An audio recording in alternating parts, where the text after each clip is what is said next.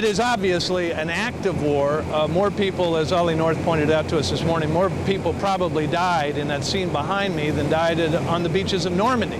However, don't we normally need to declare war against an entity rather than an individual? In other words, no, you would declare war against the terrorist organizations and any governments which support, sustain, or protect those terrorist organizations.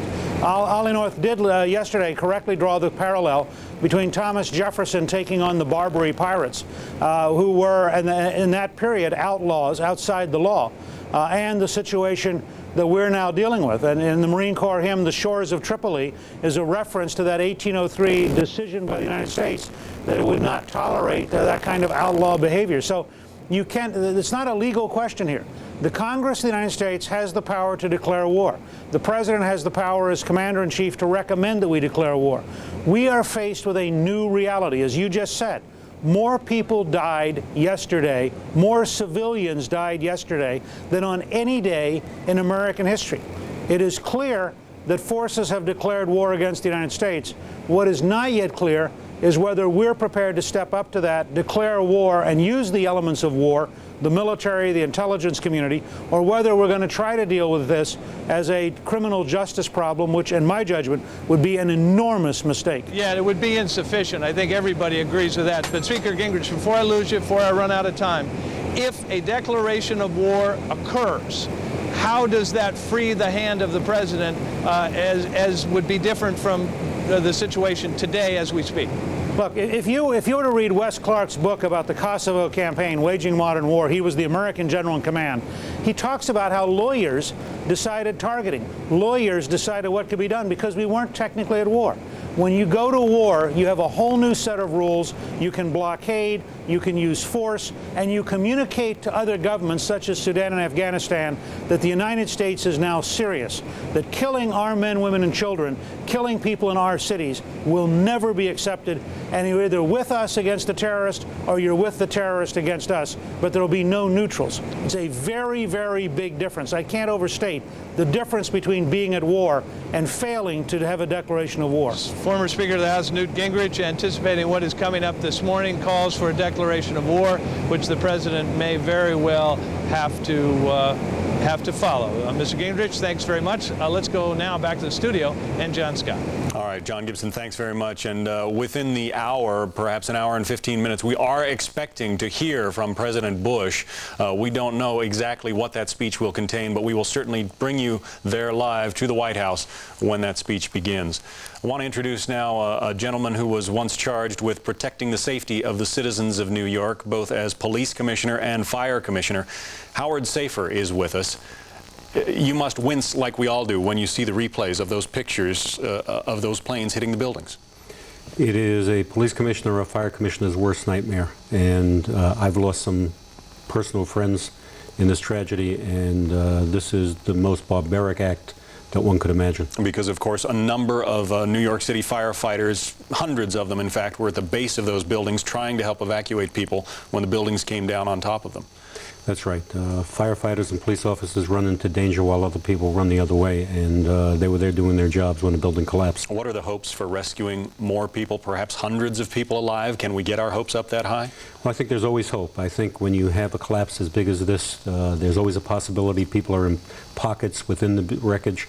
The President has dispatched 8 urban search and rescue teams from around the country that have specialized equipment, dogs, fiber optic cameras that can get into small spaces, and if there's any chance of finding somebody, these teams can do it. You have such a wide-ranging perspective on this tragedy because not only were you police commissioner, not only were you fire commissioner here, but you also have worked for the Drug Enforcement Agency and for the U.S. Marshals Service. Now, from a law enforcement standpoint, from a military action standpoint even, what should the response of the United States be to what happened yesterday?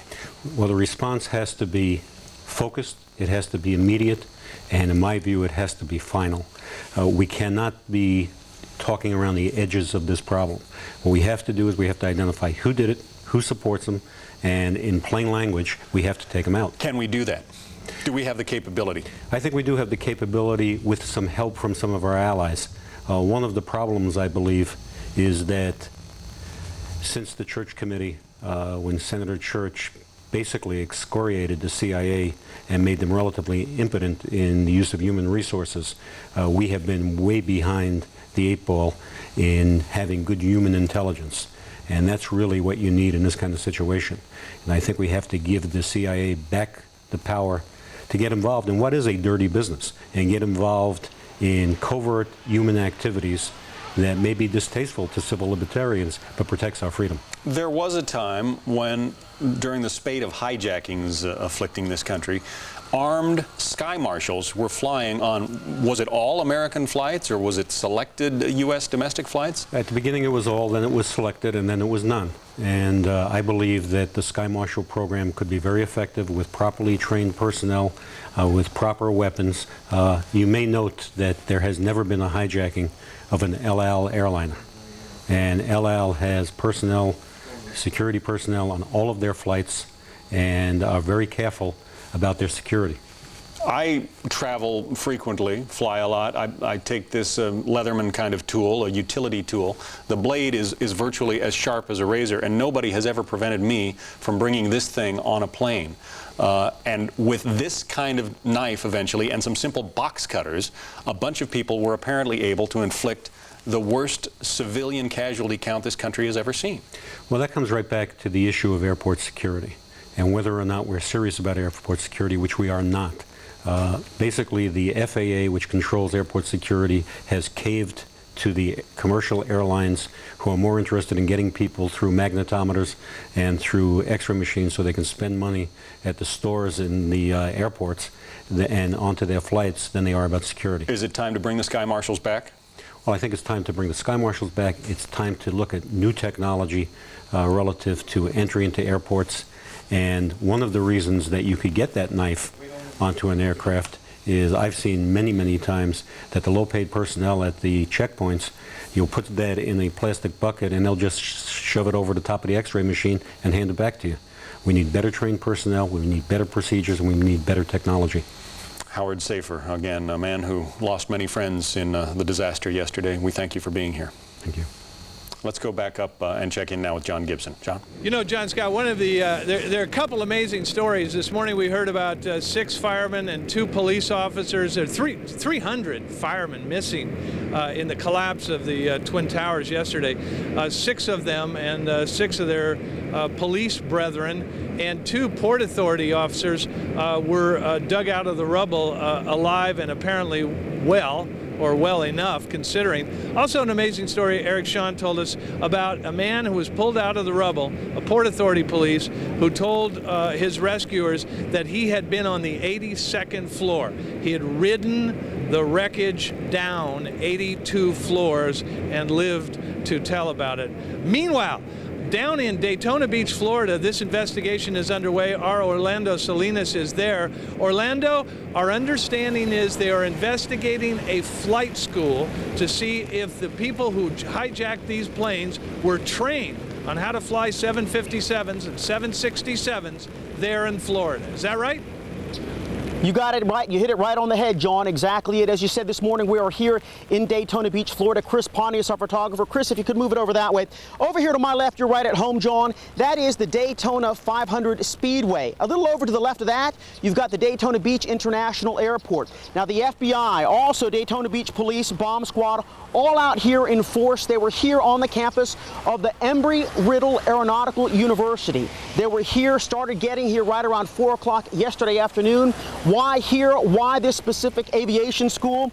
Investigators have apparently intercepted cell phone calls linking yesterday's attacks in New York, also D.C., also Pittsburgh, to what it calls sympathizers in Broward County, Florida, as well as right here in Daytona Beach. Now, here's what we understand has taken place here yesterday. A red Camaro was seized by federal agents. It's believed to be owned by one of the terrorists on one of those 4 planes that were hijacked yesterday. Which one? We're not sure just yet.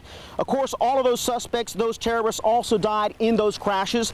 Now, why the focus on Embry-Riddle right here in this area? Because this school apparently does indeed recruit and train wannabe pilots from all over the world. Nearly 800 students on this campus alone from Saudi Arabia, Pakistan, Syria, Iraq, Iran, Lebanon, Kuwait, Tunisia. The list goes on and on. Now, investigators say that they have got their hands on a manifest list from all 4 of those planes.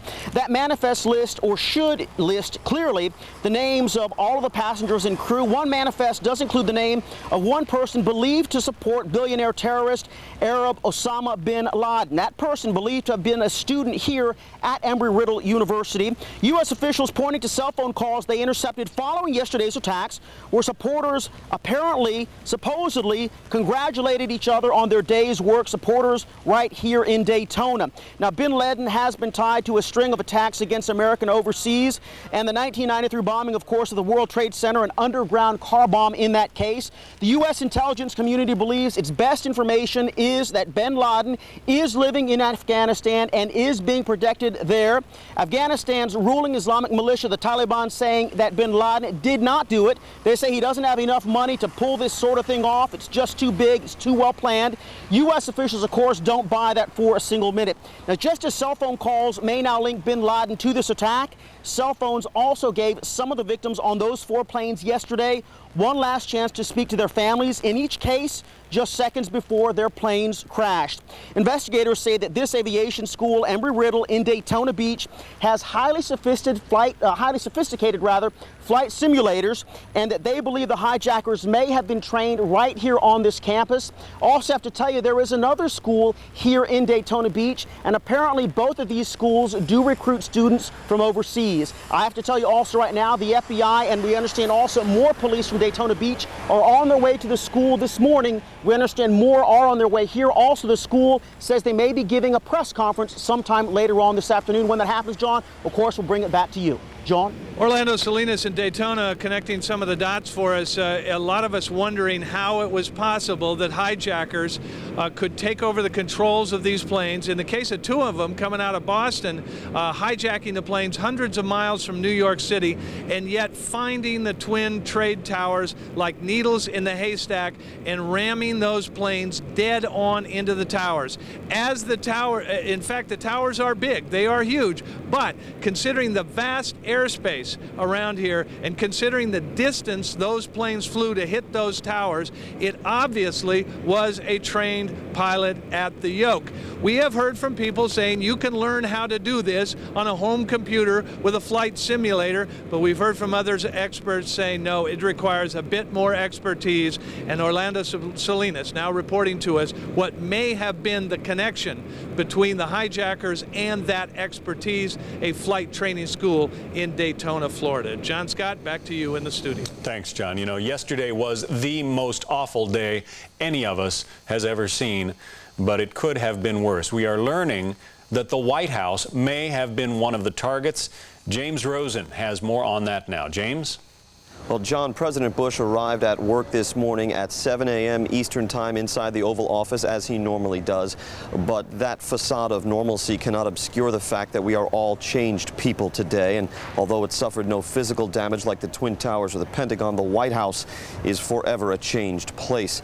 Now, the president arrived back here at the White House around 7 p.m. last night.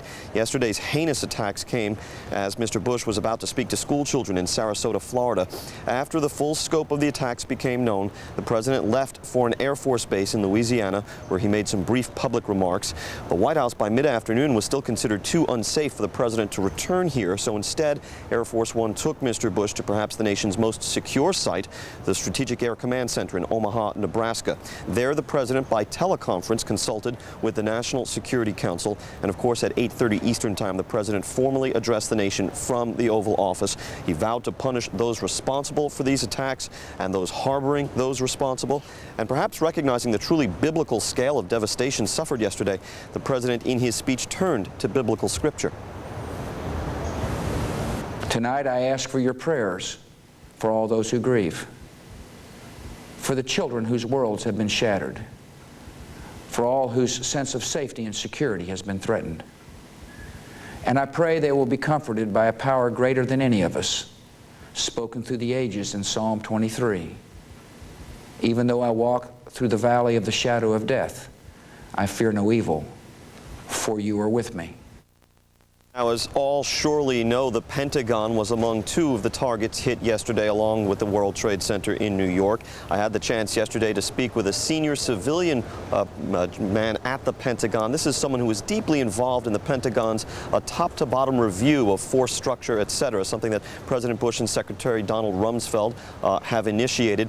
This individual told me that that review of the military force structure and its capabilities and its spending habits and so on will not be at all affected by yesterday's events. And something of an irony, of course, in Secretary of Defense Rumsfeld the day before the attacks proclaiming at a major speech at the Pentagon that the enemy is within the Pentagon in the form of bureaucratic waste. Reporting live from the White House, James Rosen, Fox News, back to you in New York.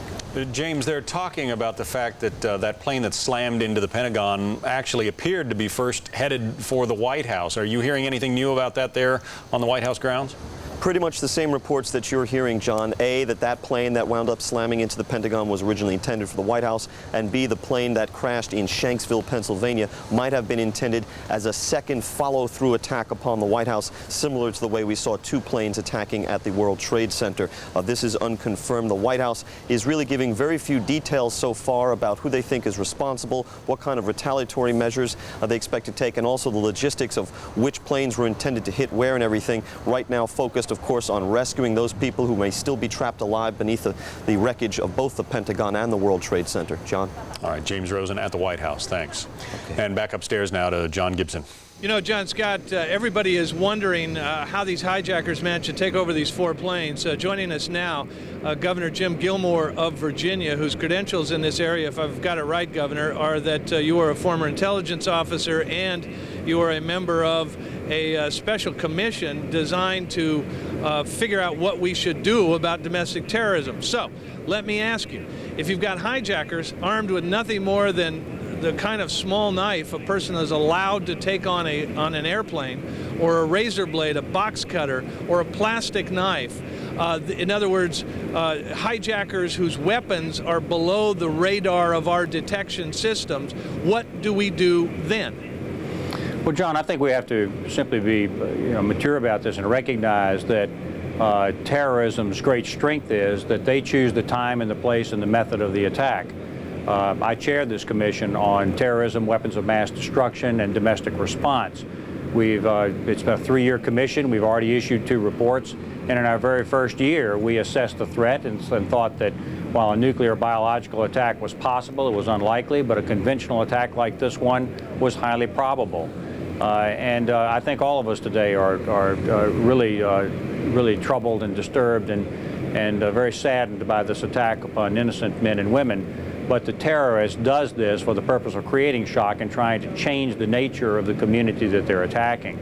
And I believe that America is changed. I believe that we will go to a place now where we will be very resolved, that we will recognize that people who are our enemies, who arm and state that they wish to do us injury, place themselves in the positions of being enemies of this nation. And I think that the President is going to be very concerned about that, and his decisive leadership is already beginning to be evident. Governor Gilmore, we got about a minute until New York Mayor Rudy Giuliani is going to hold a news conference describing the rescue efforts down at the World Trade Center where the 2 towers collapsed. But let me just ask you, before we have to go to that, is it time for America to go back to armed sky marshals on every plane that takes to the air in the United States? Well, I think that the people of the United States want to see every possible action taken to make us as secure as possible.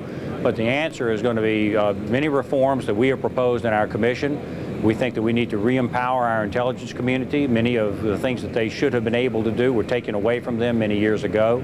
We have to have a national strategy that deals with also federal and state and local responders. We have to have a national strategy, and we have to go to work doing that.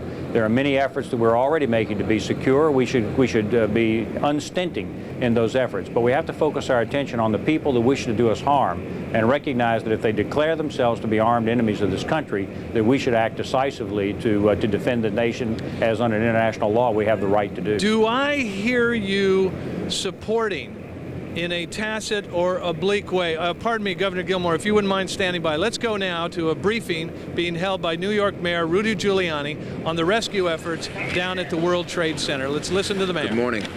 We just completed a long meeting with all of the agencies of the city, state, governor, participated in it, and the Port Authority, so that we can work on the things that we have to do today to, first of all, focus our efforts on recovering as many people as we can and save lives. Second, try to begin the removal of debris to that area of the city, which is going to be a task that goes on for at least 2 or 3 weeks. And then focus on the other issues that are of importance to the city. Make sure that food comes into the city, make sure that people are able to go about their lives and are taken care of in the hospitals, and to try to bring the city back to normal as soon as possible. And we're going to aim to try to do that for the rest of Manhattan starting tomorrow. And we'll be focusing on that and trying to accomplish that all day today. We have been successful in recovering at least one other person, Port Authority police officer.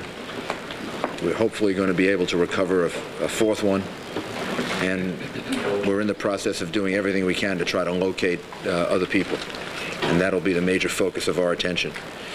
We'd also appeal to people that may have private videos of the occurrence, since some came forward late yesterday and last evening. If they do, please contact the police department and the FBI, because it could be of enormous help in the investigation of the case. We're going to try to open schools tomorrow. We're hopeful that we'll be able to, we certainly will be able to do it in the entire city, and we'll be working on a plan for the maximum number of schools that we can open on the east side of Manhattan, particularly the Lower East Side of Manhattan. Con Edison is working I think as intensely as they possibly can to try to get power restored. It's going to take some time, and we're bringing generators in. The governor made available to us a group of generators that we've moved to Randall's Island, and we will be using them in that area of the east side that needs generator power, because they may need it for quite some time. We were able to move 120 dump trucks out of the city last night, which will give you a sense of the work that was done overnight. So some of the debris has already been removed. More of it is being removed, and it'll be done by barge all throughout the day today. The subway system is operating in all of the city, but below 14th Street, and largely because right now we have that closed. So if you're in any of the other 4 boroughs, public transportation is normal, the subways are normal, the buses are normal. If you're in Manhattan, the subways are going to be working to 14th Street, and then for those that go underneath, they'll just go straight out to Brooklyn as soon as we can get that area of the city open. However, there will be subway service there, except for the 1, 2, and 3 lines, the West Side IRT below 34th Street, because of the collapse that took place.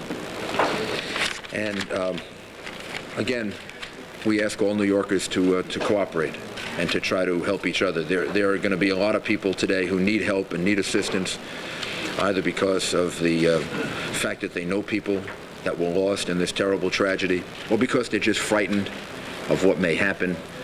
If you could comfort them and help them and assist them, particularly elderly people, that might be a way in which you can contribute. And we're getting very, very close cooperation from the state, from the federal government.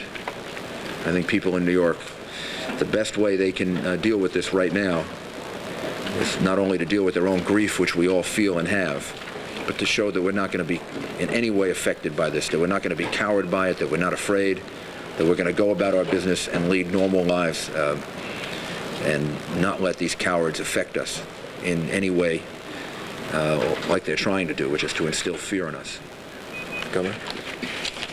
Mayor, thank you. As the mayor indicated, the focus right now is still on search and rescue and the hopes that we can get other people out of the debris and save more lives. We have, at last count, 18 different search and rescue teams down there. And I want to thank my colleagues. We have 8 from Connecticut that Governor Rowland sent in, others from around the country.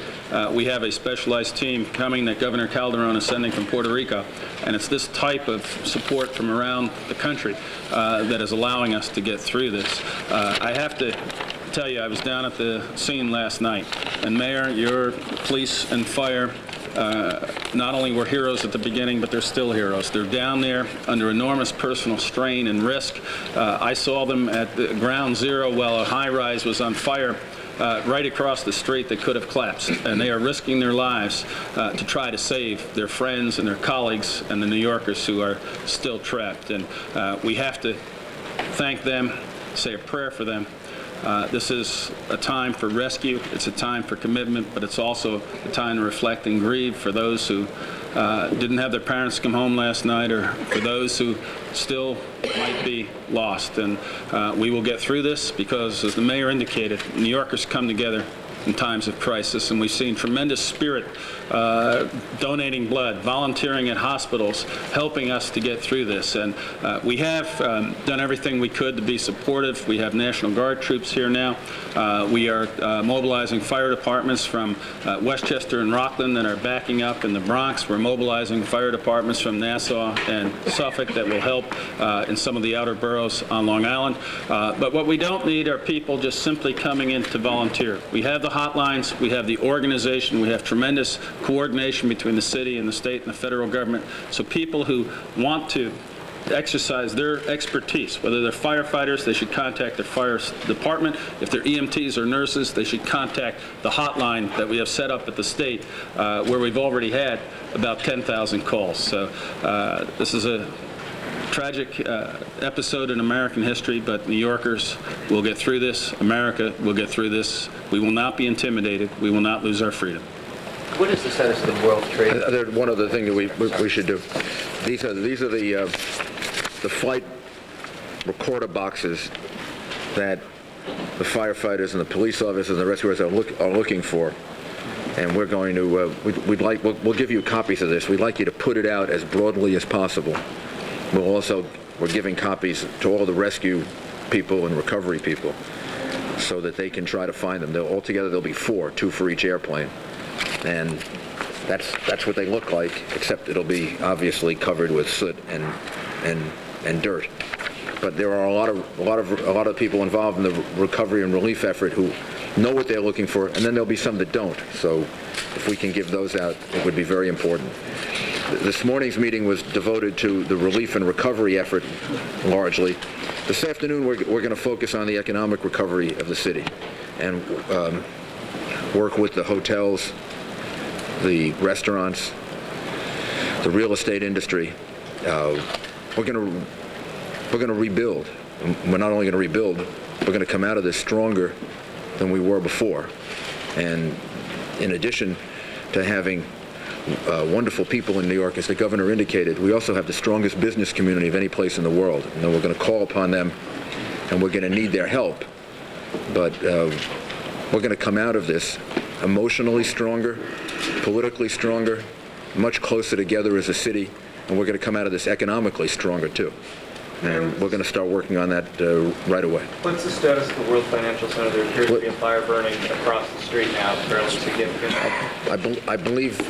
Do you want to answer that, Richard? The FBI? The smoke from the World Financial Center was from a defective generator that the fire department worked on. There was no major fire at the World Financial Center. Get a statement from the FBI. The FBI. I'll make a brief statement.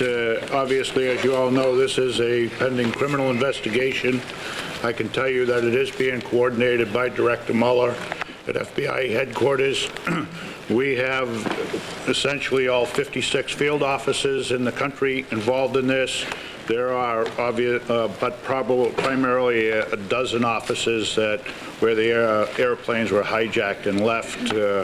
We're doing a lot of things as far as at those particular airports, checking on the planes, checking with crews, cleaning people, all of that is ongoing as we speak. Probably the major thrust that we are doing right now is we do have the manifest. We're reaching out to all of the families, interviewing them, and the primary purpose of that is obviously to get any information. You have had, in the media has reported, there's been a number of calls made from these various planes. We would like to put out to the people, if they haven't reported that to law enforcement, to call their local law enforcement or FBI so we can get a hold of it. The obvious thrust for us right at this particular point in time is to identify the number and the individuals who were in fact hijackers. So that is the major thrust. We will be doing a crime scene. The primary thing is, as the mayor just pointed out to you, is the black boxes.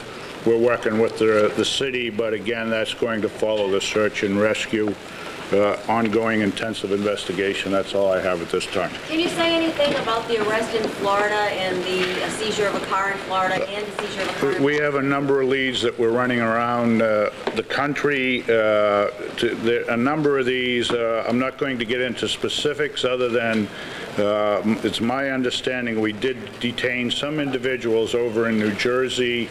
Essentially, we are finding out that that is not all that relevant at this particular point in time, but I'm going to limit my comments. That is going to any of the investigative news pertaining to this investigation will come out of Washington, D.C. Is there anyone in custody at this time? Is there anyone in custody at this time? Other than the ones that I just mentioned to you, there are some over in New Jersey. That's the Mr. only. Mon, can you explain to us, Mr. Mon, how airports, airlines that have been hijacked could come into the New York area without being detected by radar, without the route that they were taken being questioned by people in Transcon or radar? I can't really answer that. That would be FAA and NTSB. I'm not going to get in. I don't know the answer to that. Did you have any warning at all that there were hijacked planes in the air? No, I can tell you this was a surprise. As the mayor and the governor has pointed out, it was a surprise, a shock. We had no forewarning of this happening. Mr. Mon, there were reports that the FBI was investigating a hijacked plane just before the first plane hit the World Trade Center. Is that true? I'm not aware of that. Do you have any sense at this point of the range of potentially of people that were in the World Trade Centers and that are still missing or presumed dead? What is even the conceivable range that there is at this point? The numbers that we're working on are in the thousands. Obviously, we hope that's not the case, but the estimate would be for both of the buildings that although building number two had a chance to clear out, a lot of people probably cleared out of building number two. Building number one had some time to clear out, but there were areas of it that were affected.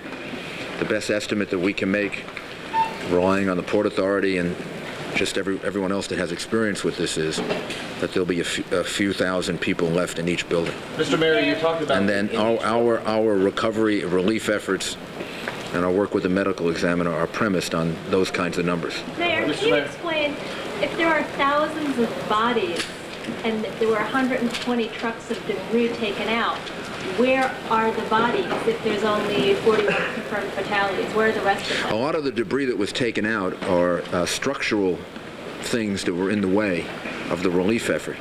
I don't know that the debris was actually taken out of the actual buildings that fell. But if some of you haven't been down there, but the area was very constricted by lots of structural damage and things that were in the street. So a lot of the debris that was taken away, I suspect, was the debris that blocks the entry and exit of the vehicles that have to go in and out of there. Altogether, I think so far we account for about 45 bodies. So are the other ones still buried in the debris? I imagine that that's the case, yes. Are there still sounds of life? Are the rescuers hearing with listening devices? Are they still hearing signs that there are people alive? The rescue workers do have listening devices. They also have dogs with which they're searching. and we're making every effort to get the people out of there. Are there indications that there are people alive, though? In other words, are they hearing things with the listening devices? Are the dogs getting on scent? I can't say at this time. Is there any way to approach the area is through the the city tunnel? still on a heightened state of alert today? Absolutely, And yes. how long will that remain in effect as far as the emergency? It's going to last until further notice. Mr. Mayor, could you explain to us why there are so many trucks rebuilding around? the World Trade Center, putting the towers back up as a symbol of anything right now? There's no question we're going to rebuild. I can't say that we know the exact nature yet of how we're going to do that, and we'd like to meet with lots of people. Any belief that the skyline will be whole again?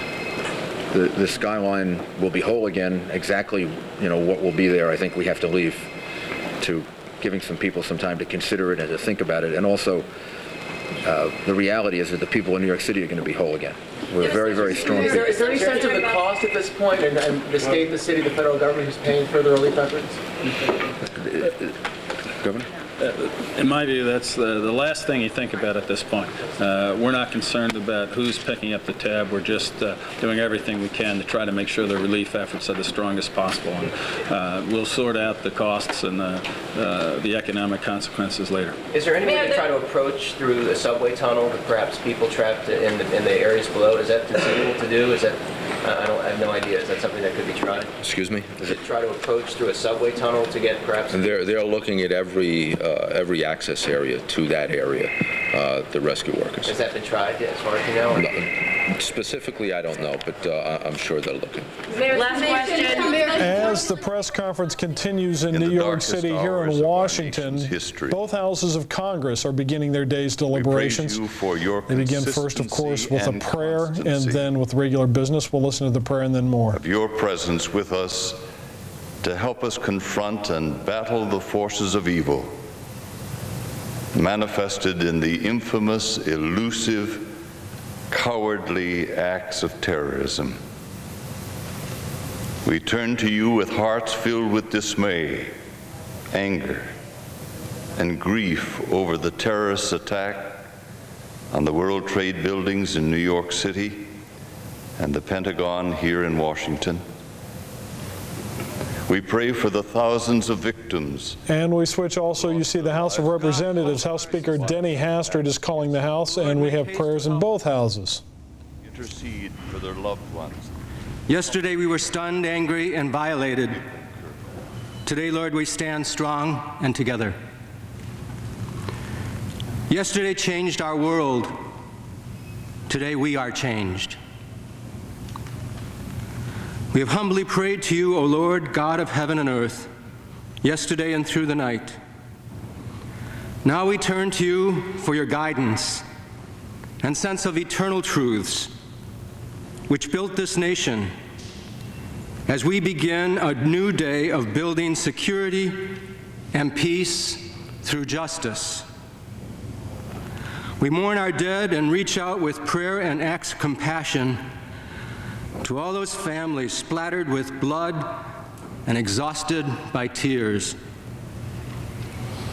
Heal the wounded. Strengthen all civil servants, medical and religious leaders as they attempt to fill the gaping holes left in the fabric of this nation. Send forth your Holy Spirit upon all the members of Congress, the President, and all government leaders across this nation.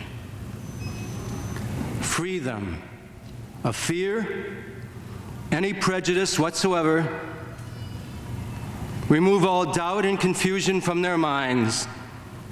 So with clear insight, which comes from you and you alone, reveal all that is unholy and renew the desire of your people to lives of deepening faith, unbounding commitment, and lasting freedom here, where liberty has made her home.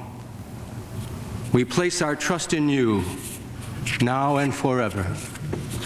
Amen. Amen. Thank you, Chaplain. The chair has examined the journal of the last day's proceedings and announces the House's approval thereof. Pursuant to Clause 1 of Rule 1, the journal stands approved. The Speaker at this time will lead the Pledge of Allegiance.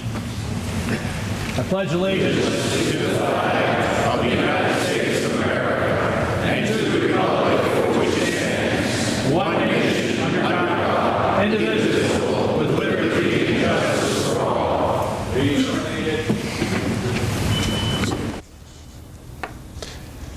Now we see House Speaker Dennis Hastert. The next order of business is going to be a resolution involving yesterday's events. Also, a bit of sobering news before we get there. We heard New York Mayor Rudy Giuliani explaining that they thought that some people may still be alive in the rubble of the World Trade Center buildings. Unfortunately, there's no such happy news to report at the Pentagon. In a briefing earlier this morning, a Pentagon spokesman informed reporters that they expected to find no additional survivors to yesterday's attack upon the Pentagon. Also, in the order of business today, the House is going to close its doors at 12:30, just shortly after noon, in order to discuss matters of security. There will also be meetings at the White House with the President and bipartisan leaders of the House and Senate. So there'll be a great deal of activity here in Washington today.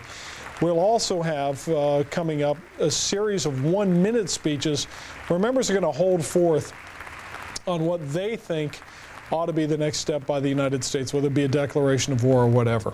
Let's go back to the House of Representatives. This time, the gentleman from Texas wishes to be. Mr. Speaker, I ask unanimous consent to address the House for 1 minute to announce today's schedule. Without objection. Mr. Speaker, as you have directed, the House is convening now. We will stay in session from now until 11 o'clock, where members will have time for 1 minute.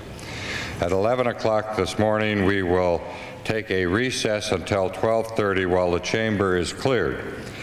Members of the body will be invited back to the chamber at 12:30, at which time we will have a member briefing on the floor that will last until 2 o'clock.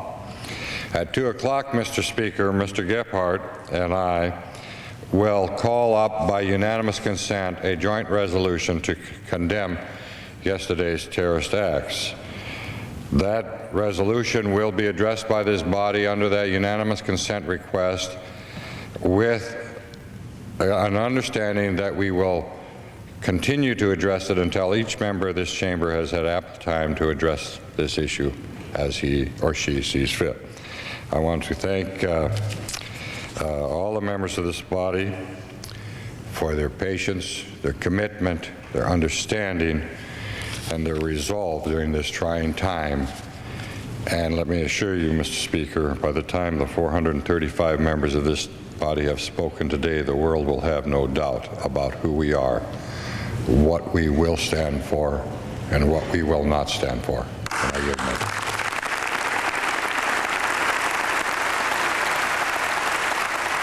What you see is an extraordinarily emotional beginning to the day's deliberations in the House of Representatives, but then again, that's what you'd expect. Dick Armey, the House Majority Leader, referred to a joint resolution, a House-Senate resolution that will be voted on at about 2 o'clock this afternoon.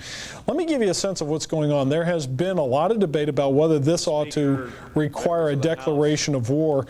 I'll very quickly read some language from it that indicates the direction that they're going in. Then we will go to Minority Leader Richard Gephardt. Mr. Speaker and members of the House. Now let's listen to him, and then we'll go to the resolution. America, our blessed nation, suffers today terribly. Terrorists sought to use fear as a weapon against every person in this nation. They do not know America, and they do not know Americans. They think freedom is our vulnerability. It is our strength. We will need that strength in the days ahead. Throughout our proud history, we have met every challenge, and we will meet this challenge.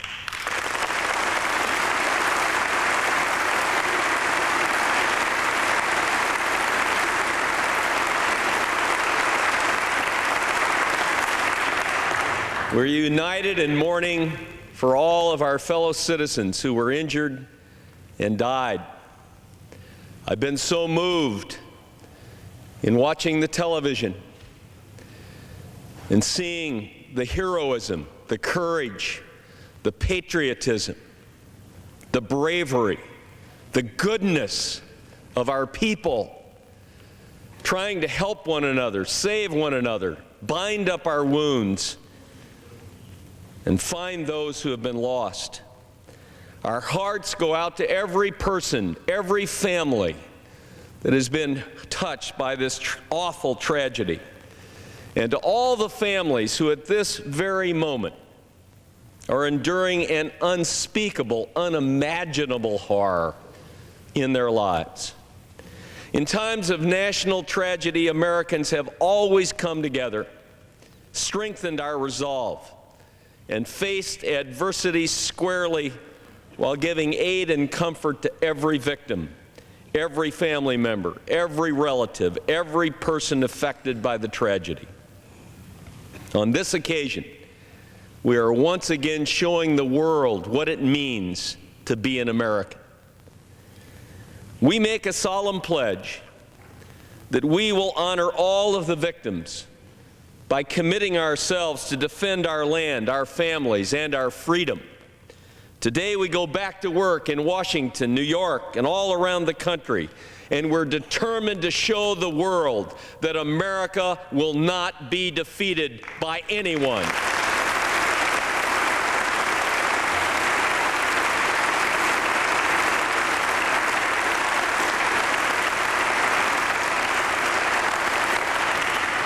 Finally, we will do everything within our power to bring these heinous terrorists to justice, to address this horrible act of despicable cowardice, and to ensure that something like this never, ever happens to our people again.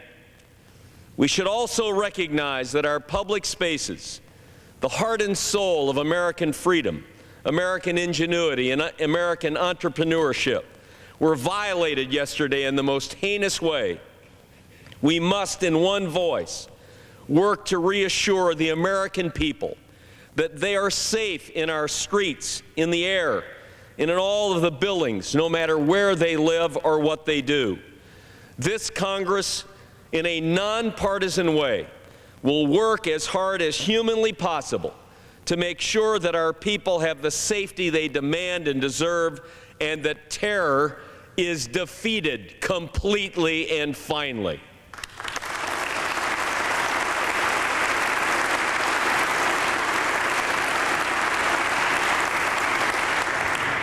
Make no mistake, this was an act of war against the United States and all of our people,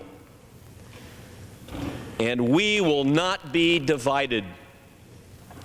All of us, the President, the Congress, and the American people, are today and will be tomorrow, and in all the tomorrows, totally and completely united in our determination to begin the process of healing and to take swift action to see that the people who committed this horrible crime are properly punished. May God shed His grace on this great and wonderful country and all of our people. Yesterday's terrorist attack has utterly transformed Washington in the sense that you have just seen. You see House Minority Leader Dick Gephardt, House Majority Leader Dick Armey, both together issuing very strong speeches. Yesterday, there was a spontaneous singing of God Bless America.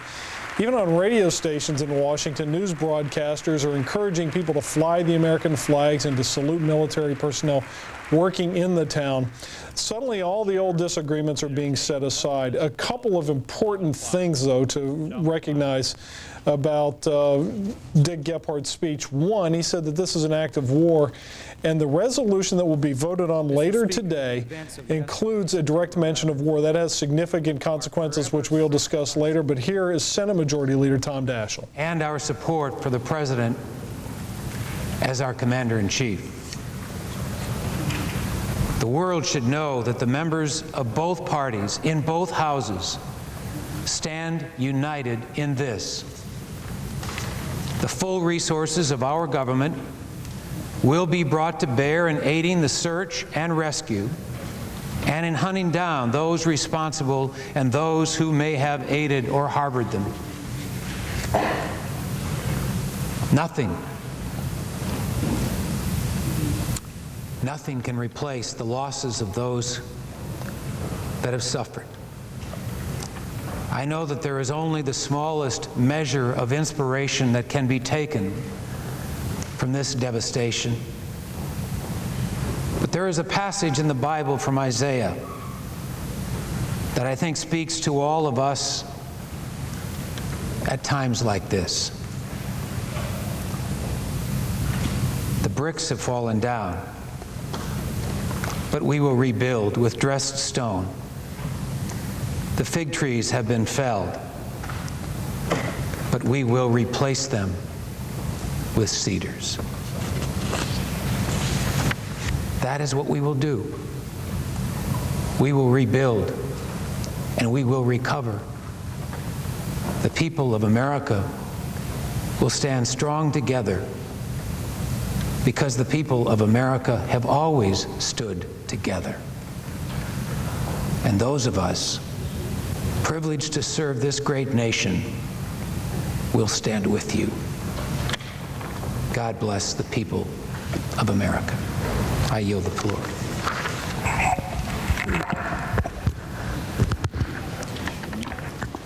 There you see Senate Leader Pro Tem Robert Byrd. He is now going to let Trent Lott, the Republican leader, have his remarks. Let's listen in. Mr. President, any expression of sympathy for the suffering today is too weak.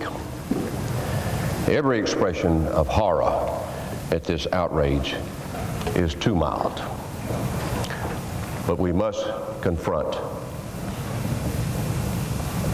these acts and find a way to come together and make sure that this kind of heinous, vicious action will not happen again in America. This premeditated action against innocent men and women and children and their families, at the symbols of our country, our economic strength, our military strength, and most importantly, our freedoms, is unimaginable. There's no way to understand it, to explain it, defend it. Americans just don't think that way. And so it makes it hard for us to comprehend this very difficult moment and to do what's necessary to deal with it and stop it in the future. Our prayers obviously are going out to the families, the victims, those that have been there, that are suffering in so many ways in New York, in Virginia, and in Pennsylvania, yes, in all of America. I think we have such a debt of appreciation to pay to those that have struggled mightily with these catastrophic events at the Pentagon and at the World Trade Center and in these cities and states. The volunteers, those that gave their lives trying to deal with this terrible moment. To our allies and to those all around the world that see this not just as a strike at America, but at freedom and democracy all over the world. And to those that have already extended their hand of cooperation and understanding and support, I think we should tell them how much we appreciate it on behalf of the American people. And Mr. President, it's so important that we show that even these terrible acts cannot stop America from going forward. We must get on with our important work. But it is important also that we make it clear that this is not business as usual. We're going ahead with our responsibilities. But we are going to act now, tomorrow, and in the weeks and months ahead to make sure that we deal with the people that have taken these actions and all those that have supported them and that we take whatever action is necessary in the Congress, working with the administration, working with the American people to stop this kind of terrorism. Whatever we call it, we must put ourselves in a war footing. We must make up our minds we're going to fight this scourge of the world. We have come together. There are moments in history when in the past the people in this country have set aside all kinds of other conflicts and prejudices and passions and have come together. We'll do it now. We've already done it, but we must continue to do so, regardless of region, religion, party, philosophy, or anything else. Maybe this is the moment that had to come, as horrible as it is, to make us realize what serious threat we have here. There's much to do. We've got to find out how this happened. Congress has a right and a responsibility to learn what has happened here. We must find out who did it. And we must be prepared to take actions and fight terrorist attacks in the future. This is not a time for timidity. This is not a time for pontification. Yes, we need to be sure of our actions. We need to be committed and determined. We need to be bold.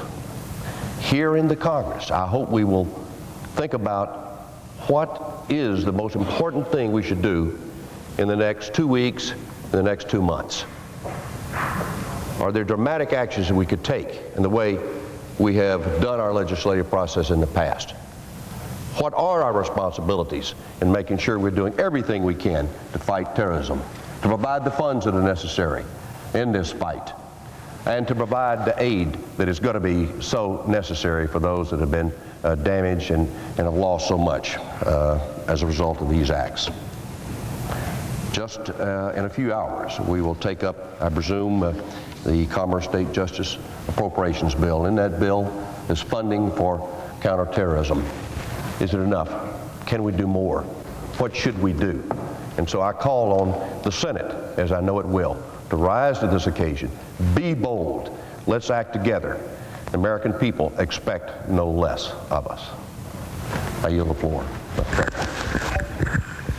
There was Senate Minority Leader Trent Lott calling somewhat vaguely for boldness, but interestingly enough, as Richard Gephardt, the House Minority Leader, did before him, he used the word war. Let me read very briefly from the resolution that's going to be voted on later today. It says that the Congress declares that these premeditated attacks struck not only at the people of America, but also the symbols and structures of our economic and military strength, and that the United States is entitled to respond under international law. It continues that it is going to ask foreign leaders to continue to stand with the United States in the war against international terrorism. It calls for Congress to commit to support increased resources in the war to eradicate terrorism, and finally declares today a national day of unity and mourning. The use of the word war is significant for a very simple reason. It gives the United States much greater latitude in taking action. Whether this is going to constitute a formal declaration of war, something we have not had since the Second World War, remains an open question. But as you see, members of both houses today are calling for the use of force swiftly, boldly, and at this point, they want to eradicate, again, to use Richard Gephardt's formulation, it was the strongest of the day, to defeat terrorism utterly. I think you're going to hear a lot of comments to that effect today. Here is the Senate whip, or the Senate Assistant Majority Leader, Harry Reid of Nevada. Moment's notice. I'm very proud of the Capitol Police. We all should be. Every day they put their lives on the line for us. My hearts go out to the police officers and firemen in New York who lost their lives attempting to help other people. Mr. President, I hope we will all join with Senators Durbin and Bennett in making sure. May we have order in the Senate? I hope we will join with Senators Durbin and Bennett to make sure that every penny necessary to build a visitor center is completed and completed this year. We need more than a plaque on a wall for Officers Chestnut and Gibson. In their honor, we need to build a visitor center. Mr. President, we'll do everything in our power to support President Bush in his efforts to ensure that those who've done such Let me explain briefly what was just going on there. Harry Reid was referring to a shooting in the United States Capitol a couple of years ago that claimed the lives of a couple of Capitol Police as a gunman tried to barge toward the office of House Majority Whip Tom DeLay. In any event, there's been a big debate in Washington about building a secure visitor center where visitors first would have to go and then they'd move through a tunnel or some other structure into the nation's capital after a full security check. That is what he was referring to, is to go ahead and get that done. Again, you'll notice there's a bipartisan reference. Dick Durbin is a Democrat from Illinois. Bob Bennett is a Republican from Utah. And those are the kinds of things that you're going to be seeing a lot of today, and I dare say for the next few weeks, as again, a rare state of bipartisanship has begun to flourish in Washington. As Trent Lott said, maybe not under the circumstances people would like, but now under a necessity that every American must respond to. Attacks against the United States were not just acts of terror. They were acts of war perpetrated by the uncivilized. And in this war against those who would use terror to attack innocent civilians, our democratic values and our freedom, the United States as a leader of the free world and its only remaining superpower should be prepared to use every diplomatic, economic, and military means at our disposal to defend ourselves and defeat these forces of evil. Of course, we should deploy our best diplomatic efforts to engage our friends and allies around the world in this war against international terrorism. Of course, we should do that. Mr. President, I personally appreciate, as I think our nation should and does, the support immediately expressed yesterday by President Putin and the Russian people. As our allies around the world look to us for leadership and protection, we must call upon all nations to provide their friendship and support in this critical time of need.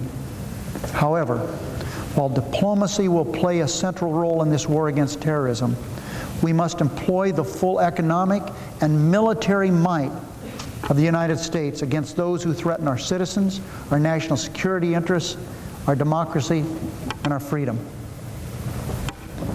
As I supported President George Herbert Walker Bush 10 years ago in his decision to use the overwhelming military force of the United States in the Persian Gulf War, I stand with President George W. Bush in his commitment to use every means at our disposal to exterminate the perpetrators of yesterday's acts of terror and war. Those who kill innocent Americans must be held accountable. And Mr. President, make no mistake about it, they will be. Moreover, and I stand firmly with the President on this crucial point, those who aid and harbor perpetrators of terror must also be held accountable. Make no mistake about that, they will be. And while I can assure the American people that we will hunt down those barbarians who committed yesterday's act of terrorism, we must also act to prevent these types of attacks from occurring in the future. International terrorism is perhaps the greatest modern threat to our national security interests, and we must be prepared to act accordingly. General Holland, the United States Air Force Commander-in-Chief of Special Operations Command at MacDill Air Base in Florida, directs our counterterrorism efforts on behalf of the United States military. But he has no civilian counterpart, Mr. President. We need to establish one. The successful fight against terrorism is one that will require the highest level of diplomatic skill in gathering intelligence, as well as the most effective use of our economic and military strength. However, when diplomacy fails, as it regrettably does on occasion, we must be prepared to employ alternatives. Terrorists, especially those who have the capability to plan and execute the kinds of attacks that we witnessed graphically yesterday, require a significant level of financing and protection. We should be prepared to use alternatives such as economic sanctions to deter and prevent nations, organizations, and individuals from aiding and abetting those who engage in terrorism. And when diplomacy and economic sanctions fail, as they do on occasion, our resolve to fight terror must not waver. We must use military force in this war against terrorism, and not just in response to terrorism, but also to prevent future attacks. Our friends, but more importantly, Mr. President, our enemies, will judge us either by our strength and resolve to fight international terrorism or by any perceived weakness and complacency. I want to assure the American people, as well as our friends and allies throughout the world, that we as a nation are ready for this challenge. And I want to make it clear to our enemies and anyone who would consider bringing harm upon Americans, our democratic values and our freedom. We are strong, we're resolved, and Mr. President, we will prevail. Again, that was Assistant Senate Majority Leader Harry Reid of Nevada. Now, the most significant headline out of that is that he's calling for basically a terrorism czar. He also outlined what he thought might be a proper series of steps. Number one, you try diplomacy in dealing with a problem. Number two, sanctions. And number three, the use of military force. He was speaking there not necessarily of the people who perpetrated yesterday's attack, but the nations that harbor them. Earlier today in a conversation with Secretary of State Colin Powell, I asked about a list of nations: Iran, Iraq, Libya, Syria, Afghanistan, Sudan. Asked him if any of those could be ruled out as harboring terrorists, and he said not a single one could be ruled out. He thought that they were all likely candidates. So as you can see, there's an ambitious docket ahead, not only for the House and Senate, but also the President of the United States. The President's going to be speaking in about 15 minutes to the country. Our Jim Angle is standing by at the White House. He's just attended a briefing on the latest. Jim, first, do we have any sense of what the President's going to be saying when he talks to the nation?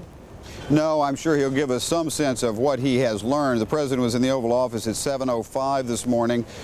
Did not get any updates overnight, Tony, but there was a national security team meeting last night that began with a prayer, after which Mr. Bush went over to the residence and was apparently not awakened during the night with any new information. Now, what is happening today, of course, is that they are... Jim, I'm sorry, I have to interrupt you for a minute. We're going to go to the Senate floor to listen to Senator Chuck Schumer. Hold that thought and we'll be back. And to our grief and our sadness and our need to move forward. Mr. President, when something this cataclysmic occurs, one's mind works at many, many different levels. It is very difficult to come to grips with such an intense and terrible tragedy, but we must. We have to. We seek His guidance, the generations before us who had their tragedies and also rose to the occasion and rise to the occasion. We must as well. And I would like to discuss my thoughts here. There are many levels, as I say, but at four: the individual level as a New Yorker, level as an American, and at the level of the world. As a New York, as an individual, our first thought goes to all of those who grieve. Last night, in my city and state, there were thousands of dinner tables with a missing person. There were thousands of families who were waiting for that phone call, who dialed their phones endlessly to try and find a loved one. I know a little bit of the angst that they go through. I was in the gym when this occurred, getting ready actually to go address the Supreme Court. And I saw the picture of the first damage to the World Trade Center. At first I said what most said. This must have been an accident, a little propeller plane that happened to crash accidentally into the center. And the fire looked too large, and then we saw the second plane crash in. And immediately it hit me that my daughter attends high school within the shadow of the World Trade Center. Most of the pictures of the conflagration showed her high school in the background. I reached my wife, and for 2 hours we were in virtual panic about trying to locate her and see how she was. And then, praise God, she called, and we were relieved. Those 2 hours of pure misery are now being experienced tenfold, hundredfold, thousandfold other by all of the families in New York and in Washington and in Boston and in California who have lost loved ones to this dastardly and disgusting act. So we first think as individuals how this has affected the lives of all of us. Everyone in New York right now knows somebody who's missing. I know of a call. Someone on the 104th floor worked for the good firm of Cantor and Fitzgerald. We can't find hardly anybody from that firm, who called his parents, told them he loved him, and they haven't heard from him since. On television yesterday was the search of a mother and two daughters for their husband who worked in the World Trade Center restaurant. I have two daughters. They seemed about the same age, and you saw those little girls, and there was almost nothing we could say. I've subsequently been told they found their father. Let us hope and pray that the others find their fathers and mothers and brothers, sisters, and friends. Let us hope and pray that this tragedy, which is already the largest tragedy we have experienced since World War II, is as minimal as possible. But our hearts go out to all of those who are suffering now. We are with them as one, from one end of this country to the other. As a New Yorker, again, our city is just a beautiful city. We bring people from all over the world. We have for 300 years. And in one generation, we change them into Americans, and they sally forth around the world, around the country, adding vim and vigor and new ideas. And that function of New York will never die. We are an international city, and we love being an international city. And we New Yorkers feel the loss of life as a whole, as a city. Right out my window in Brooklyn, the dominant scene, after you look at the Statue of Liberty, I look over the harbor, living in Park Slope, are those two towers. And not seeing them anymore, I feel violated. I feel that some horrible person has come in and taken something away from all of us as a city. But we will survive and we will prevail. We are New Yorkers. And the diligence of the firefighters and police officers, many of whom have now passed, because they run to tragedy, not away from it, because their job is to save, we think of. We think of,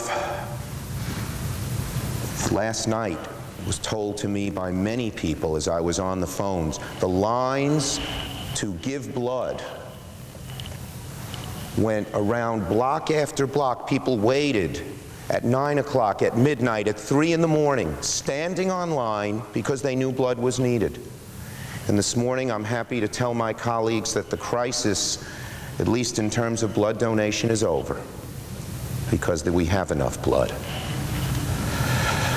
I'm told of the story of a merchant whose store was on the path from the World Trade Center north. And he owned a shoe store. And he stood outside and gave the women who were fleeing sneakers, just handing out sneakers, tennis shoes, because he knew they couldn't run and walk away in their high heels. That's a New Yorker. And there are millions of us. We are going to need your help. It's already been offered.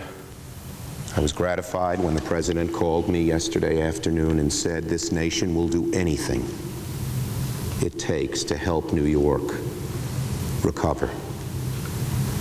I was gratified when just about every one of you came over to me and to Hillary and offered us the help that we will need.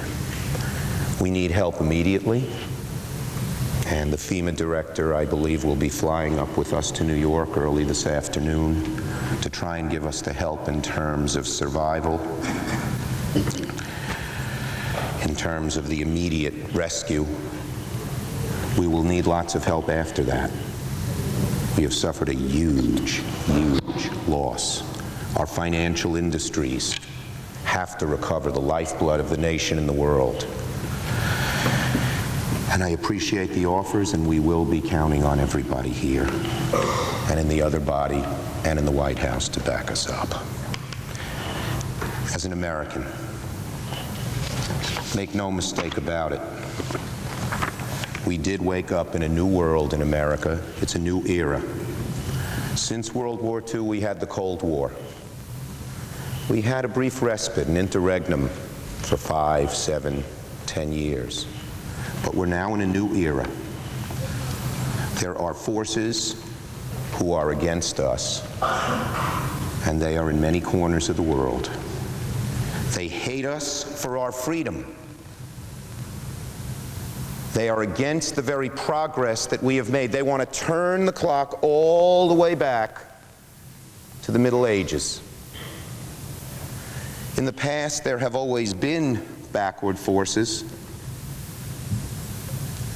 but technology has given this group the power to affect our lives in ways we never imagined before.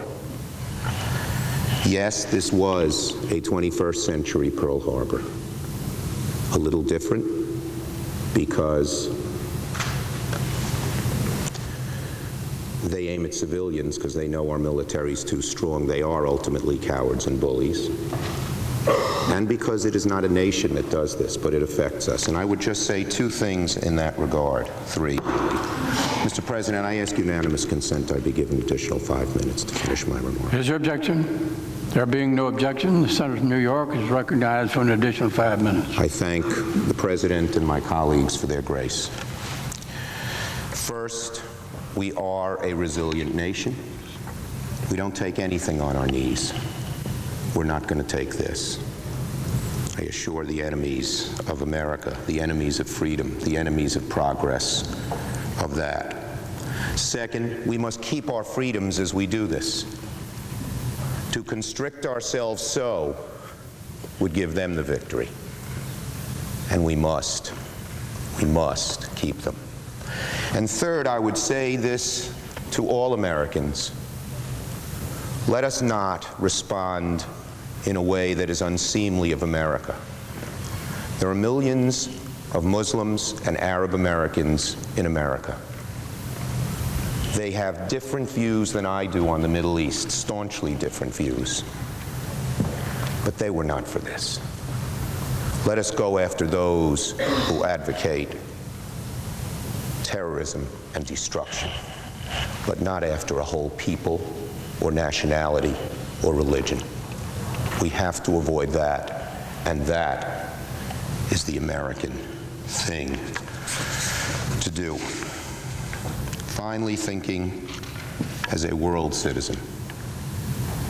We are in a new world, interconnected, but often nasty. Technology that has given us so much in the last 20 years has given these small groups, the ability to cause huge, huge damage. Like Pearl Harbor, we are affected directly. Unlike Pearl Harbor, there's no name or zip code or address. But the one common thread is this. If we stay as resolute as we did after Pearl Harbor, we will win this war.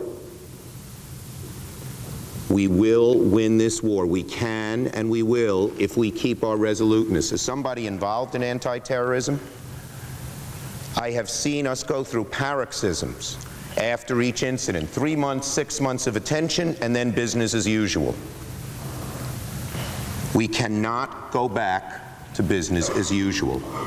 We will not win this war against those who seek to destroy our very way of life in a day or in a month or even a year. It's going to take several. But if we are resolute, we will succeed. And they have their weaknesses and their pressure points. I was glad the President said we not only go after the terrorists, but those who harbor terrorism. This could not have been done without some help from countries. There are countries that aid terrorists. We know who they are. They're on the terrorist list. They should not remain immune from what happened. In fact, they are the weak pressure point of the groups who seek to hurt us and destroy us. Some of these awful people who did this yesterday knew how to fly 757s. There was no 757 in the mountains of Afghanistan. How did they get access to learn to do this? These are the kinds of questions we have to ask in the next weeks and months ahead if we do find, as all fingers seem to point, that that's where it came from. And we have to do one other thing. We have to have our European allies know that this finger is not just pointed at us, but at them. And this idea that for temporary economic advantage, they can and should continue to have strong economic relations with countries that help and abet and harbor terrorists must go out the window. I was proud to speak to the President yesterday, and I assured him something I think I speak for all of us. Partisanship, divisions are out the window when it comes to this. He will be our leader.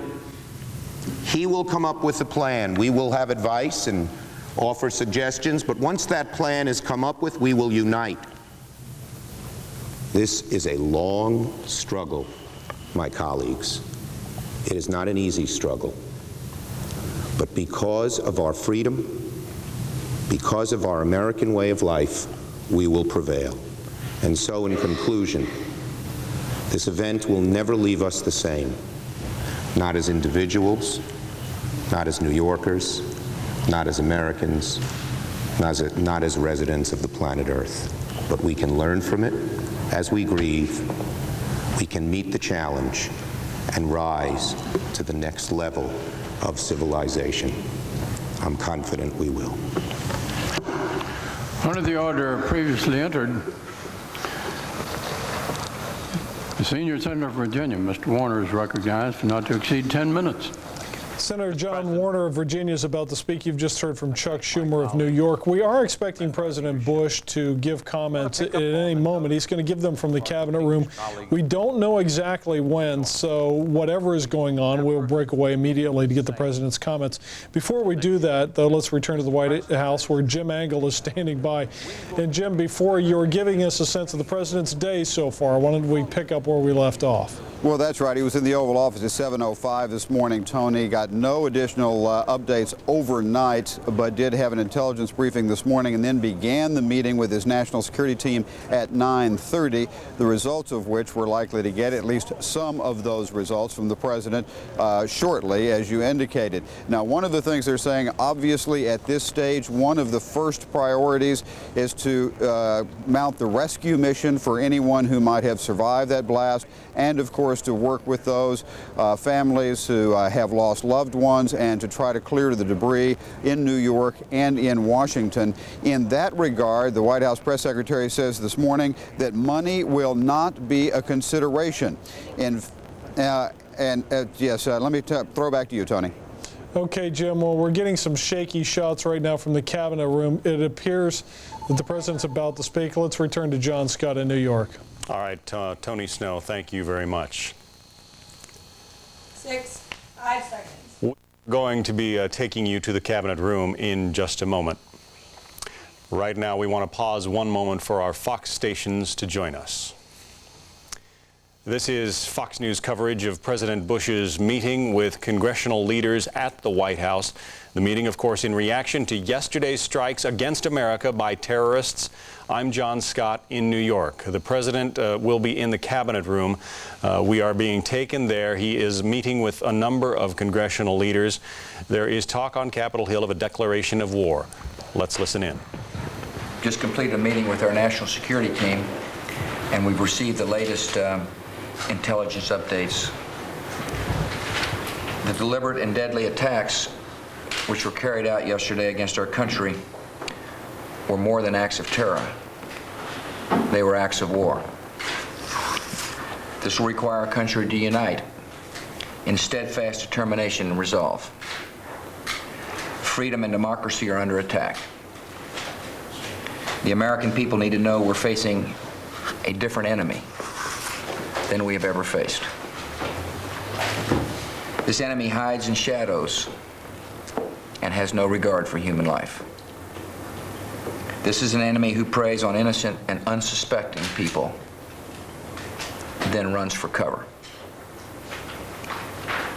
But it won't be able to run for cover forever. This is an enemy that tries to hide, but it won't be able to hide forever. This is an enemy that thinks its harbors are safe, but they won't be safe forever. This enemy attacked not just our people, but all freedom-loving people everywhere in the world. The United States of America will use all our resources to conquer this enemy. We will rally the world. We will be patient, we'll be focused, and we will be steadfast in our determination. This battle will take time and resolve, but make no mistake about it, we will win. The federal government and all our agencies are conducting business, but it is not business as usual. We are operating on heightened security alert. America is going forward, and as we do so, we must remain keenly aware of the threats to our country. Those in authority should take appropriate precautions to protect our citizens. But we will not allow this enemy to win the war by changing our way of life or restricting our freedoms. This morning I am sending to Congress a request for emergency funding authority so that we are prepared to spend whatever it takes to rescue victims, to help the citizens of New York City and Washington, D.C. respond to this tragedy, and to protect our national security. I want to thank the members of Congress for their unity and support. America is united. The freedom-loving nations of the world stand by our side. This will be a monumental struggle of good versus evil, but good will prevail. Thank you very much. Seeking a formal declaration. Thank you all. Thank you all.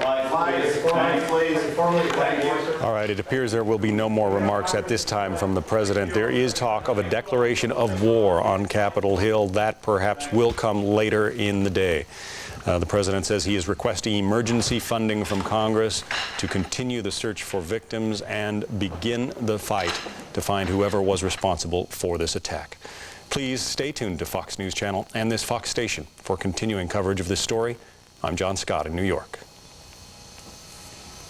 We will continue to update you now on the latest in the search for victims, both at the Pentagon and also at the World Trade Center.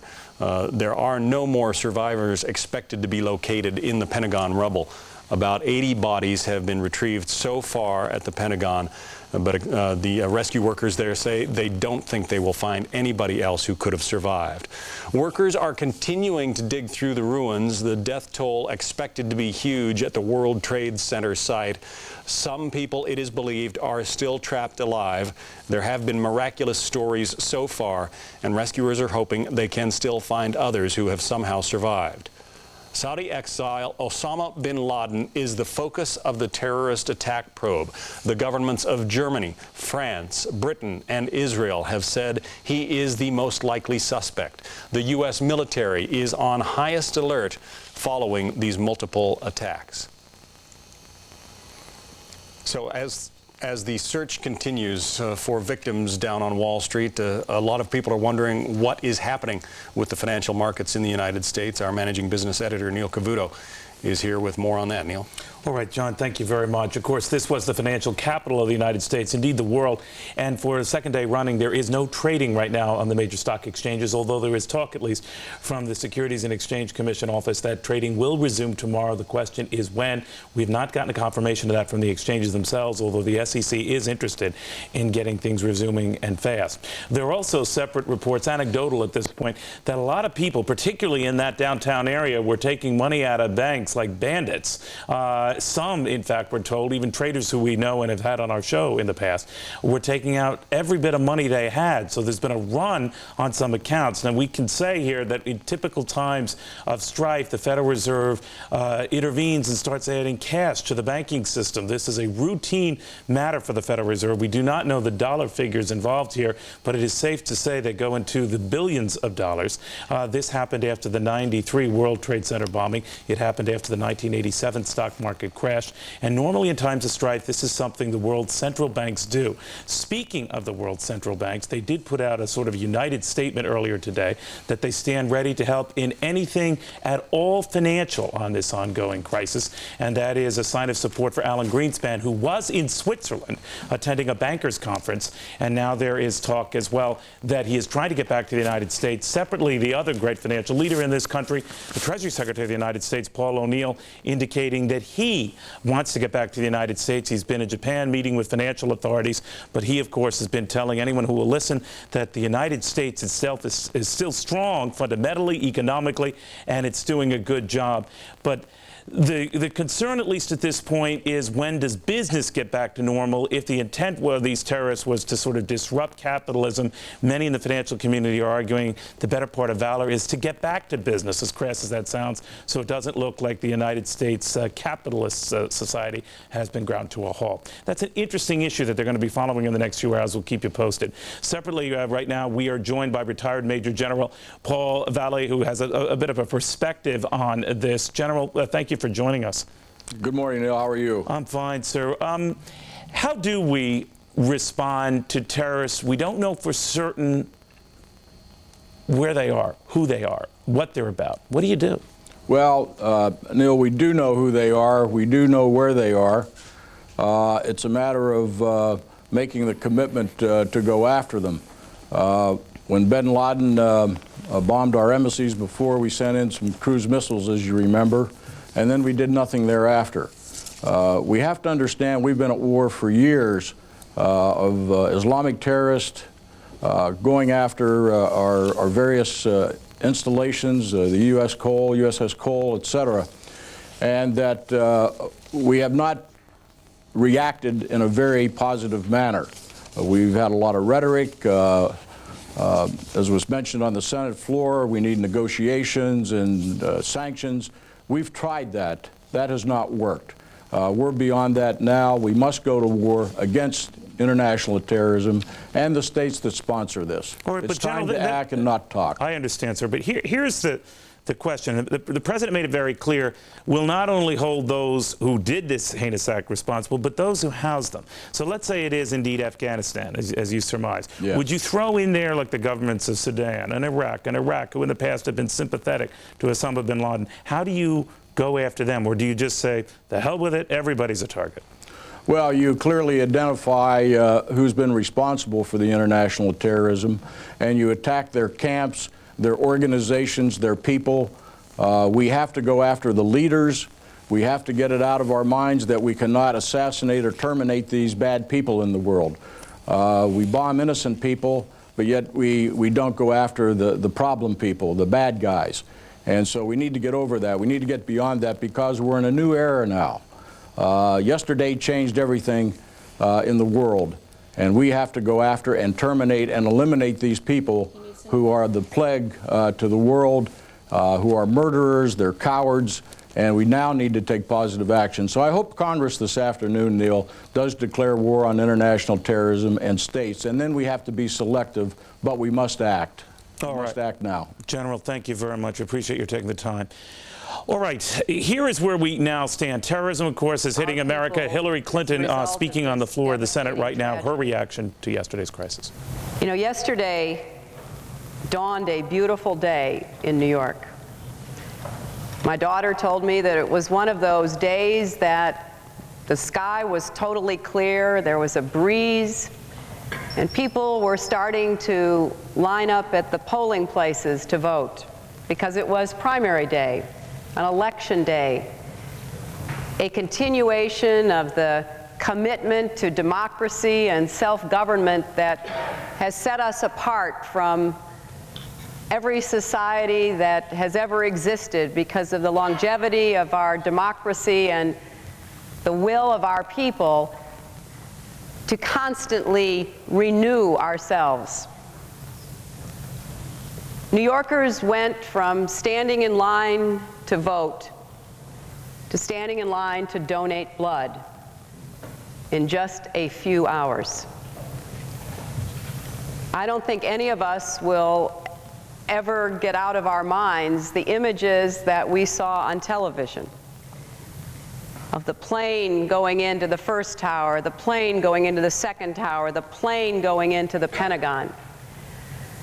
But there were tens of thousands of our fellow Americans, people who live in New York and New Jersey and Connecticut, people literally from every part of our country and indeed the world, for whom this was not an event that they watched in horror on television, but lived through and in too many instances did not survive. We're beginning to find out what that was like. Chuck and I have a lot of friends who worked in those towers, worked in the center, worked nearby. We're hearing the stories of husbands and wives grabbing cell phones and calling home to say, "I love you. Goodbye."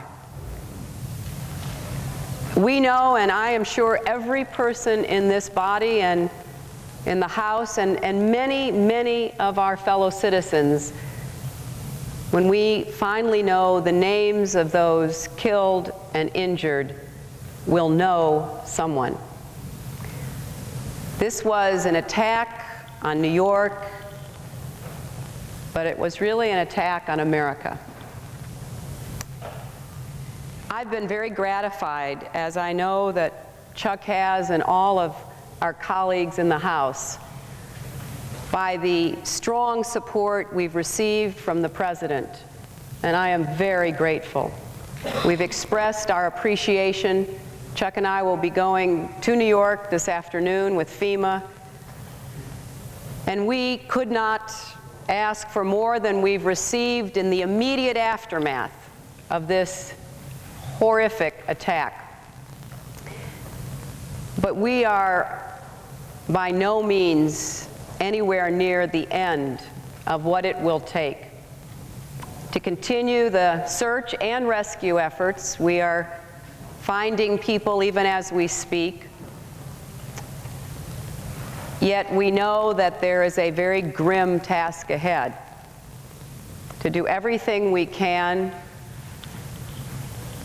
to find every person, to account for every single person who went to work. That's all they did. They went to work on a beautiful September day in New York. We will also stand united behind our President as he and his advisors plan the necessary actions to demonstrate America's resolve and commitment, not only to seek out and exact punishment on the perpetrators, but to make very clear that not only those who harbor terrorists, but those who in any way, any aid or comfort whatsoever, will now face the wrath of our country. And I hope that message has gotten through to everywhere it needs to be heard, that you are either with America in our time of need or you are not. We also stand united behind our resolve, as this resolution so clearly states, to recover and rebuild in the aftermath of these tragic acts. You know, New York was not an accidental choice for these madmen, these terrorists, these instruments of evil. They deliberately chose to strike at a city which is a global city. It is the city of the 21st century. It epitomizes who we are as Americans. And so this, in a very real sense, was an attack on America, on our values, on our power, on who we are as a people. And I know, because I know America, that America will stand behind New York, that America will offer whatever resources, aid, comfort, support that New Yorkers and New York require. Because the greatest rebuke we can offer to those who attack our way of life is to demonstrate clearly we are not cowed in any way whatsoever. I hope that within a short period of time, Senator Warner, we see scaffolding on the sides of the Pentagon.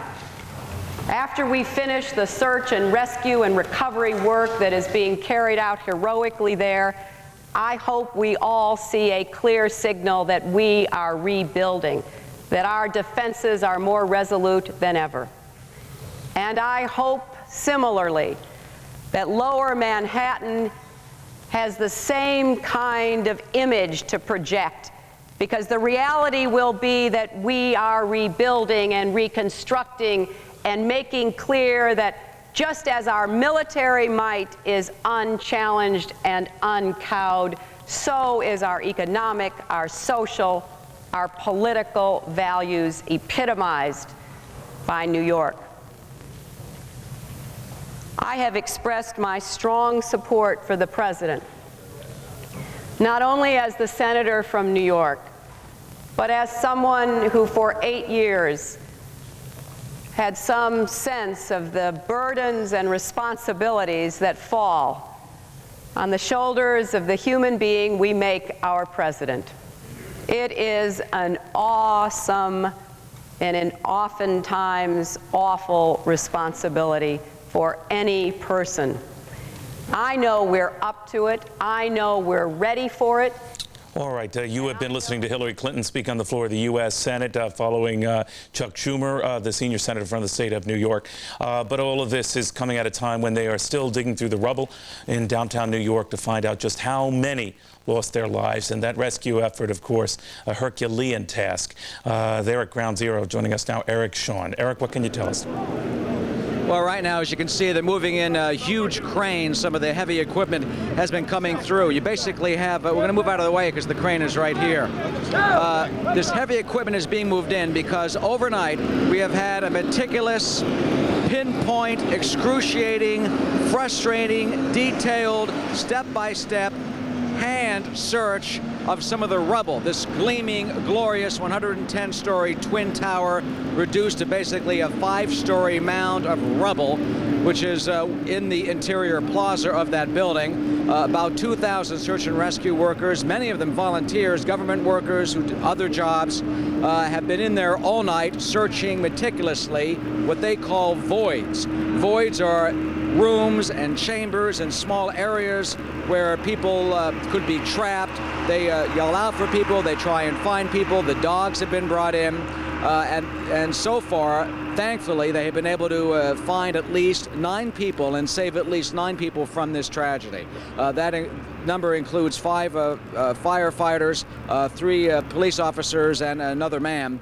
So at least 9 people so far have been saved. Of course, so many thousand perhaps still missing, and who have died in this tragedy. The miracle man of this incident, though, of course, has to be police officer John McLaughlin of the Port Authority Police Department. He told rescuers when he was rescued a couple of hours ago that he was on the 82nd floor of one of the towers, and he rode that tower down when it imploded on itself. He landed in between the two towers in what was a huge ornamental plaza, basically with just a broken leg. At one point, they thought they would have to amputate that leg, but they did not.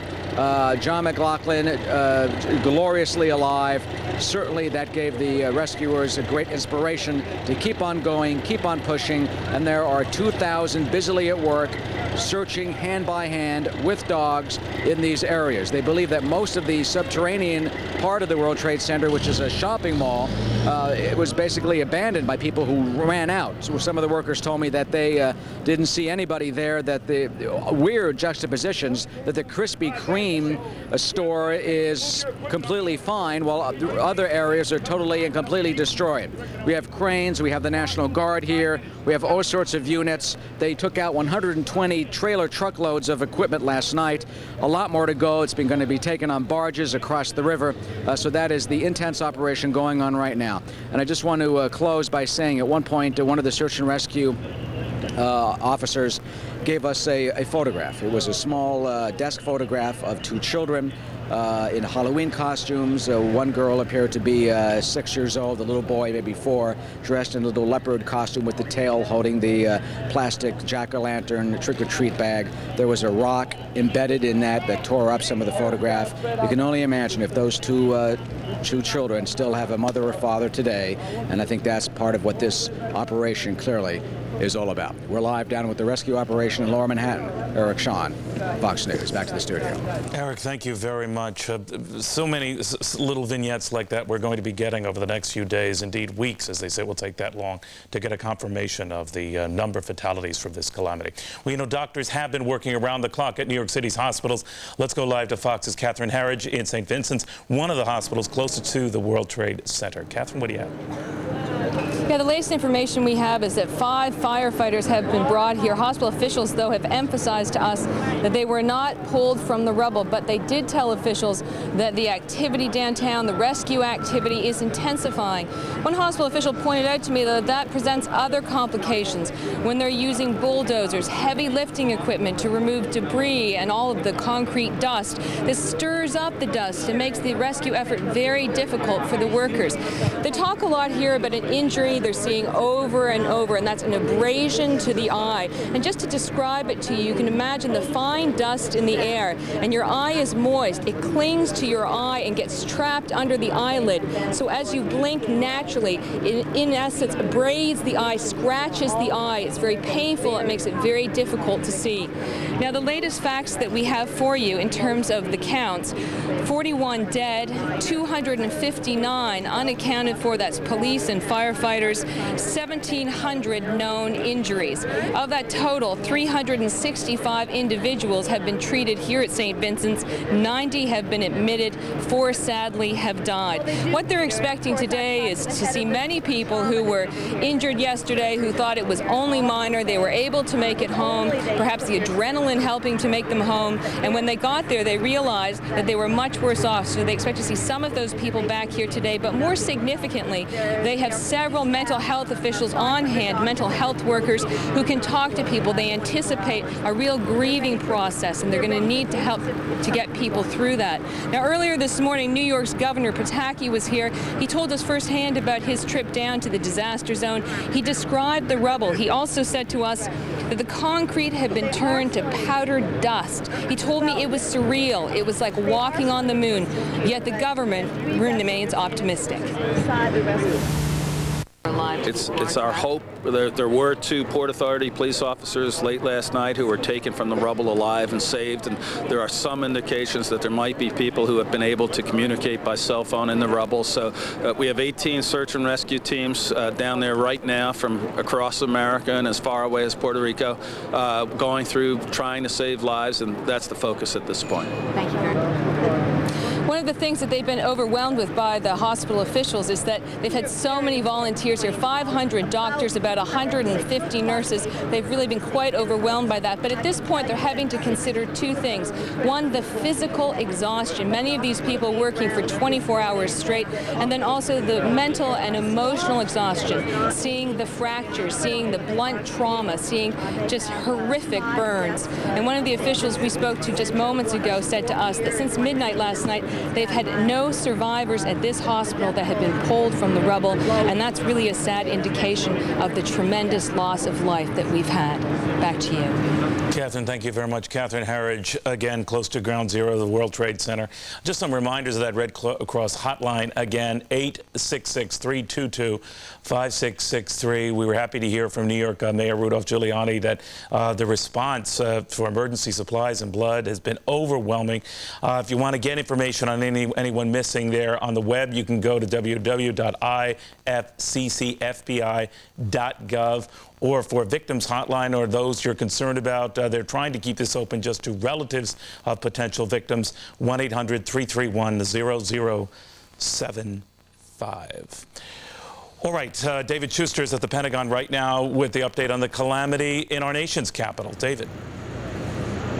Neil, apparently their fire and rescue say that there's still 2 small fires that continue to burn on the Pentagon roof, and so this fortress of the defense establishment continues to burn away. You can see some of the smoke still drifting down to the north of the Pentagon building, and so fire crews are still battling some of the flames, some of the embers that continue to burn up there. Meanwhile, fire and rescue officials now say that they have pulled out of the wreckage there some 80 bodies, but that number, that death toll, is expected to go much higher. There are accounts from inside the Pentagon that perhaps several hundred people, mainly those who worked for the Army in that particular section where the plane made its impact, that several hundred people remain unaccounted for. When the American Airlines flight slammed into the side of the building, it was carrying a full load of jet fuel, and the fireball was described as intense, caused significant structural damage, even several hundred feet away from the point of impact. And some rescue workers have described the area where they would like to search as an unstable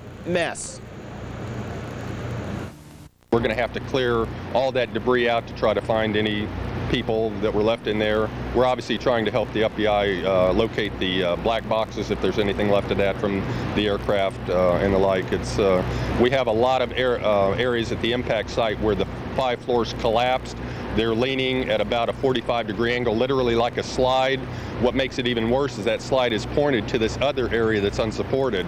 So we have to be very careful. It's almost the analogy I use is like a game of pickup sticks. You've got all these members there, and if you pull out the wrong one, they can all come crashing down. But again, search and rescue, because of the instability of the building, have been unable to go and actually go as far as they would like. This morning, some fire crews draped an American flag from the roof of the Pentagon. This is the side of the building where the rescue crews hope to be able to remove some of this wreckage and try to recover some more of the bodies.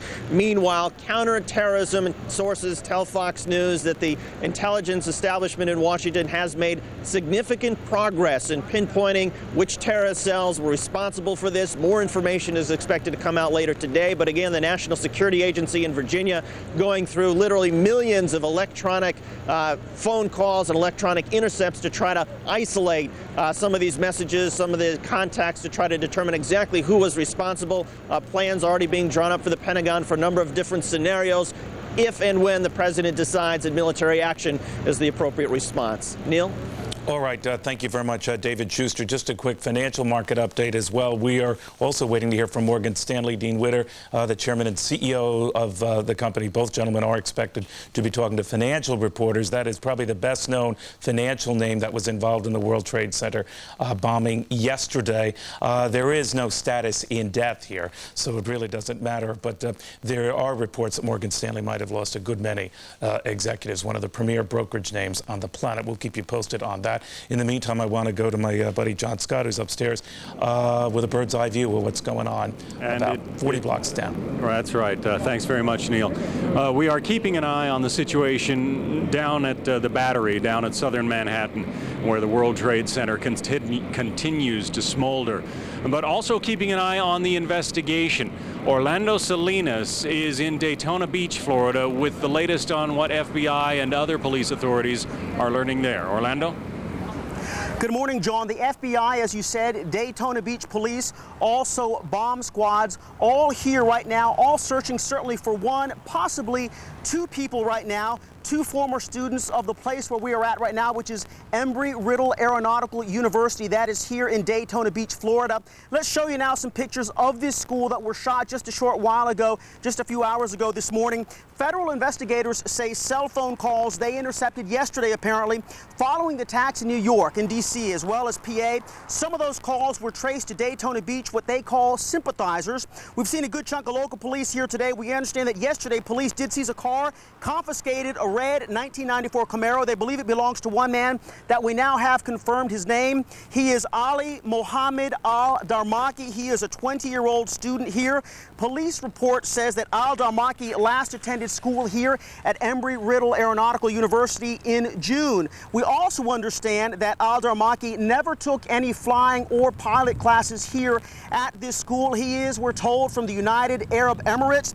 Police say his car had a Palestinian flag as well as a picture of the billionaire terrorist Osama bin Laden, had a picture of him somewhere on his car. That car, we understand, has been towed, taken away out of here. It is under lock and key, kept away from the view of all of the cameras, but indeed it is here. We also understand that as we speak right now, Chris, if you could, guys, if you could move out of the way.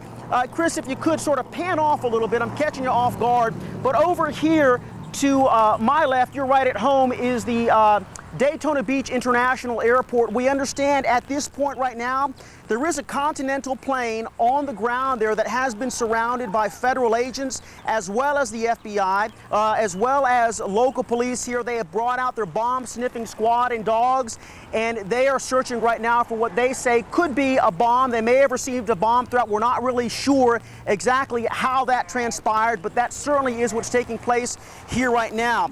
Let me also tell you this much right now. Police are here. They are at this university because, as I said earlier, they did intercept some cell phone calls yesterday here at this school. Now, Embry-Riddle Aeronautical University is listed by many people, is considered as one of the most prestigious training schools in the United States. They apparently do have an exchange program, and they bring in students from all around the world to train here. Now, we do understand sources are quoting U.S. Attorney General John Ashcroft as saying that he believes it's possible that the terrorists that were involved in yesterday's attacks did receive training at some superior aviation schools here in the country, and that is why some of these federal agents are here right now. Now, he does believe, and he has said already, that they have got some fantastic flight simulators here on the campus of Embry-Riddle Aeronautical School, and he believes that somehow these terrorists must have received some superior training to be able to pull off what they did yesterday. We understand it's very possible that officials at this school, who we have already asked for statements to give some sort of comment, but they have certainly backed off completely, saying they're not going to speak to the media. They say that this is a federal investigation, and if you want any information, you just better walk on over to the feds and ask them, because they are keeping their mouths shut. Now, after a little bit of talking, now they're backing off a little bit here at the school and saying, look, we may have a press conference a little bit later on this afternoon where we certainly will give a full statement and tell you as much as we possibly can. John? All right, Orlando Salinas reporting live from Daytona Beach. Thank you. One of the things we are still not seeing here from our bird's eye vantage point is any air traffic. The cap on air traffic remains in place, although there were reports as recently as an hour ago that the FAA was hoping to lift that cap about half an hour from now, noon Eastern time. We'll keep an eye on that. We'll let you know what is the latest. Neil, back to you. All right, in that regard, John, we're also hearing reports from United Airlines that it is looking at a small number of flights today. It did not indicate where or when, but that is the first airline that I can see that has indicated it is looking to fly again later today. Again, United Airlines not indicating from what airports those flights will resume or when they will resume, but we'll be keeping you posted separately. We are expecting word from one or several of the major exchanges as to when they will reopen. The chairman of the Securities and Exchange Commission has indicated it could come as early as tomorrow, whether that would be the traditional 9:30 open. Anyone's guess. This, of course, a symbolic move to say that the capitalist community is back in business, and the terrorists hoping to shut it down will be disappointed. So it's as much for symbolism, even though trading would likely be very, very light. On to some other issues now. For some insight into the Islamic terrorists, we're joined by Mark Juergensmeyer. He's the author of a book looking at the terrorists behind the last World Trade Center bombing. He's done extensive research on the terror mastermind Osama bin Laden. And we've also got with us a fellow who knows a thing or two about terrorism, General George Jolan, the former NATO Supreme Commander. Mark, if I can begin with you. How do you catch a guy who's had a good deal of time now to run and to hide? but you don't catch it very easily. And you have to remember that if this is a war, first of all, it's a war that's proclaimed by Osama bin Laden and by the Islamic activists, a small crew of transnational activists.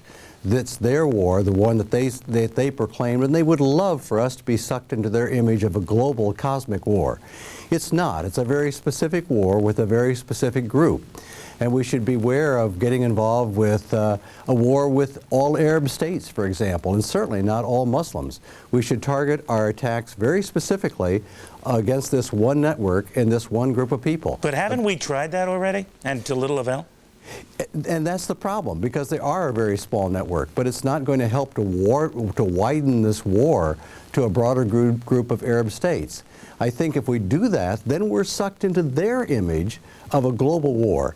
I've talked with many people associated with the Osama bin Laden's movement. I've talked with people who tried to bomb the World Trade Center in 1993, who did bomb it, of course.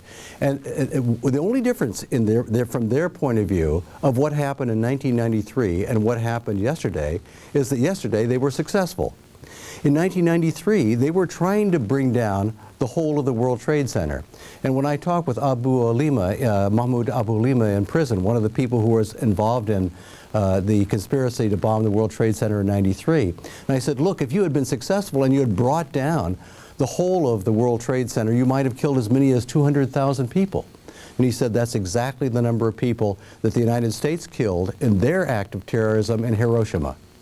So from his point of view, there was a moral equation between what he regarded as America's terrorism in the world and what they were trying to do. I guess it's just hard to relate to this kind of nuttiness. But General Julwan, maybe you can help me. There are reports, of course, that the Afghan government has or can get a hold of Osama bin Laden. But then you wonder whether it goes back to what President Bush said in his remarks to the nation last night, that we will hold not only the terrorists themselves responsible, but I'm paraphrasing here, those who house them. So would that essentially be the green light, and should it be the green light, to go after nations that just might let them reside within their borders? So, but first of all, you have to get the facts. And I think the previous speaker was talking about getting the facts right here, and there's an enormous effort going on now, going through all kinds of intelligence reports to try to get the sort of information we need. We think we know where the finger is pointing. We have to be sure that it must be a focused effort in order to make sure that what we do is targeted at the right individual and right state if we determine that it is state-sponsored. But see, and Mark, maybe you can always this, we never do. We never do know unequivocally that by going after, let's say, in Afghanistan, or if you wanted to expand it to Sudan, or any one of a host of enemy countries, whether you're doing more harm than good, that the knee-jerk response, and quite justifiably so, is to go after all of the SOBs. But in so doing, do you not deepen the crisis, or maybe is that what we're looking at? Well, that's exactly the problem. The problem is to go in like gangbusters and overreact might, in fact, provoke more violence from Osama bin Laden's cadres, but also suck in state activists, to suck in Arab states into being involved in a war with us that they're not involved in right now. So you fear, in other words, a constant tit for tat, like Ronald Reagan attacks Libya, you know, after the Beirut bombings, they go after one of our planes and shoot them down, and on and on and on it goes, right? But this is not a state. Remember, this is the difference between this and Pearl Harbor. This is not Pearl Harbor. We're not attacked by a country. General, what do you think of that? Attacked by one guy in Afghanistan. We have got to change the way we're doing business here, and that is we've got to institutionalize, not just have an attack against for one day or 1 week. We've got to change the way that we're looking at this. This is a long-term operation. You're dealing with a very small cell. They've probably gone to ground. We've got to change the way we look at things. It isn't just fighting two major theater wars somewhere. We have got to organize ourselves. That's military, police, ambassadors, political, all to understand that this has to be an interagency with our allies response to try to understand how do we prevent one of these from occurring. Yeah, but I got to tell you, General, I got to tell you, from some of those allies, even in their editorials today, they're saying we can understand and sympathize with you, USA, but you got to check with us before you go after anyone. Well, I don't think that's. We have the right to respond to this horrific attack against our people. But let us not, we need to try to work with our allies, but we do have the right to respond. But let us get institutionally correct here. We're not there yet. And the General was right. We're in a new era. The transnational actors and a new kind of war. All right, guys. Thank you both very much, General Thank you. and Mark.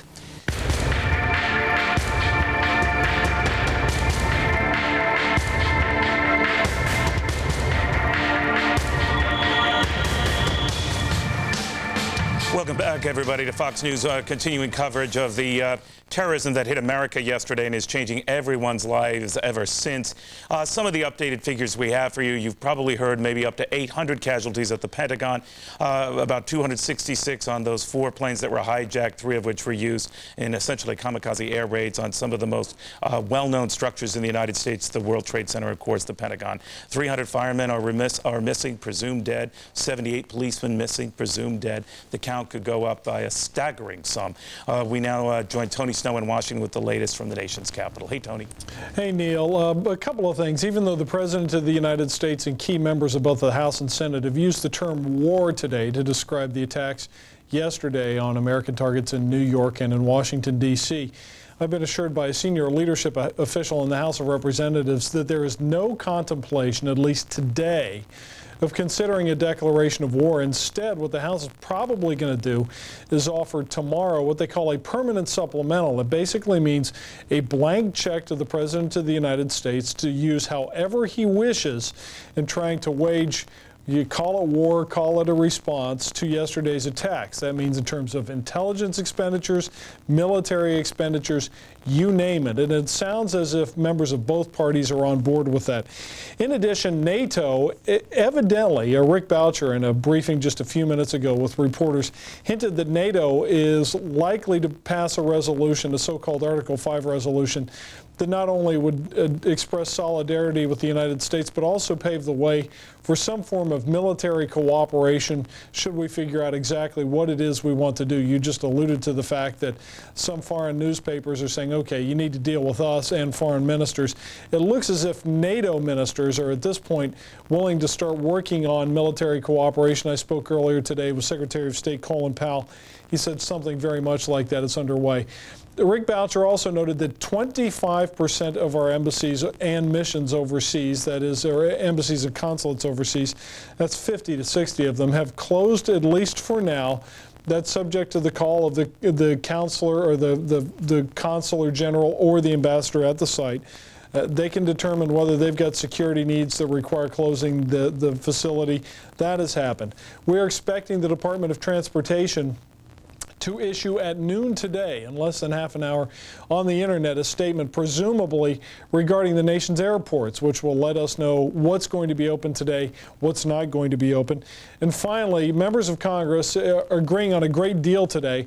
Also in the House of Representatives, evidently they're going to hold a prayer vigil at about 8 o'clock tonight. The time isn't firm yet. A prayer vigil in the rotunda of the United States Capitol. That will be open to the press and obviously produce a lot of pictures. So there's a great deal of activity. Also, Colin Powell, the Secretary of State, is expected to brief the press 2:30. They're trying to figure out the exact time today. And the president and his advisors are playing phone tag, or at least they're getting in touch by phone with leaders all over the country. It is pretty obvious that the United States is preparing some sort of military option. The timeline unknown. When Secretary of State Colin Powell was on TV today earlier, he made it pretty clear that they think that they're narrowing in very rapidly on the people responsible, and they think they're going to be ready to move. Neil? All right, Tony, thank you very, very much. Tony Snow in Washington. Of course, we will be going to Tony throughout the day to get the latest developments in Washington. Of course, the Pentagon bombing, as we told you about, we have close to 100 known casualties right now, but it could rapidly exceed that, maybe as many as 800. We do want to hear from you about these events over the last 24 hours, and I want to bring my buddy David Asman in here to sort of pick apart developments as well. David, some fast and furious movements today. Indeed there are. Great to be with you here, though, Neil. What are your thoughts? We want to know what you think about all this. How are you feeling about this?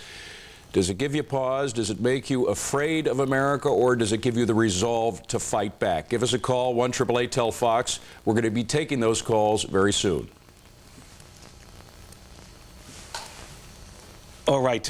In the meantime, Dave, we're going to go to Jeff Goldblatt, who's live in Shanksville, Pennsylvania, where one of those 4 planes went down, and there might have been a little heroism involved there, Jeff, huh?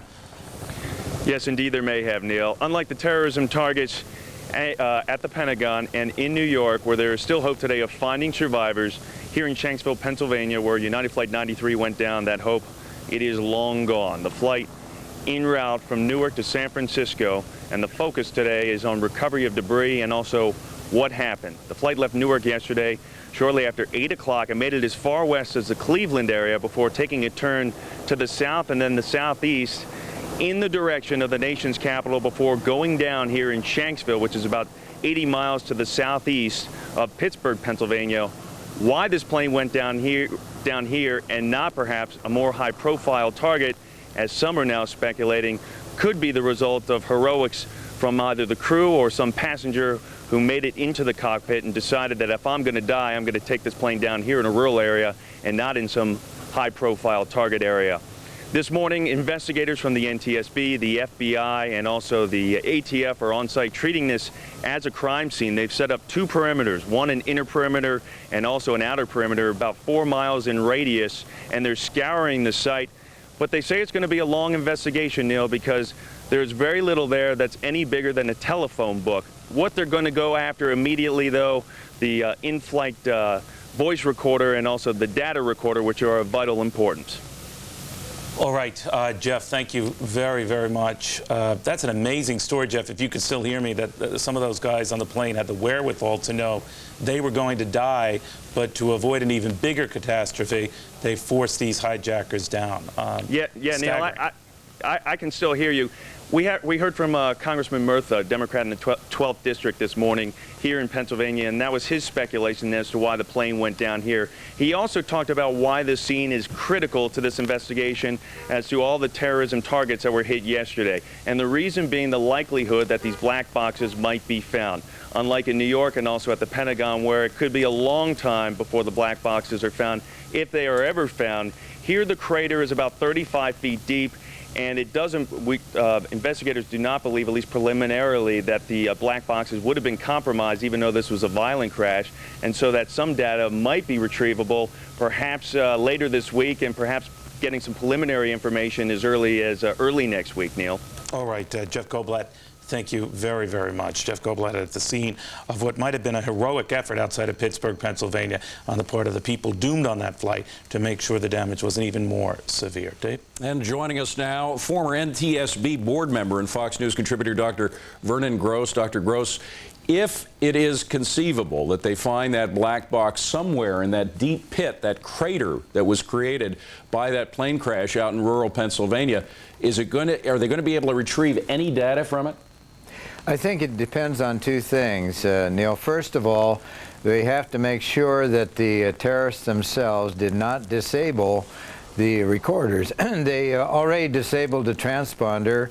The transponder allowed air traffic control on the ground to track the aircraft, and in the case of the other 3 aircraft, the terrorists disabled the transponder. If they also did that to the cockpit voice recorder and the flight data recorder, then there would be nothing on them, even if you found them. Dr. Gross, could you just hold your thoughts for a moment, please? We've got a breaking development. Indeed, we do, Dave. At Logan International Airport outside of Boston, where 2, of course, of the doomed hijack flights took off. They're having a presser right now. Let's listen in.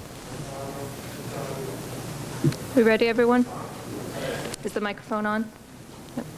Good morning. My name, again, is Virginia Buckingham, Executive Director and CEO of the Massachusetts Port Authority. I'm joined here this morning by Massachusetts U.S. Attorney Jim Farmer, by FBI Special Agent in Charge Charlie Prouty, by State Police Colonel John DeFava, Massport Director of Aviation Tom Kitten, and Massport Director of Public Safety Joe Lawless.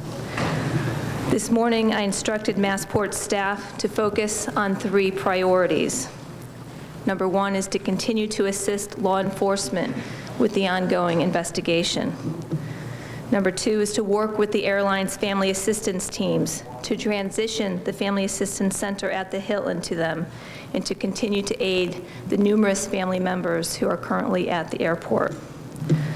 Number 3 is to begin to focus on reopening the airport, including full compliance with the new security requirements being imposed on all U.S. airports.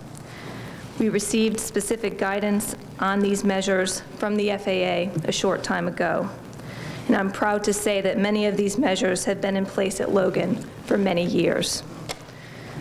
In addition, I spoke with Governor Swift this morning, and she has instructed us to go beyond these FAA requirements by placing state police at all security checkpoints at Logan Airport. With the new FAA requirements and the additional security at Logan, we are confident that when the airport is reopened, the safety of the traveling public will be ensured. I'm going to turn this over to our other speakers.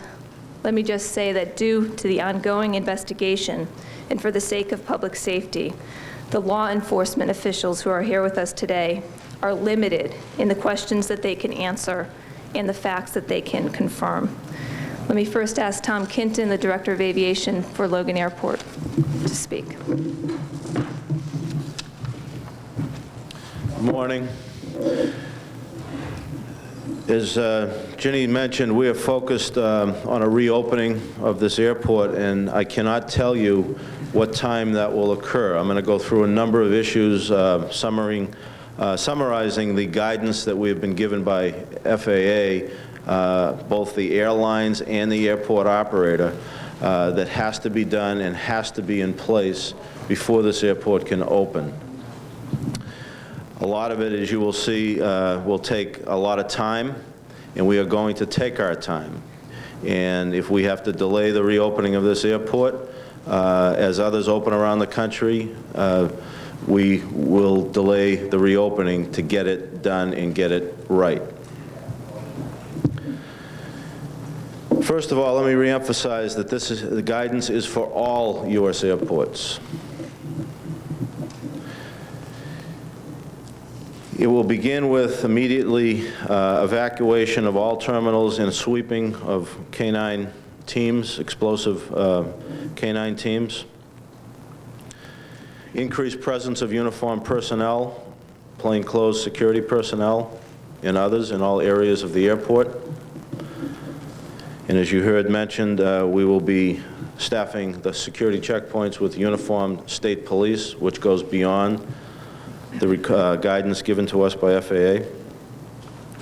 Be increasing the frequency of random ID checks in the secured areas of Logan Airport. We will secure, we already have them in place, bomb detection teams for quick response here at Logan Airport. We will be reducing the number of operational access points into the airport. We will also discontinue curbside check-in and remove unauthorized vehicles that are within 300 feet of any terminal building. And that point there is probably one of the most time-consuming things we have to accomplish, because presently there are over 9,000 vehicles parked at Logan Airport. One of the garages, Terminal B, has almost 2,500 vehicles, and it needs to be emptied. We're in the process of doing that and relocating those cars to Suffolk Downs, and we will not reopen that terminal, certainly, and perhaps not the airport, until that task is completed. There is FAA is prohibiting the sale or use of knives, regardless of any size, in any sterile areas of the airport. That includes concession operators, food and beverage, as well as any retail operators that may sell such items. That means anything metal or plastic. Airport operators will develop an awareness plan to keep all airport employees informed about security, and the airport operators and the FAA shall review and reevaluate these contingency plans for ongoing airport security threats that may develop. Airlines will not be accepting cargo or mail. And prior to passenger boarding of any airplanes, those aircraft must undergo a comprehensive search. That's each and every flight before they are boarded by passengers. And as I said at the beginning, we do not have an estimate on when this airport will reopen. Possibly, it could be for some relocation of flights that are on the ground, ferrying empty airplanes back into position later today. And again, no estimate on reopening the airport for commercial flights until we have a better handle on both the airline responsibility here and the airport operator responsibilities being fulfilled. We've already had an air carrier meeting. We held it this morning. This work is underway, and we'll be meeting with the air carriers later this afternoon to update and keep the traveling public updated relative to the reopening of Logan Airport. Thank you. Thank you, Tom. The next speaker is Colonel John DeFava, Massachusetts State Police. Thank you, Director. Good morning. The Massachusetts State Police is prepared to provide all necessary resources to assist the Massport Authority in reaching and surpassing those new security measures as mandated by the FAA.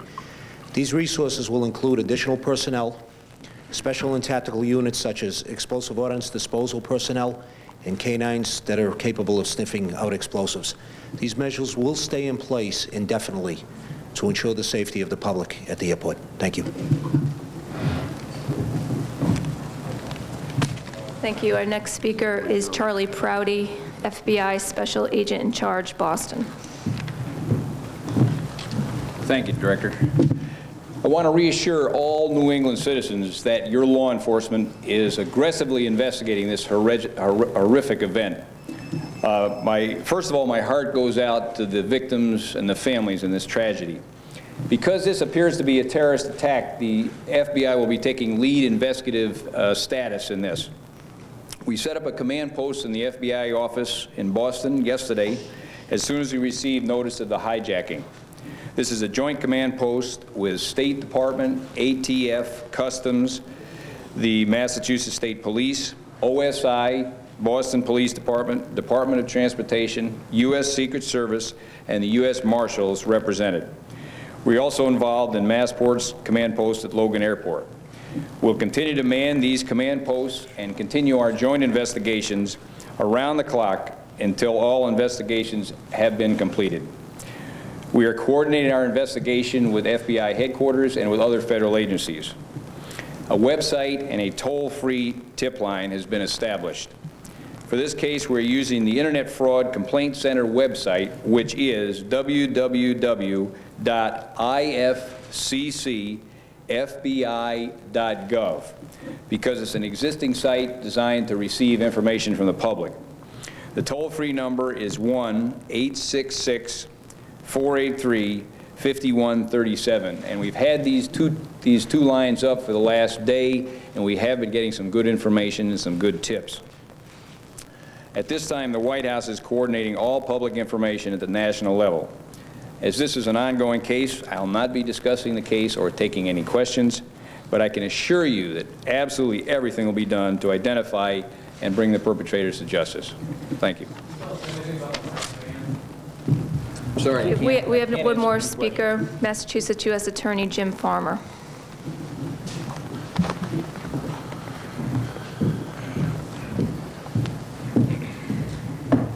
Thank you, Director Buckingham. I'm really here to second the comments of Mr. Prouty.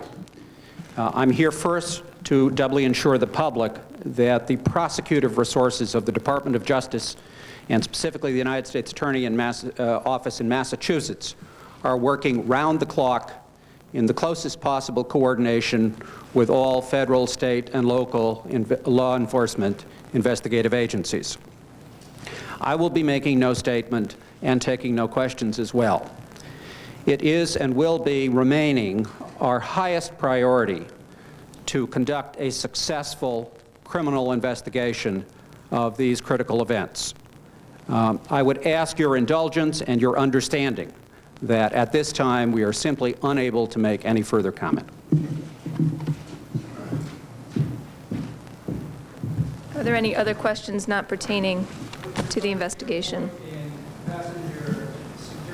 Wraps up the initial part of some introductory remarks at Logan International Airport, where 2 of the doomed flights yesterday left. The 2, of course, that were involved in yesterday's big calamities at the World Trade Center. We should emphasize here that if I heard some of these guys right, they're going to do a full sweep of the airport. They're not going to allow any cargo or mail on any of the planes. So if I'm just thinking at the top of my head, that's going to be next to impossible to get back to business as usual or flights normally scheduled anytime soon today. I guess it's possible later today, but if we're to take them at face value, it's going to be a few hours away. So, Dave, I just don't see it happening anytime soon. And Neil, you and I were talking about how despite all the security precautions, who is going to want to fly in the near future unless they absolutely have to? This has got to hit the airline industry, in addition to many others we've talked about, insurance industries, et cetera. Sure. Very, very hard. Well, they've been losing a lot of money lately, and higher fuel prices haven't helped. The soft economy certainly is just, hurting them all the more. And now you got a lot of people quite panic-stricken about this. All right. We've covered events in New York, in Boston. We're going to go down to Washington now. Of course, the Pentagon was hit yesterday. The disaster there unfolding in a very, very much worse way than we had initially thought. Our James Rosen is following that situation from the White House lawn. James? Well, David, according to a well-informed source who is close to the Bush administration, the hijackers, at least of United Flight 93, that's the one that went down in Pennsylvania, have already been identified by name. This source tells me that the key to finding the perpetrators of all of the attacks is, quote, what we're finding in Pennsylvania at that wreck site. The source added much there at that site has not burned and much has been salvaged. And according to this source, the hijackers, at least of United Flight 93, the one that went down in Pennsylvania, have been identified by name. And this source added that it looks like what all the papers are saying as well, that these hijackers are indeed tied in with Osama bin Laden, the famed terrorist who has been linked to a series of terrorist attacks against the United States over the past decade. But to recap, according to a well-informed source close to the Bush administration, the hijackers, at least of United Flight 93, the one that went down in Pennsylvania, have already been identified by name based on some of the wreckage out at that site in Shanksville, Pennsylvania. David? All right. James Rosen, we thank you very much. Well, in this time of tragedy, many people, of course, are turning to religion for guidance and comfort. With us to talk about that, Liberty University Chancellor, the Reverend Jerry Falwell. Jerry Falwell, thanks very much for coming here today. How do we confront this as a nation? Well, obviously, first with prayer, and I don't know in my ministry of 50 years when more Americans have been praying. 7,000 people came together here in one place in our little Lynchburg, Virginia, on the campus of Liberty University to pray for America, pray for the president. That certainly is first and foremost. Secondly, I think the president has on him the burden to act decisively and swiftly. We are at war, as he himself said, and that means, as FDR in 1941, December 7, called this a day of infamy, and the Congress declared war the day later, spent 4 years of its maximum resources stamping out Nazism.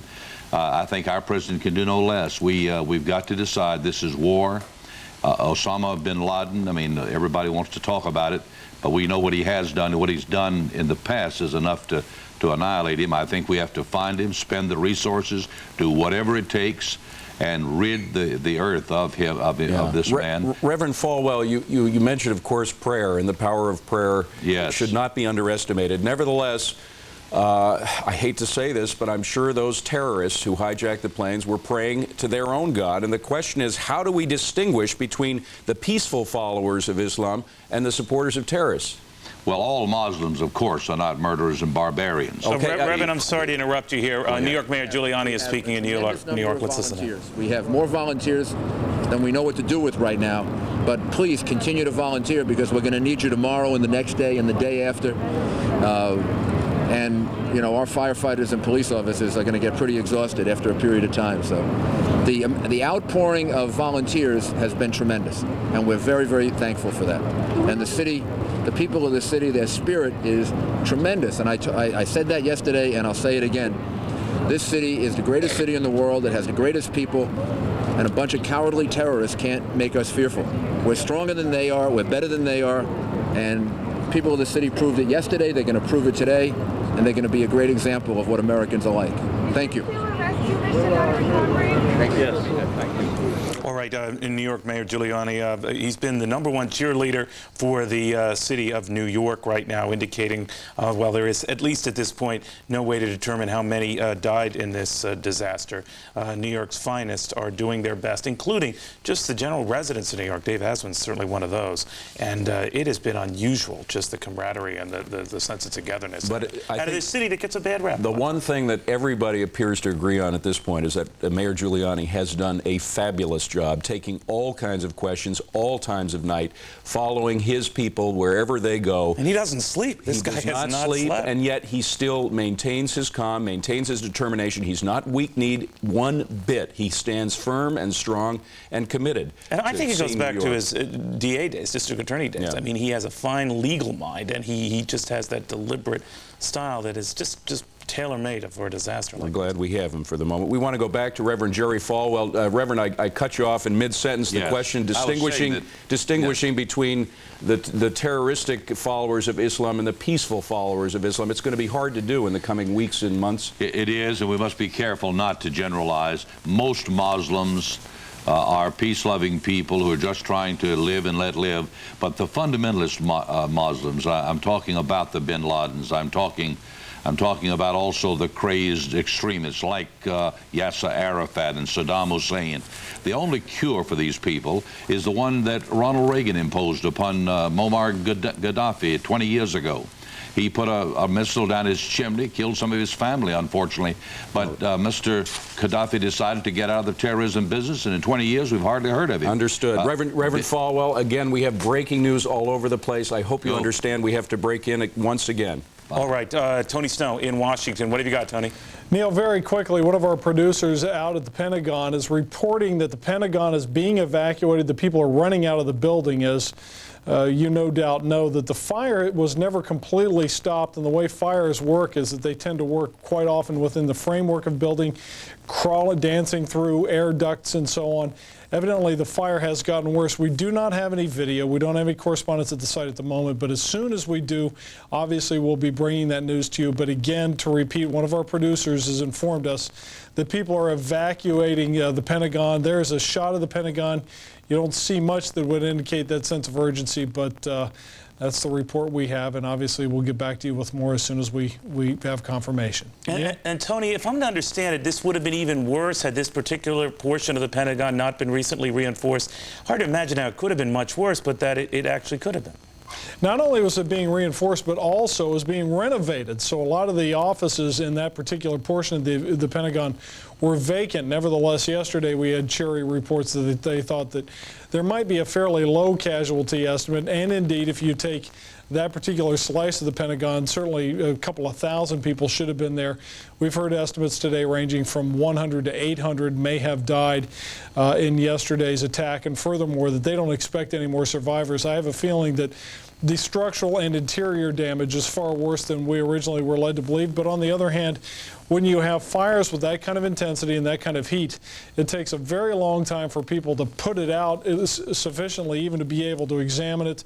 Firefighters were all over the roof of the Pentagon last night, punching holes in it, trying to provide air for the flames to come through so they could simply figure out where the flames were and where the fire had traveled.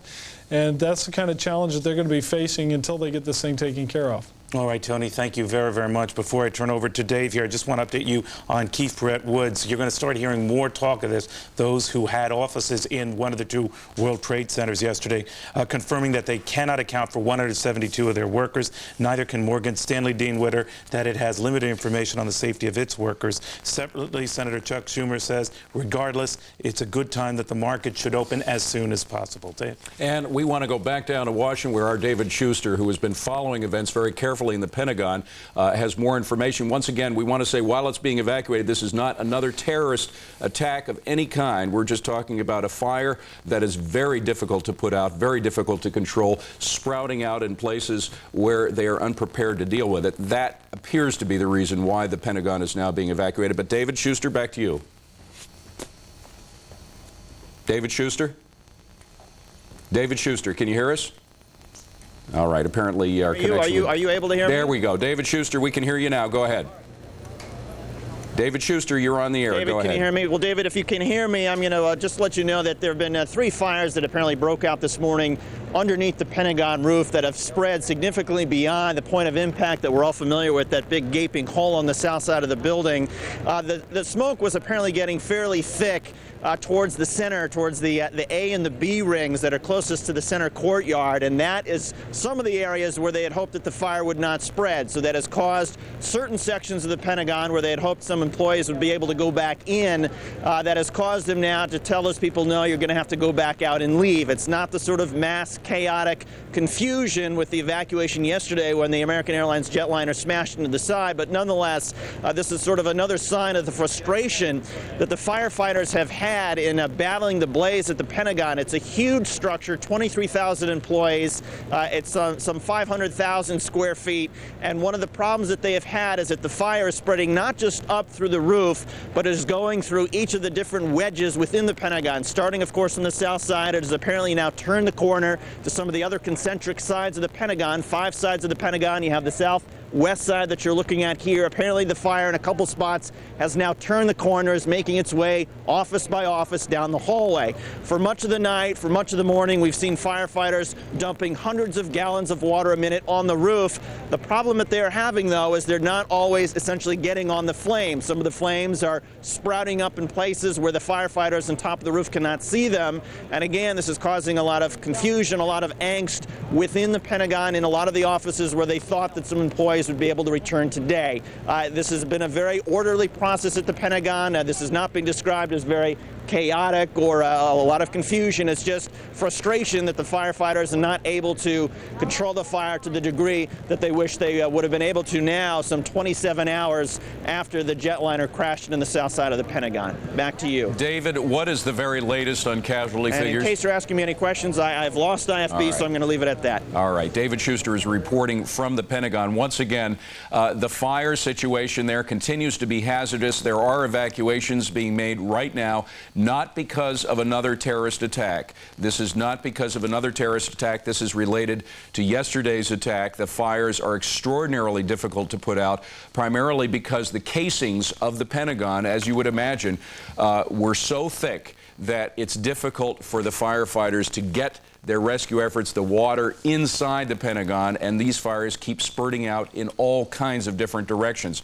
So the evacuation is taking place. As you can see, it's very orderly. There does not appear to be any type of panic whatsoever. You're looking down at the bottom of your screen at recent estimates, the top of which have come in much higher than we originally believed they would. We had thought, because this particular area of the Pentagon, which was hit hardest by the plane crash, by the terrorist act, was being renovated, that perhaps it would be devoid of a lot of the personnel that was normally there. That may have been true, but still, upward estimates are that perhaps as many as 800 people, in addition to those in the plane itself, died as a result of this terrorist act on our military headquarters of the United States. There is a news conference happening now in Pennsylvania about the crash of the airline there. The Let's FBI listen in. Pittsburgh office, 412-471-2000.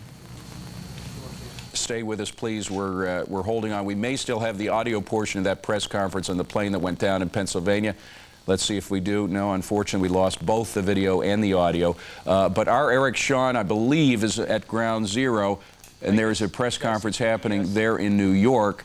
Let's see if we can get any audio from that one.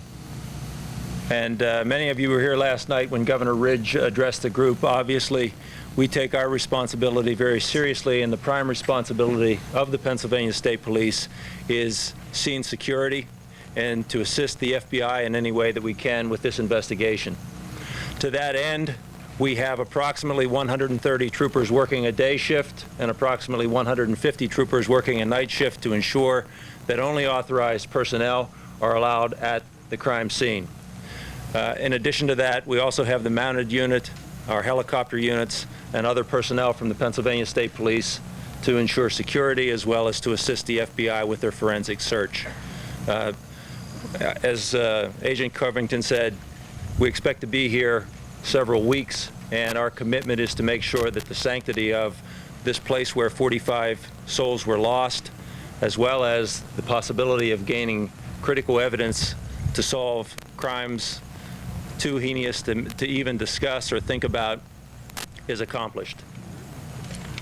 Agent. Any questions? Worthington, are people actually out there right now collecting evidence? Or are you still mapping? Still mapping and gridding.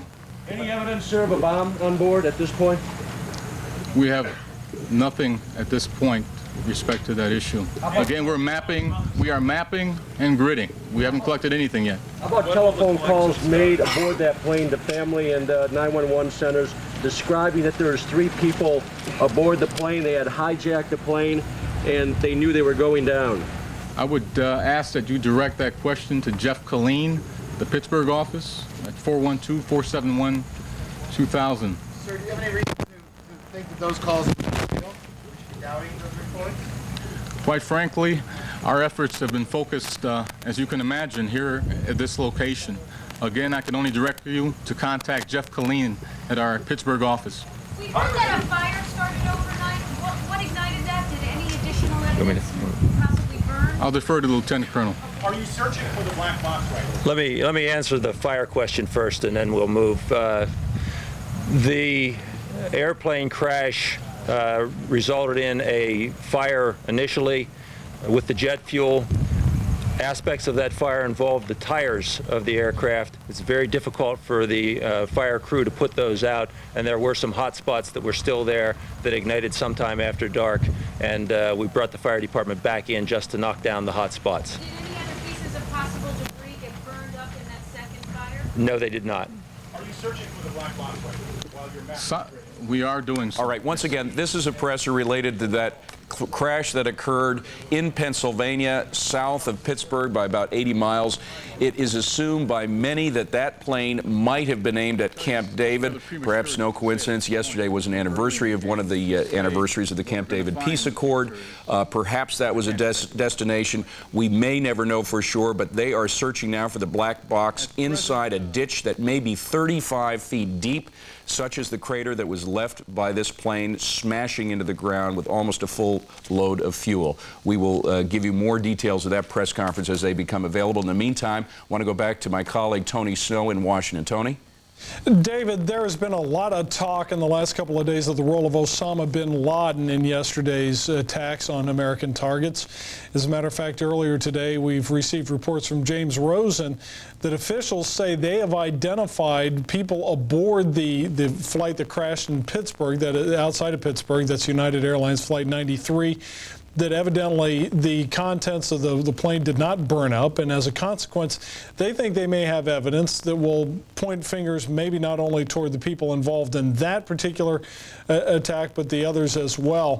Furthermore, Osama bin Laden has been saying he didn't have anything to do with it, but on the other hand, he's perfectly pleased with the situation, and he's happy that it happened.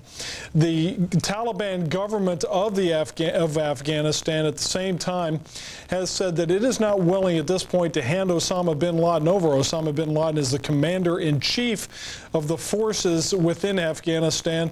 That is one of the things that the administration obviously is looking at when it is trying to figure out what to do with nations that may be, quote, harboring known terrorists. In addition, we have just received word from the Pentagon that employees there have gotten the all clear, so the evacuation is now going to be reversed, so people are now going to be able to go back into the Pentagon.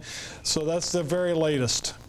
Right, Tony Snow, we thank you very much. Once again, we want to remind folks that that evacuation of the Pentagon was a result of the stubborn fires that continue to spurt out at various places because the infrastructure of the Pentagon is so thick, it's difficult for firefighters to know where all the nooks and crannies are that those fires may be hiding out, and sometimes they burst out and it becomes very dangerous for all those thousands of workers still going to the Pentagon. As you can see, 50 embassies and consulates have been closed around the world. Various U.S. installations are hunkering down. There's no telling about how long this hunkering down is going to take or whether, in fact, we go into a full war mode. They are now debating that issue on Capitol Hill, both in the Senate and the House. Various speeches being made by senators and congressmen about war, using the word war. No single declaration of war yet. And the president, in a press conference earlier this morning, very brief press conference surrounded by his cabinet in the cabinet room, not going as far as to saying a declaration of war, but again, the question is how close we become. Well, the fire continues to burn at the Pentagon, as we've just been telling you. Our own David Schuster is at the Pentagon. He's been reporting on this fire, and as we just heard from Tony Snow, it may be that the evacuation is complete, and they may actually be moving folks back into the Pentagon. David, can you see anything from your stance there? Well, David, from our perch here on the south side of the Pentagon, we're on the side of the Pentagon where the jetliner smashed into it. The fire has apparently spread to the sort of the northwest side of the Pentagon. If you imagine this particular side and then you go over one concentric side, that is where the fire in apparently 3 spots has turned the corner. One of the firefighters this morning described the problem, and I'm going to run the risk of seeing if we have this particular soundbite, and he describes it better than I could, so let's see if we've got that. It looked like the roof was put out last night. It's very difficult to get water under the shingles to the wood members that are still burning, so that would flare back up. It's a very challenging type of firefighting operation that they're trying to conduct in a very unstable building.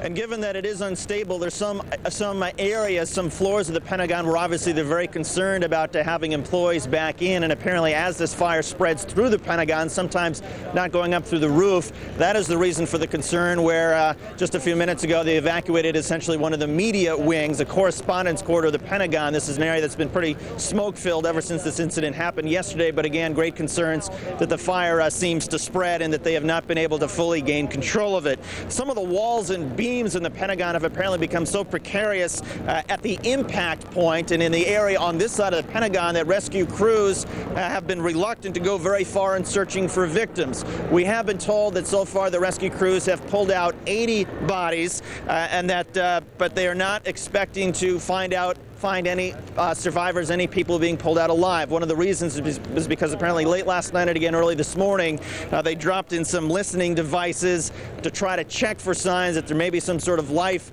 in this side of the building, and that they have heard absolutely nothing. As far as the numbers of fatalities, it is expected to go much higher than 80. There are some reports inside the Pentagon that perhaps several hundred people remain unaccounted for. It seems that the Army took the brunt of the jetliner smashing into the Pentagon yesterday. The Army had a set of offices, particularly on the second floor on the south side of the Pentagon, that were completely obliterated. Meanwhile, while the Pentagon tries to control the fire and remove some of the debris, a number of intelligence sources say that the counterterrorism community has made significant progress in the last 24 hours in identifying the terrorism cell responsible. The National Security Agency, which is several miles away from here, has been going through millions of electronic intercepts trying to piece together the puzzle of how all of this came together. And again, here at the Pentagon, there is widespread anticipation that some military options will be presented to the president as the intelligence community gets more information as to exactly who is responsible for this attack and for the ones at the World Trade Center. Back to you. All right, David Schuster reporting from the Pentagon. Of course, the other rescue effort that's taking place today down in Lower Manhattan. John Scott has a perch from high atop our own headquarters, the News Corp headquarters here in Manhattan. He can look down all the way to Lower Manhattan, and the site is an awesome one, particularly on a clear day like today. John? It is, David, and it is a clear day, as you say, a beautiful blue sky day in Manhattan. Absolutely nothing in the air. We've had one helicopter fly over, that presumably related to the rescue mission still going on behind me. Airport traffic is still very much stalled. The cap on air flights has not yet been lifted. As the smoke column continues to flare up behind me, we are being showered here some 5 miles to the north of the actual fire site. We are being showered with fine bits of little gray ash. It's the same kind of stuff, I imagine, that has piled up so deeply there in the immediate neighborhood of the World Trade Center. 2 and 3 and even 5 inches deep in some places.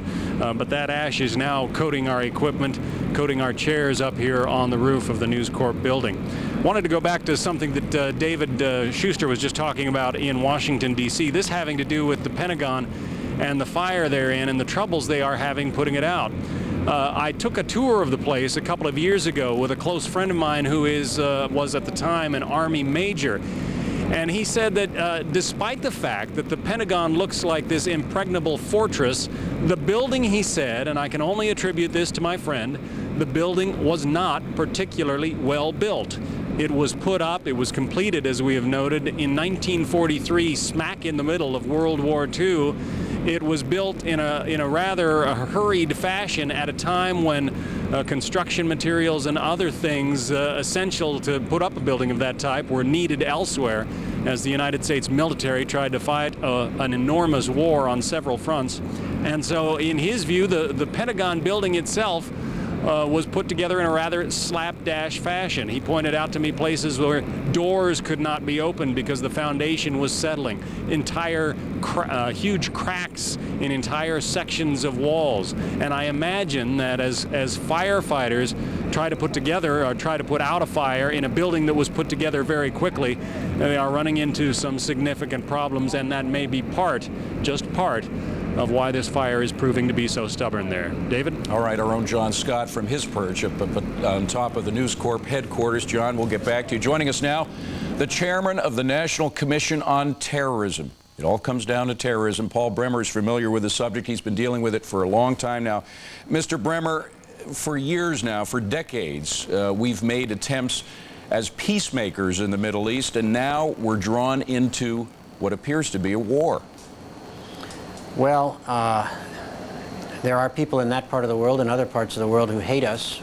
The prime suspect in this case, Osama bin Laden, declared war on us in 1997, and he's never made a secret that he means to carry out warlike attacks on us, as he's done in the past. The question, of course, is not so much bin Laden as it is those who lend him aid and support and comfort. Some people say that while certainly the Taliban and the folks in Afghanistan have done so, they've admitted so, even countries like Egypt have made backhanded support of him. Saudi Arabia, from which he drew so much of his money. Even perhaps Yasser Arafat, who we've gone so far to placate in the past few years of the peace process. Is it time now to change our relationships with these so-called moderates? Yes, it is. I think some of those people, Mr. Arafat in particular, have a lot to answer for those disgusting scenes we saw last night of 8- and 9-year-old kids in Gaza dancing in the streets at the news of the American tragedies. Well, he, of course, plays a different tune. He comes out and says that this is a tragedy. He watches events unfold with as much shock and dismay and horror as any of us. You don't believe him? I'm sure he meant what he said, but he has created an environment. Wait a minute, let me just stop you there. Why are you sure he meant what he said? He has created an environment of hatred of America over the last 15 years, as have some of our moderate friends, including the press in Egypt. That is not, however, the immediate problem. The immediate problem is to find out who conducted this attack and then to go out and crush them. But if we are on a war footing and people have gone very close to saying that we are in a state of war. So far, they haven't come out with that particular phrase, but have gotten about as close to it as they can. Don't we have to take it beyond the immediate perpetrators of this act and take it to those nations who may support other Osama bin Ladens? And indeed, we're pretty sure there are others out there. Basically, we have to operate on 3 levels. We have to find out who did this act and crush them. We have to, in that process also, as the President said last night, hold responsible anybody else, states or groups, which help them. And if it's Osama bin Laden, then it's the Taliban. Secondly, let me just stop you on your first section and say, if we do not get the support of the Europeans, and in the past they've even denied us flyover rights in order to retaliate against terrorist acts, should we act unilaterally? Absolutely. The President has a responsibility under the Constitution for the safety of Americans. He has the right under the United Nations Declaration to conduct acts of self-defense under Article 51. There's absolutely no question that if necessary we act unilaterally. We'd prefer to act with friends. We will know after our retaliation who our friends really are. We will see who's willing to stand up and be with us. But the second point is we have to go after the states which support terrorism. We have given them pretty much a free pass, really, in the last decade. Name names if you can, sir. Well, for example, Syria. Syria is the host of about a dozen terrorist groups and has been for 20 years. Some of those groups have been active very recently in Israel, killing Israelis. They still operate in the Syrian-controlled Bekaa Valley. Lebanon, for example, allows these groups to operate there, and Hezbollah. There are plenty of opportunities here to put a lot more pressure on some of these states which are peripheral perhaps to this act, but which contribute to the environment. And then thirdly, we need to make the point I was making, that Mr. Arafat and his colleagues and the other moderate, so-called moderate Arabs, people like the government of Qatar, which allows the most heinous anti-Israeli and anti-American stuff to be pumped out over its media, that has to stop. Those people are receiving American taxpayer dollars. And if it doesn't stop? Well, at a minimum, they're not going to get, I hope, any more American taxpayer aid, just at a minimum. It is amazing. We should emphasize that the Palestinian Authority, which at least has not been completely unilateral in their condemnation of this act, gets about $75 million a year from U.S. taxpayers, correct? And Egypt is the second largest recipient of American aid. All right. Mr. Bremer, we thank you very much for coming on from the National Commission on Terrorism. We appreciate it. We want to take it back up now to our live witness of these goings-ons, the work to try to dismantle, to try to get underneath that tremendous amount of rubble. Just to give you a perspective, right in the middle of your screen, you can see a man walking on top of the rubble. You can see a couple of men right under that live bug on the upper left-hand side of your screen. That gives you a sense of the enormity of the task. This is all the rubble of 110 stories collapsing in on themselves. Close up, it's an amazing, frightening view, and it's even amazing and frightening from our perspective here in Midtown Manhattan. John Scott has a bird's eye view. He's up on the top of the News Corp building. John, what do you see from there? That's right, David. Yeah, when you think about it, those two towers stuck nearly a quarter of a mile into the air, and they have now been reduced to a rubble pile about 5 stories high. The task of trying to evacuate any survivors is enormous. We have a phone report now from a Pentagon worker about the evacuation underway there. We don't have this person's name, but go ahead. You are live on Fox. Can you tell us what's happening at the Pentagon right now? We're all still here. Actually, I think some people were told to evacuate, and I heard that now they're not letting people back in the building. But we're 2 levels underground, and we haven't heard anything. So we're checking email and phone calls, and we haven't heard anything. But it is smoky as heck inside the building all throughout. Can you tell us your name and which part of the building you're located in? Well, we're 2 levels underground. We're under one of the entrances. And would that be the west side of the building? It's actually on the north parking side, which is on the same side as the river entrance. And who would normally give you the evacuation order? Would it come through email? Probably so. They usually do, the global messages that hits everyone, but it'll probably have a phone call to our director. But we haven't had anything as far as evacuating yet. Do you feel that you're in danger? Yeah. No, they were just saying they just had a call to evacuate, so we started powering down all the computers, and then they got a call all clear. So now they're telling us not to. But we know the building is still on fire. They're talking about taking quarters down on either side of where the fire is to try to stop it. But it's still on fire, and it's still smoking. So Tell me your name one more time, please. I'd rather not. Okay. Thanks very much. Calling there from a basement level of the Pentagon, 2 floors underground. Thanks very much for that update. David Asman, back to you. All right. Thanks very much. Well, the government is still in working. Of course, we've seen from the president earlier this morning. We saw from both houses of Congress, and various federal agencies are active in trying to figure out what exactly happened, who's responsible, and how to prevent something like this from happening again. Our Tony Snow has information on one of those federal agencies. Tony? Well, David, the Department of Transportation was scheduled to have a 10 o'clock press conference this morning. It was postponed, or actually canceled, and now we know the reason why. The Federal Aviation Administration has canceled, is going to carry on indefinitely the ban on flights in the United States. We had expected there to be a light amount of air traffic today. That's simply simply not going to be the case, and there's no word on when it's going to resume. However, FAA spokespersons have said that when flights do resume, it's going to be under considerably enhanced security, and people ought to count on arriving at airports at least 2 hours early if they want to make their flights. So obviously what is going on here is that people are revisiting security measures at airports all over the country. That may involve new equipment, new personnel. We don't know yet. What we do know is that if you had flight plans this week, don't count on going anywhere. David?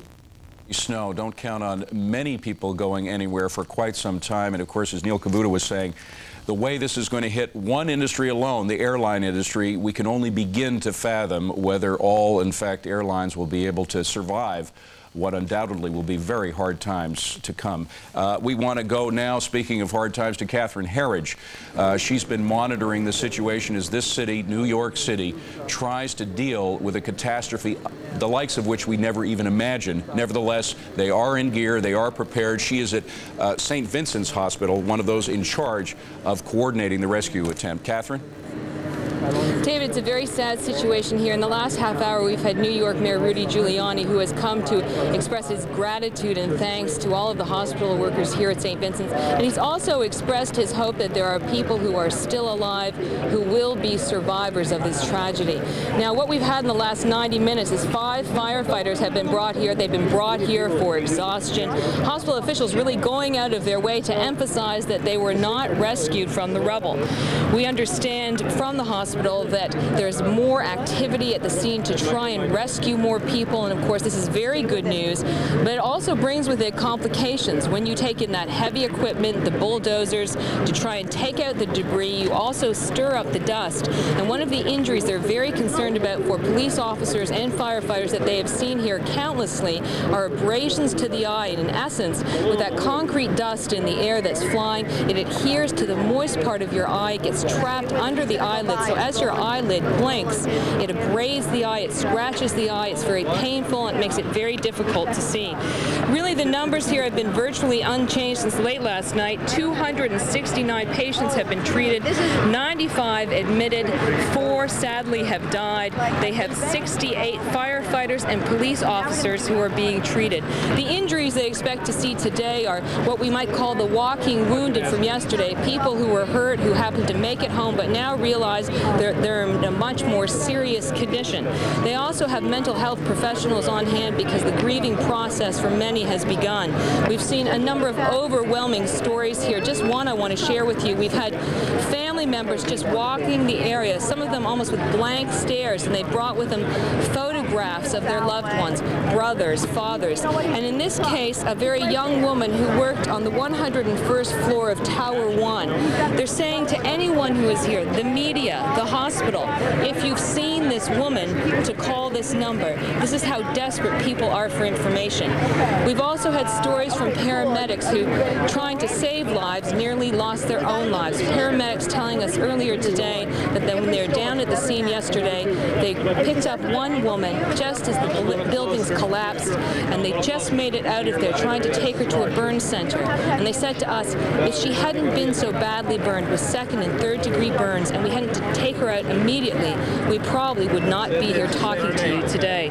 The hospital has really been overwhelmed by the generosity of New Yorkers. They've had 500 doctors volunteer, 150 nurses, and they've really got 2 things to consider now. First, the physical exhaustion of these people. Many of them have been working for more than 24 hours, and then also the mental and emotional exhaustion from the carnage they have seen, the fractures, the blunt trauma injuries, the severe burns. And just earlier, New York's mayor urged people to continue to volunteer because there will be more activity, more help that will be needed in the days and weeks ahead. And I think there was really one sad piece of information that we had from the hospital. Since midnight last night, they have not taken any injured civilians from the disaster zone downtown, David. All right, Catherine Herridge from St. Vincent's Hospital. They are doing a heroic effort. And the Red Cross hotline, the number to call is 866-322-5663. They'll tell you what, if anything, you can do to help. There are still great needs. You can also get more information from ifccfbi.gov, ifccfbi.gov, or contact information. If you fear that one of your friends or loved ones has been a victim of this awful crime, you can call those numbers. All right, we are going to be talking now to Bill Belmont. He did survive. He somehow managed to walk out of that rubble, or at least walk among it to try to save those after he was injured. Bill, how did you get out alive? I don't know, actually, how we ended up getting out. We just running. Initially, my office is on 30 Wall Street. For those who don't know, tell us how far that is from the wreckage we see there on the right. The 30 Wall Street is probably, distance-wise, less than a quarter mile. It's to the, let me give you some sense of the direction. It was to the eastern end of the World Trade Center. I got to my office, got out of the subway around 9:15, and already at that point, the two planes had hit. There was debris, there was cell phones, there were memos just floating in the air. I'm with Pinkerton Investigations. We do crisis management. Told the secretary where I was going, tried to look for the command center. At that point, about 9:30, when I got into the World Trade Center, there had been a perimeter set up already at that point, and there weren't people running out of the building. How soon was this before the Trade Center collapsed? Before the first tower collapsed? I got on scene probably 25 minutes before that. 25 minutes before, and how far inside did you get? I started on the eastern end, walked all the way to the western end. That's where the command center was set up on the West Side Highway, to see whatever assistance we can provide. And at that point, we were maybe 150 yards from the building. Now, the one startling, frightening thing about this, and it may be signs of hope, it may be signs of the devastation of this, is how few people are going into that hospital, St. Vincent's, that we just had a report from. The doctors, the hospitals are ready to receive them. They're not coming in, which leads people to believe, one, either a lot of people just simply died and are buried under that collapsed building, or perhaps a lot of people did stream out safely. How many people were getting out, taking the firewells? When I had gotten there, about 25 minutes before the building came down, there weren't people evacuating the building. You didn't see people streaming out of From the time I got there, I came from the eastern end to the southern end along Liberty to the western end of the West Side Highway, where we didn't have a buffer, which became an issue because we were only a couple hundred yards from the water. And there was no one. The only personnel that were there, and which I think hampered some efforts, was the emergency personnel. How did they hamper the efforts? What happened was the police, fire, and emergency personnel was set up on the West Side Highway. When that building came down, those were the guys that I was caught up with. That's who got thrown around with me. There was ambulance, ESU personnel, fire personnel, that's vehicles were destroyed that were thrown. I mean, we were so close that when it first fell. You have some footage I saw earlier that shows the smoke billowing down 2 blocks, and it's a gray smoke. But from the area we were at was so close, it was completely black. We see the smoke. There's some pictures on the right. This footage here shows you where it's still at the further end of it. We were about 100 yards from the building. So when we first got covered in the black soot, which was total black for 5-8 minutes, we thought we were underground. You thought that the building had actually collapsed on top of it? Was on top of us. I mean, the injuries I suffered were from the debris from the building that was hitting us. Describe the debris, where you mentioned cell phones, papers, and pencils. For instance, there must have been chunks of concrete as well. There was concrete. There was. Did you see people injured as a result of the larger debris? Yeah. There was, like I said, the West Side Highway was lined with the emergency vehicles set up to go inside. 10 minutes before this happened, 10 minutes before ESU, ambulance, fire department, they were heading into the building. I mean, it makes you realize that in situations like that, there's just two types of people. You had mentioned to me before we went on that as a member of Pinkerton Security, your boss had a meeting scheduled for next week. Right. Describe what that meeting was about. With the company. That was a separate division from Pinkerton Security. Yeah. I'm with investigation. But Jeff Craighead, who's the vice president of high-rise security, which is obviously specializes in these type of buildings, was scheduled to meet with the security personnel at the World Trade Center next week to go over their policies and procedures. And did you think that there were problems with those policies and procedures? No, nothing of that nature. So considering what happened, which is as devastating as anything you could imagine, they did the best job they could. I think so. I mean, I'm not going to say I'm not an expert on terrorism, but at least in terms of the evacuation efforts. I don't know what the World Trade Center could have done to prevent an airplane from driving into the top of the World Trade Center. Yeah. I mean, it hit the Pentagon. Yeah. I mean, how much when they do. Well, Bill Belmont, we're very happy to have you with us. Thank you very much for coming. We've been telling you all morning that the Pentagon went through another evacuation, not because of another terrorist event, but because there are these stubborn fires that keep popping up all over the place. One of our producers, Chris Wright, joins us now from the Pentagon to tell us more about what apparently has turned around. Apparently, Chris, the evacuation has stopped and people are going back? Yes, they're pretty much all back in now, or most of the way there. It was a false alarm. It was a rumor, basically, that whipped around the building. Slightly less than half of the building, if you look at it from the top, is occupied today, and people started leaving from those areas, including the military police who thought it was a real evacuation. They've got automatic weapons patrolling the halls of the Pentagon, and they all moved out smartly, but then they came back quickly and said that it was all clear. There had never been an evacuation order. We still do have some small, stubborn fires burning, mainly under the old wooden roof structure of the Pentagon, on both to the clockwise and counterclockwise of where the impact point was, and those are very hard to get to and put out. There was also earlier, some of the unburned jet fuel from the airliner had actually puddled in the lower part of the building, and that had reignited. They seem to have gotten that under control with foam from Reagan National Airport nearby.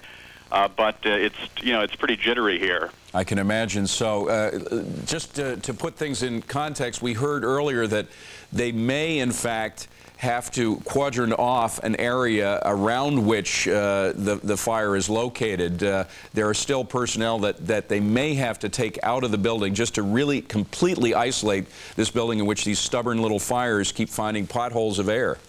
Well, that's right. It's obviously it's made in rings, and the fire is under the roof, and it's a continuous roof that runs around the whole building, and we are sort of on the opposite side where the Secretary of Defense is, and although the one corridor over from us is dark and not smoky like it was yesterday, but the power is off in a lot of that building. But, I've got to say that in the main important parts of the building where the Secretary of Defense and the Chairman of the Joint Chiefs and so on and the National Military Command Center are, things are going on pretty normally. The cafeteria is open. You can get your Starbucks coffee. It's a little jittery, but, life goes on. Life does go on, and our nation goes on. Chris Wright, a producer for Fox News Channel. We thank you, Chris. Appreciate it. Eric Shawn is in the midst of that battle right there. Now, just take a look at this picture for a while, ladies and gentlemen. Underneath the live bug, that red live bug on the upper left-hand side of your screen, just go down, and you'll see an ambulance in the midst of all that. Now, just as a perspective, to give you some sense of the size, the magnitude, of course, we all knew that 110 stories collapsing in itself would create a hell of a pile, and that underneath those thousands and thousands of tons of steel and concrete is where these workers are hoping to go to find any signs of life. Our man Eric Shawn is pretty much at ground zero in Lower Manhattan. Eric, what do you see there? Well, David, right you are. They are going in there, and they are in there. Several teams of search and rescue inside, down under those tons of debris and twisted metal and iron and steel, right inside there, searching for any survivors that they could possibly find. And amid all this horror and this horrific scene, there is hope. Even though thousands are believed to be dead, thousands buried deep within the former gleaming and glorious structure that the World Trade Center was, all 110 stories, now reduced to basically a 5-story hump and clump of concrete. 9 people have survived. They were pulled out overnight. 5 New York City firefighters, 2 or 3 police officers, and 1 man. And of course, the miracle story of one police officer, John McFarland, who rode this building down. He was on the 82nd floor of the building. When he rode it down to the bottom, he was found pinned under some concrete. They thought he would have to amputate his leg. They did not. Right now, the fire has increased. The smoke has increased because the firefighters have been dampening down the smoke and the small stubborn fires that have continued to burn as they try and enter some of the area down there. They have been through the night hand-picking piece by piece some of the concrete and have now been moving in some of the heavier machinery and cranes as they get up to the bigger ton slabs. With me now are 2 brave New York City detectives, Detectives Gonzalez and Suarez. You were here at 6 in the morning yesterday morning, so we're going past 24 hours for you folks. What was it like in there? What did you do as you were handing all this rubble out over the past 24 hours? We were handing to each other piece by piece. We made like a row, and it's just horrible, a horrible scene. It looks like a war zone down there. It's unbelievable this could happen in New York City, really. And Detective Gonzalez? It's hard to add any more to that. It is horrible. We are working hard. There's people here from all over the place, we're grateful for it, thank God. We're just carrying out the debris as much as possible by hand and try to go in as quickly as possible to remove any possible survivors. But it is really total devastation. Did you see any bodies while you were in there? Unfortunately, we did, but it's just too horrible to describe, really. But no survivors? No, I haven't witnessed any survivors as of yet. Clearly there was a big cheer that went up when the one police officer was rescued, because that really gave a lot of everybody inspiration. Were you there for that? No, we weren't there for that. You know, we showed up later. Well, thank you for joining us and doing a terrific job. Get some rest, and I'm sure, like all of us, we'll be back. If this had not happened, David, yesterday, we would likely be reporting to you from 2 blocks to the right of me, the federal courthouse, where today one of Osama bin Laden's alleged associates, who was convicted in the East African embassy bombings, was to be sentenced. Was this attack connected to that? Was this attack connected to this? This is the so-called bin Laden terror manual. Look at that sword smashing, crashing through the earth. This was entered into evidence in the World Trade Center bombing trial from the bombing here in 1993 and the embassy bombing trial that occurred here with convictions just 2 blocks from here. And among the translated issues in this report are military aims of attacking vital economic centers. And one other page here says that candidates for recruitment are workers at airports. And I may just add that since we have reports down from Florida that a couple says that they think 2 young suspects in one of the crashes were students at Embry-Riddle Aeronautical Aviation Unit. Bin Laden has in the past had, in the embassy trial, had 3 of those alleged assailants. They had gone to aviation school in Oklahoma, so this seems to fit bin Laden's profile, at least as far as it concerns that angle. We're live in Lower Manhattan. Eric Shaw, Fox News. In just a moment, we are going to be going to our own Orlando Salinas, who's joining us from Daytona Beach, where one of those flight schools apparently did train suspects in this awful act of terrorism. But before we do, we want to get another bird's eye view from on top of the News Corp headquarters right here in Midtown Manhattan from our own John Scott. John? David, the cloud of smoke and steam and debris is still billowing up behind me, starting to fill much of the horizon now. It's not centrally located in a column as it was before. The skies are clear. It would otherwise be a beautiful late summer day over Manhattan, and they are still clear of aircraft. The FAA has not yet lifted that cap on air travel. The only flying machines we're seeing are military helicopters at this point. The FAA, as we said, still imposing that cap, but there is some updated information on that. Let's get that from our Chief Washington correspondent, Jim Angle. Jim? Hello, John. Well, the FAA has sent a security directive to the airlines calling for increased security, of course, which we expected. It will give you some sense of what kinds of difficulties Americans are now going to face with air travel. But first, let me tell you, from what I understand about this directive, there is language to the airlines that warn them of follow-on attacks. I'm told that this says the FAA is warning U.S. air carriers of the potential for follow-on terrorist attacks. Anti-U.S. terrorist levels during the past several months suggest that extremist groups with a history of targeting civil aviation are actively targeting U.S. interests, particularly in the Middle East.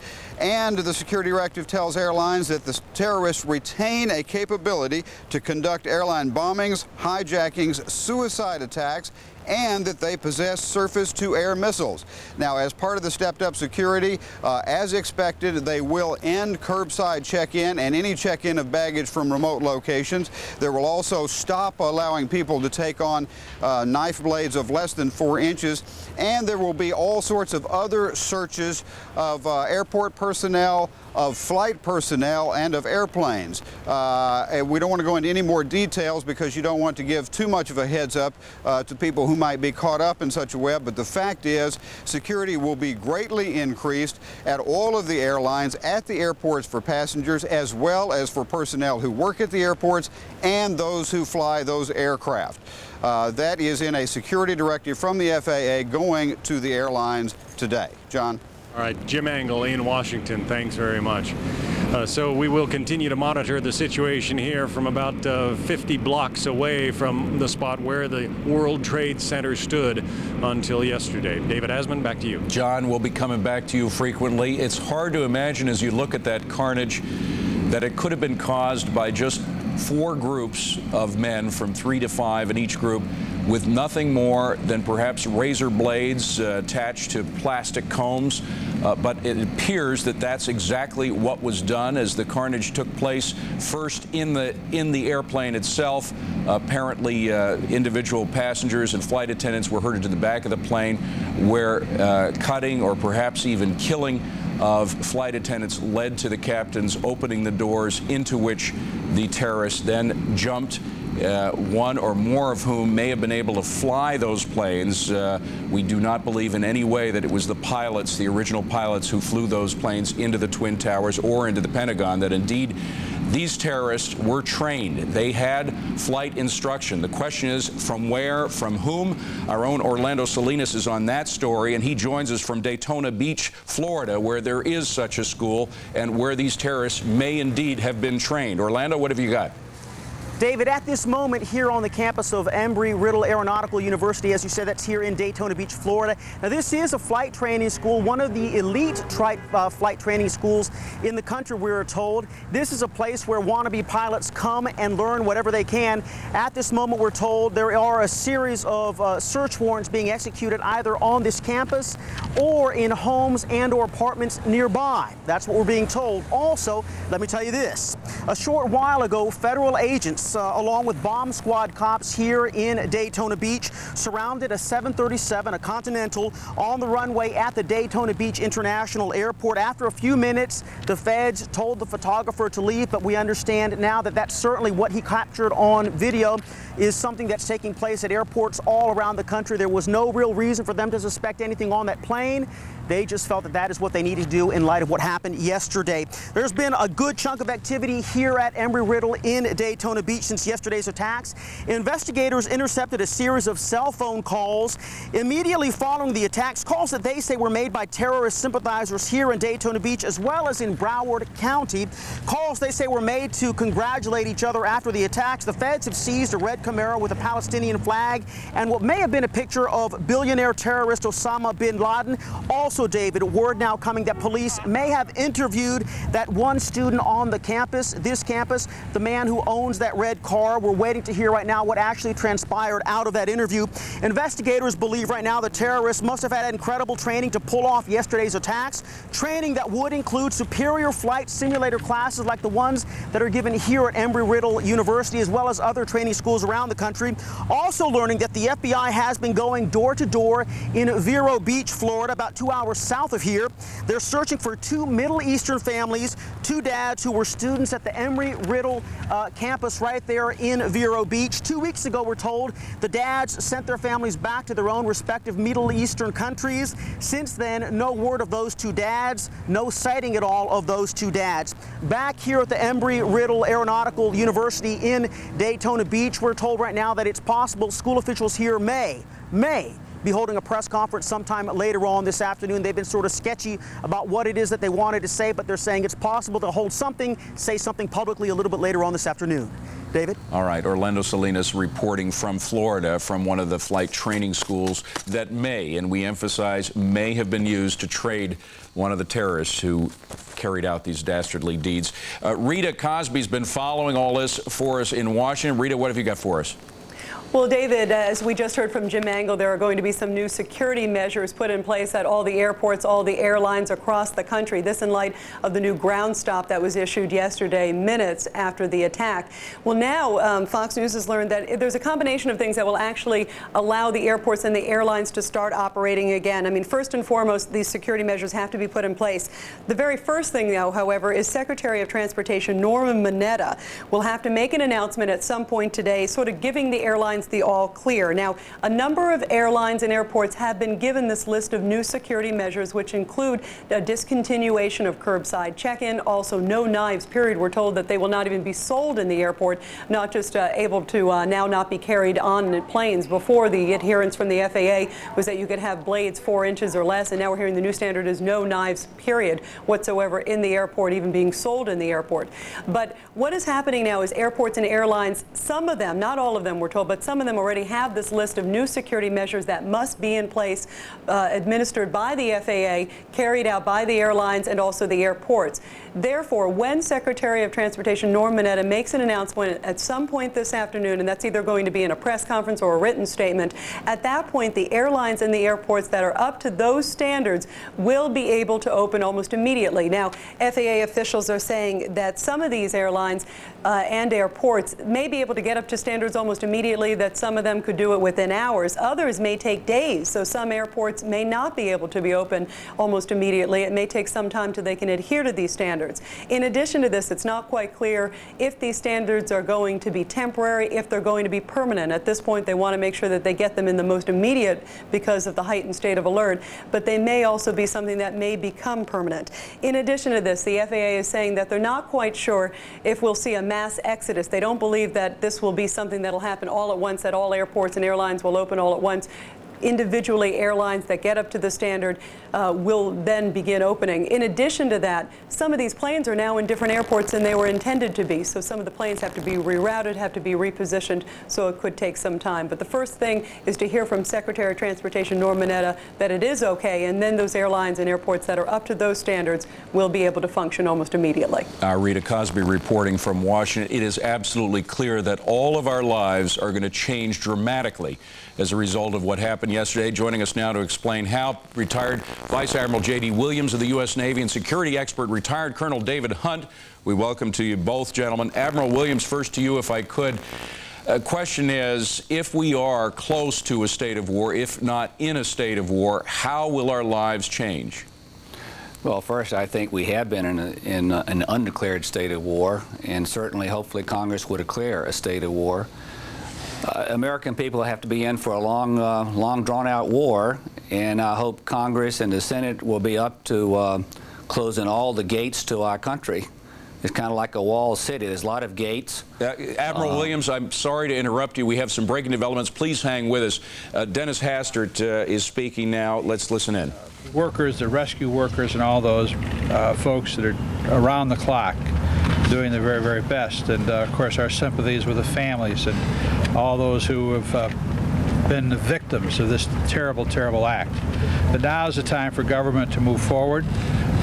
We're in complete agreement that we will work together, that we want to share information, that we will be ready to move on whatever the President suggests, and we will go through the debate and the actions of Congress in a bipartisan way to make that happen. But as we said last night, when somebody takes this country for granted, when it violates the people of this nation and the sovereignty and the freedom of this nation, this Congress stands united shoulder to shoulder to do the right thing, to stand up for America and do the legislative work and process that we need to do. And we confirm that with the President today.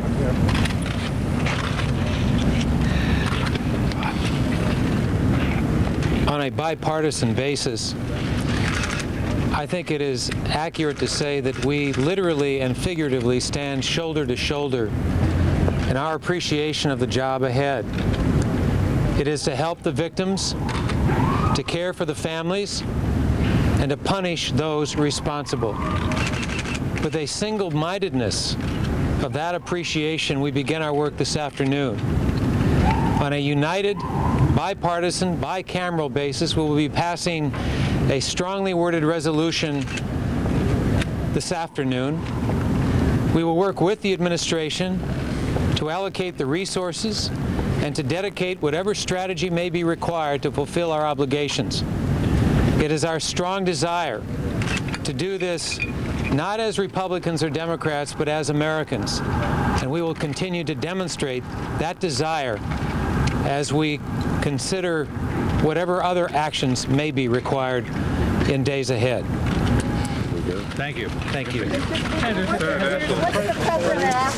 That is the head of the House and the head of the Senate, Dennis Hastert and Tom Daschle, respectively, speaking out about how we as a nation must prepare for what is to come. And their preparations are being made. The question is, are we ready? We continue now with Admiral J.D. Williams and Colonel David Hunt. Colonel Hunt, let me just come to you and ask you a simple question. Are we ready? I think clearly we're ready from a national intelligence standpoint. I think we're ready militarily. The question still remains whether we have the will, the sand, the stomach to do what's necessary once we define, locate, pinpoint not only the organization that did this, but the country or countries that housed, supported, paid, were involved in any way with this. Well, Admiral Williams, we still haven't attacked. We haven't actually chosen a target and gone into attack. The longer we wait, isn't it likely that the deeper Osama bin Laden and others will dig in and the more difficult it will be to weed them out? No, I don't think so. I think it's important first to find them. I think that'll eventually be done when we do that. That's not an easy part, but our military capability has the capabilities to do that when we decide to strike.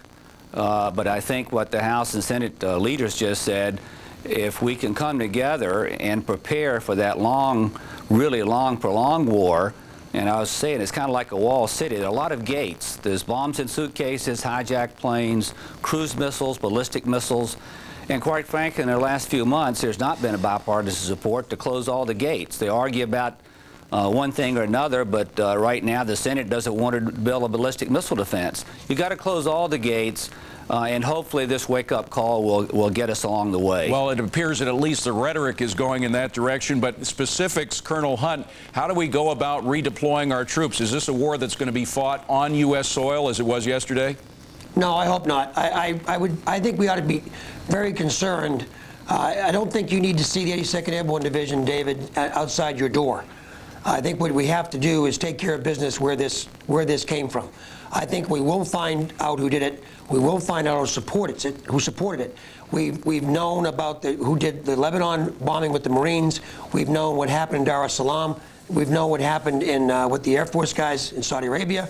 We've got a good idea with the coal. We know where war criminals are in Bosnia.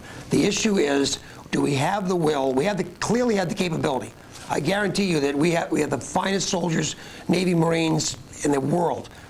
This Joint Special Operations Command, Special Forces, we've got the best.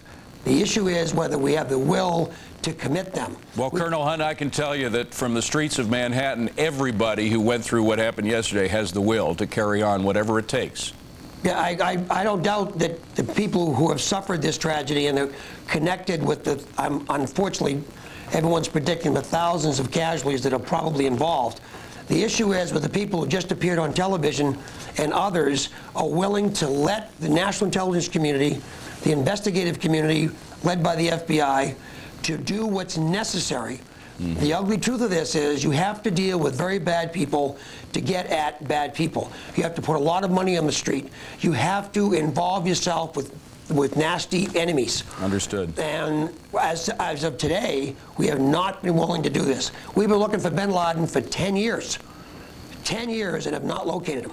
All right, Colonel Hunt, Admiral J.D. Williams, I'm sorry I had to interrupt you for the press conference from the Speaker of the House and the head of the Senate, but we thank you both for coming on. Appreciate it. Jeff Goldblatt, meanwhile, joins us from Shanksville, Pennsylvania. That, of course, is the location of that huge ditch into which one of the 4 planes that was hijacked plummeted. Jeff, what's the latest from there? Hi, David. Did this plane, United Airlines Flight 93, go down perhaps because of the heroics of someone, one passenger or perhaps a member of the crew? that perhaps this plane was en route to a more high-profile target, and that someone decided, you know what, if this plane's going down, I'm going to take it down here in a rural area. That is the hypothesis that is surmised right now by Representative Congressman John Murtha. He's an area congressman here. He held a press conference earlier in the day saying that this investigative scene, this crime scene, is perhaps the key to the entire investigation. That point underscored by information that Fox News has received this morning from high-ranking, well-placed sources within the government. And I want to quote this source here as saying, quote, "The key is what we're finding in Pennsylvania at the wreck site. There's much there that didn't burn and has been salvaged." The source added that based on materials already found in Shanksville, the hijackers have been identified by name. The source specified these individuals are indeed linked to Osama bin Laden. Again, that information coming from a high-ranked source within the government. I placed that very question to the FBI. There was a press conference held here just about a half an hour ago, and I asked them, have these hijackers been identified by name?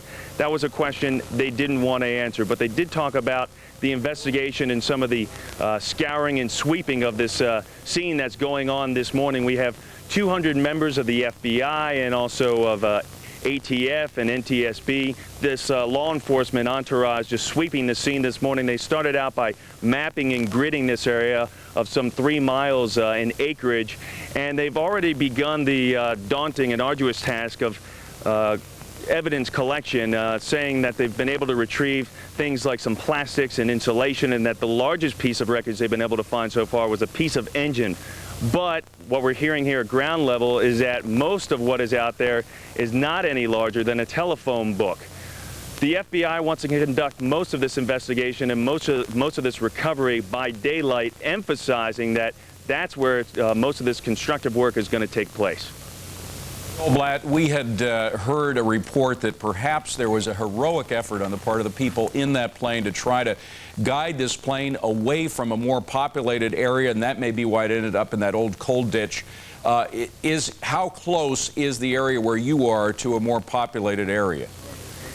We're about 80 miles from Pittsburgh, but this plane, what we know from Cleveland Air Traffic Control, who reported here to the Johnstown Air Traffic Control Tower, which is just about 20 miles away from here, that this plane made it as far west as Cleveland before turning to the south and then the southeast, traveling in the direction, I want to stress, in the direction of Camp David and also the Washington, D.C. area. That is why Congressman Murtha surmises that this plane was headed for a more high-profile target.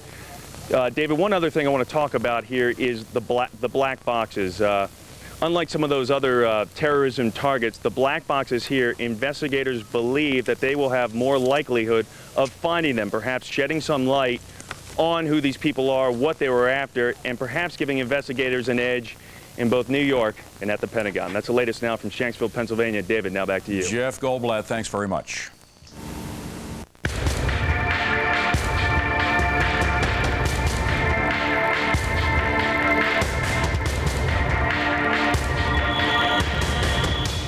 Hello, everyone. It is 1 p.m. Eastern Time, 10 Pacific. I'm Linda Vester. And I am David Asman, and you are watching Fox News Channel's continuing live coverage, Terrorism Hits America. And this is the day after. The day after forces of evil rocked this nation and wrecked the lives of thousands of people. So many questions today, beginning with who is the mastermind of this kind of horror? At this point, a lot of fingers pointing to Osama bin Laden, but we do not have confirmation of that right now. Still, according to Palestinian reports, bin Laden is thrilled to see the U.S. reeling in pain, perhaps as those people on the West Bank were yesterday, although he says he had nothing to do with the attacks. We do have team coverage today from coast to coast all day, actually all 24 hours of this day, starting with an update of what happened yesterday, the day America came under attack.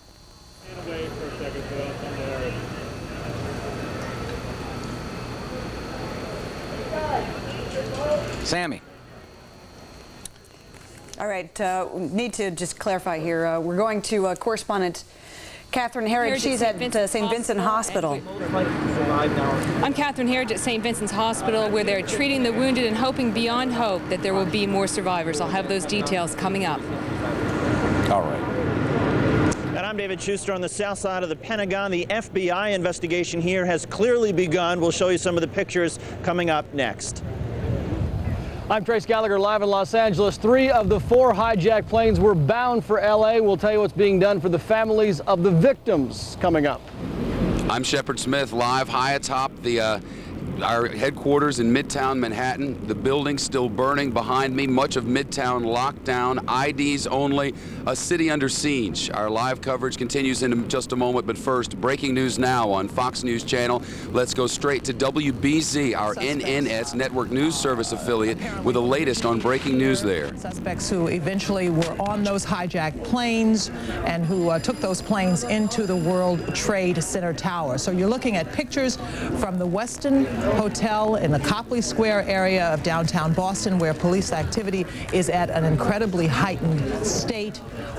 Police are apparently inside the hotel. We're not told which rooms they're in. We don't know specifically how the investigation there is continuing, but we do know that police are in there with a canine unit. We have been told that an armored truck was brought to the scene, and there is a lot of activity. So whatever is going on is suspected to be connected to the terrorist attacks in New York and in Washington, D.C. Of course, all of this as federal authorities are investigating whether these suspected hijackers who started here in the Boston area are connected to Osama bin Laden. So all of this activity that's going on right here in the Boston area could be connected to Osama bin Laden. We're going to take you right now to WBZ's Ted Wayman, who is on the scene at the Westin Copley Hotel. Ted, what can you tell us? All right, Liz, I'll tell you that the surreal images continue, this time from Copley Plaza. I'm going to have photographer Michael Bennett just pan over. What you're looking at is the entryway, the horseshoe, if you will, of the Westin Hotel. When we got here about 15 minutes ago, photographer Ted Brogy arrived just as about 20 to 25 Boston police officers, and I think there were some federal officers there as well, with full armor shields going inside. Law enforcement source telling me they were headed to the 16th floor to make an arrest in connection with yesterday's events. At that point, I also saw battering rams that they were having difficulty making entry to whatever floor or rooms they were. But as that same law enforcement source said, they had full metal jacket, they had high-powered weapons as they were going in, and this at a lunchtime crowd just before 1 o'clock, and there are literally hundreds of people stuffing in at that horseshoe entrance of the Westin Copley Hotel, trying to figure out what is actually happening. But there's probably, I'd say, anywhere between 50 and 60 law enforcement, media, and now the public milling around to see what has happened. From what I can tell, no one has been brought out yet. But I will reiterate, probably anywhere between 30 and 50 heavily armed police officers went in as we arrived at that scene. It is unclear who they're bringing out, why they went in. Clearly they went in with search warrants, but at this point we're waiting for somebody to be brought out, or it could be several people brought out. But they went in heavily prepared, heavily armed for whatever situation they may face. If you can possibly see, I don't know if Michael can look, just to the right of that EMS flashing lights, if you pan over, you see a very kind of plain-looking silver van. That's where all the heavily armed personnel piled out of as soon as it pulled in front of the Westin Hotel. If we want to pan up, you can see this is a skyscraper, one of Boston's bigger hotels in Copley Place, obviously, but it is a vortex of activity. State, local, and federal law enforcement officials continue to swarm this area. But more importantly, they have actually shut down one of the entrances that surrounds the Westin Copley Hotel, so they can't have any traffic in that area. Traffic leading on to that westbound Pike entrance is completely jammed up. Now I'm seeing Boston EMS vehicles trying to get into this area, but it's still unclear if there were any arrests made and who that law enforcement may have been looking for when they stormed that hotel probably just a little less than 15 minutes ago. Liz? Ted, I don't know if you can hear me, but a quick question. Have they evacuated that hotel, or do we know if guests are in the midst of this incredible search? Liz, I don't know how they would have evacuated by the time all that heavy artillery arrived at the entrance. That's a hotel that literally can hold thousands of people. That would have, I think, would have been next to impossible. But clearly a lot of news organizations, including WBZ, got a heads up that this was happening momentarily, and we were lucky enough to get there before the heavy artillery, if you will, went inside. The second part, they started to break out battering rams, for clearly they were trying to get in parts of the hotel that were either locked or blocked. but at this point, we have not seen anybody come out. I am back across the street right in front of the Boston Public Library. Now, we have crews there. We should be able to get some more information now, but this is certainly a great vantage point for viewers to at least see as these surreal images continue, this time in downtown Boston, opposed to the skyscrapers of New York City. But this is where this investigation could be one of the key locations where the Justice Department is now focusing their investigation in wake of yesterday's events.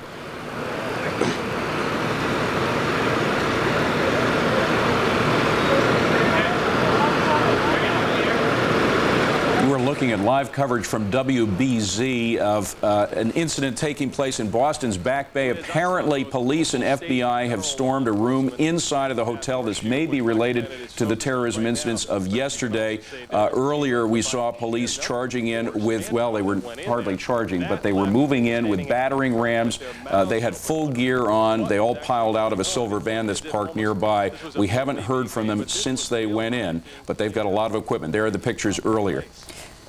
Let us go back once again to WBZ's local coverage as they cover this unfolding story. But the way they piled out of that gray van, I didn't know who was going to come out when they opened those doors, but 25 to 30 heavily armed officers went straight into the hotel, carrying battering rams and shields for whatever they were going to get into. So this is clearly something very serious, and the Justice Department obviously executing search warrants across the country. We're hearing reports not only in Massachusetts now, but also in the state of Florida. They're executing search warrants. Justice Department clear orders from the White House, not wasting any time continuing this investigation into yesterday's horrific incidents. All right, once again, these are live shots. We just showed you briefly a tape of the police and FBI moving in earlier. They had full riot gear on. They had battering rams. They also had fiber optic equipment, which allowed them to sneak little cameras underneath the doors so they could see what was in there. There may be something about to happen in that hotel. Perhaps an arrest is imminent. We don't know if, in fact, the people they're looking for are still there. If they are, there may be a confrontation, so we're going to be staying on this story. Now, you might be wondering how it is that all the television networks seem to have advance word that the cops are going in here. Apparently, somebody inside the hotel tipped off a local station. The word spread, and then the media crews surrounded the place, as did the police, followed by the public. We have with us senior correspondent Rita Cosby. She is with us to explain a little bit more of the background on what is going on in Boston. Rita? Well, law enforcement sources are telling Fox News, Linda, that there are already some people in custody that were seized from that Boston hotel and also from a number of other locations in Boston. In addition to that, we're also told that several arrests were made in South Florida also, and we're told that these happened in the last few hours. In addition to that, we're told that they are also serving some search warrants as we speak in some other locations around the United States. Now, I was told by a senior law enforcement official just a few moments ago that some of the individuals that are in custody as we speak have ties to Osama bin Laden. And the senior law enforcement source is telling Fox News that they are almost certain, he said he would not say certain, but he did say almost certain, that people with links to Osama bin Laden are responsible for the attacks that took place yesterday all over the United States. And he says that that's not 100%, but we are almost there. He is saying that indeed the individuals who have been taken into custody do appear to have ties, some of them loose ties, but some of them more clear ties to Osama bin Laden, who of course is the mastermind believed to be behind the other attacks, the East Africa attacks and a number of other attacks on U.S. interests throughout the world in the past few years. Now, we're told in addition to that, one of the things that they're looking at here is other pieces of evidence that they were able to get a couple individuals in custody, but they're also trying to see if this may have been a location, possibly one of the planning locations, some of the rooms at this Westin hotel where they may have actually been doing some of the planning to carry out these attacks. Rita, if I could just jump in real quickly. Of course, do we have any information as to whether in the apprehension of some of these suspects there was any kind of firefight or confrontation? I am not aware of that. I have not been told on that. And in fact, in one case, I do know that somebody was apparently taken in the wee hours of the morning, as someone described it to me. So that may have been more of a surprise arrest in that case, but I do not know about the other case. Rita, some of the early information is probably bound to be confusing. We're also getting something from law enforcement that perhaps there were no arrests made at this Westin hotel in Boston that our viewers are seeing on the screen, but that a room believed to have belonged to at least some of the suspected hijackers has been searched. It's believed, apparently what we're learning now, is that they believe at least some of the hijackers may have been staying at this hotel. I want to bring in Shepard Smith, who is anchoring our coverage from the roof here of the Fox News Channel headquarters. Shepard? Rita, I was just curious how they might have landed on these particular places. Was talking with a photographer friend this morning in Venice, Florida, who says that they did some searching there, did some arrest warrants over in Volusia County as well, something down in Daytona, now Boston. It sounds as if this thing is pretty widespread. Yeah, very widespread, Shep, and this is pretty typical for Osama bin Laden. He has tentacles all over the world, and in the United States is typical. When they were planning the Millennium Strikes, and we covered that very, very extensively, he had individuals all over the country. Remember, somebody was coming in through Washington State, but then he had close ties to someone in Chicago, had ties to other people in Florida, and this is sort of typical of the way he controls his network and has individuals all over the country. And we're told that some of the things that may have led is one of the things that we first reported last night about the cell phone calls, that the law enforcement sources were able to intercept 2 particular cell phone calls from bin Laden followers. And in one of them, they were saying basically, hey, thank goodness we were able to hit at least 2 of the targets, sort of congratulating each other. And when they were able to intercept that phone call, they were able to also obviously identify who was basically speaking, who controlled that cell phone call, and where that call was going to. And we're told that one of the calls at least was going to an individual in Florida. And that seemed to be obviously how it led them to Florida. And as we know, they were looking at one of the flight schools down there and a number of other locations. Yeah, but that seemed to be the tie to Florida and how they initially got that, Shep. And then in terms of Boston, also I'm told that something in one of the cell phone calls indicated Boston. I'm not sure if it was one of the callers or something that was said in one of the calls, but something pointed towards Boston. Okay, Rita, just a question about some of the other people that the FBI may be wanting to talk to. We are getting some word that the FBI is also trying to speak to people like catering staff, maintenance workers, airport security, anybody who might have come into contact with anyone who got on those planes, those 4 planes that were hijacked. What are your sources telling you? Yeah, we're telling that indeed, because the question right now is, were these individuals who came in from the outside who were simply passengers that were able to get through? And again, remember, FAA standards did allow for blades 4 inches or less, so it is quite possible that they could have just been passengers listed on the manifest, as we understand at least one of them was. But the other question is, this was so sophisticated. How could they be so successful with 4 separate airliners? And the sense is that there may have been some sort of inside movement, some sort of inside job, where possibly people who worked for the airlines may have been complicit and active in this. And that's one of the things that they're looking at. Was it someone who was in the catering service? Was it someone who was in charge of airport security? Was it someone at check-in? There are a lot of different ways that they could facilitate these type of individuals getting through. Rita, there looks like there's some activity as the camera gets a close-up. There are local cameras closer by. You can see the police there. We're not sure whether they're surrounding a suspect or whether they're just leaving the hotel. Once again, this is in Back Bay, Boston. WBZ providing us with pictures here as police went into a Westin hotel there in search of suspects. Apparently, according to the AP wires, anyway, there have been no arrests. Let's listen into local coverage for a second. Someone in the back of that or preparing to, but there are still full resources on the scene here. Just at the Westin Hotel in Copley Plaza, EMS still on board, as well as heavily armed local, state, and federal law enforcement agents. You can see some in the special operations uniform in the full black fatigue. You may or may not, because the crowd at this place continues to swell. People standing on the entrance ramp of the Massachusetts Turnpike here at Copley Place to get a better view. At this point, it seems that police priority is what is happening inside and not crowd control at this area. Just want to reassure people, this is not the site of any type of, at least at this point, any type of terrorist activity such as a plane or a bomb or a car bomb. This looks to be like law enforcement coming in to make, first of all, to execute a search warrant and then a possibly arrest. I can still see Boston police. Clearly, that may be the #1 law enforcement agency as far as numbers on the scene, but this crowd and law enforcement numbers continue to swell right at the Westin Hotel in Boston at 1:19 on a Wednesday afternoon. Normally crowded, but this event has maybe doubled or tripled the crowd that would be on here on a late summer afternoon. Normally people enjoying lunch. Now this is a full-fledged operation. All right, once again, WBZ coverage of unfolding events in Boston. This is the Westin Hotel in Copley Place. Police dressed in full riot gear with ramming batons and other devices, including fiber optic devices, to check underneath doors, went in there looking for suspects that may be related to yesterday's terrorist events. We saw the police come out just moments ago. It looked as though they were surrounding somebody, but we couldn't see clearly, nor could the reporter on site see whether, in fact, they had a suspect in hand.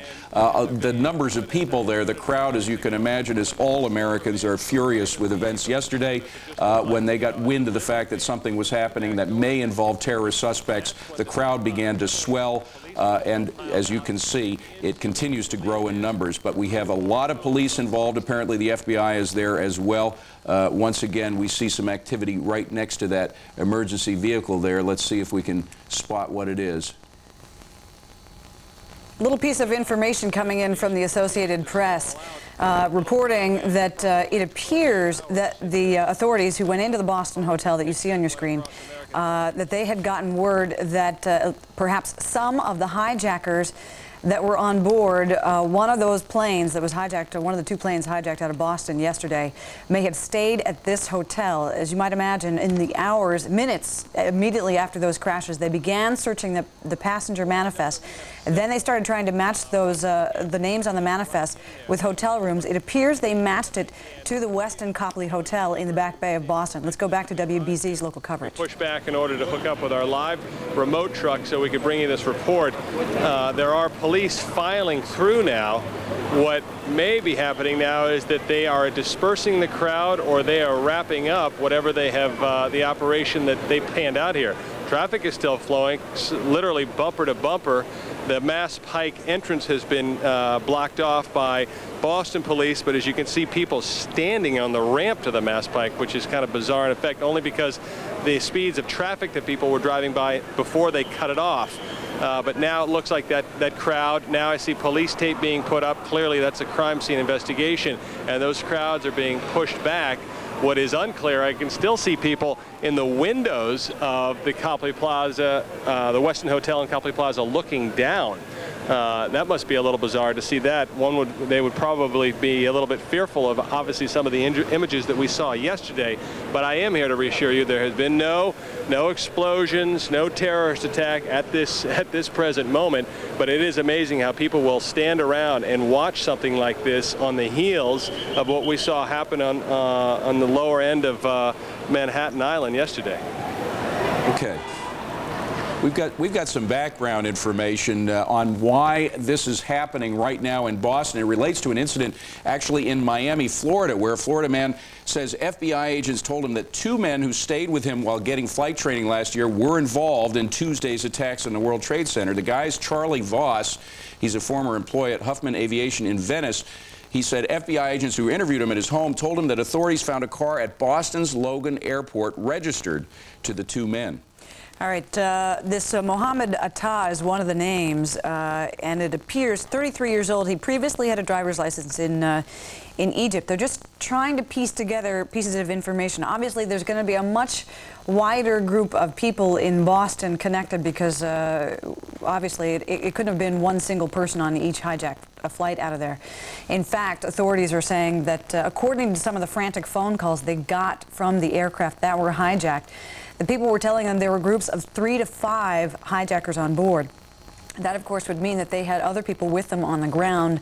That's why they're trying to sort of search every location from Boston to Florida and beyond that might have been connected with any of these individuals, some of whom authorities already know are Osama bin Laden supporters.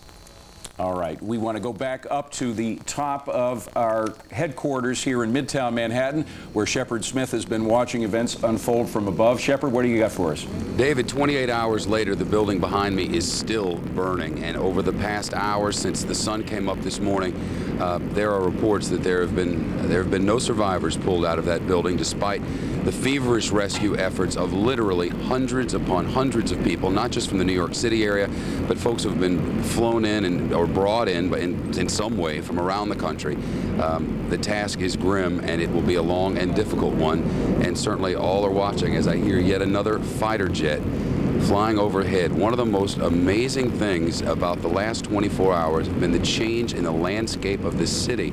We are used to this ongoing series of noise, planes landing over at LaGuardia and over here at Newark, and you hear it all the time, and the sirens and the cabs honking and the people screaming and the hustle and bustle. It is gone, and it's dead silence here until a fighter jet flies overhead.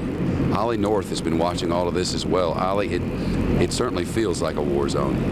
Shepard, it certainly does, and just further to that report we just got from Boston, there were reports yesterday, as you know, that many of us got, that there were as many as 50 terrorists deployed to the United States. Well, if indeed there were 4 to 6 on each one of these 4 flights, there is a reason why these flights have not been reactivated in the United States, and that's concerns that some of the flights that had terrorists aboard them yesterday were thwarted by the president's immediate decision to ground all aircraft, and that's why they have not started up again today. Number 2, the entire reason why we've got problems is in large respect because of this airport security problem that we've got. When I boarded my flight yesterday in Detroit en route back to National Airport, Reagan National, we were of course diverted to Dulles. I had in my bag that had passed through security this Leatherman tool that I carry with me for sailing. Been taking those on planes for years and years. Indeed they have, and of course that's part of the problem because we now have belief that some of the terrorists used this kind of a device to kill some of the flight attendants aboard and maybe even kill the pilots. Does that lead you to believe, as John Gibson has been questioning over the past 24 hours, that it's time to go back to armed guards on flights? Well, you know, Shepard, back in the 1970s, there were a bunch of us Marines who were called in when the Cubans were hijacking aircraft along the eastern seaboard.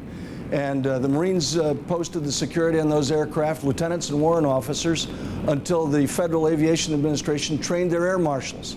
And of course, we don't have enough air marshals. If you look at what we've got for security in this country, it is now time for Americans to gird up to the fact that it's going to be just like getting on a flight to an El Al flight to Israel.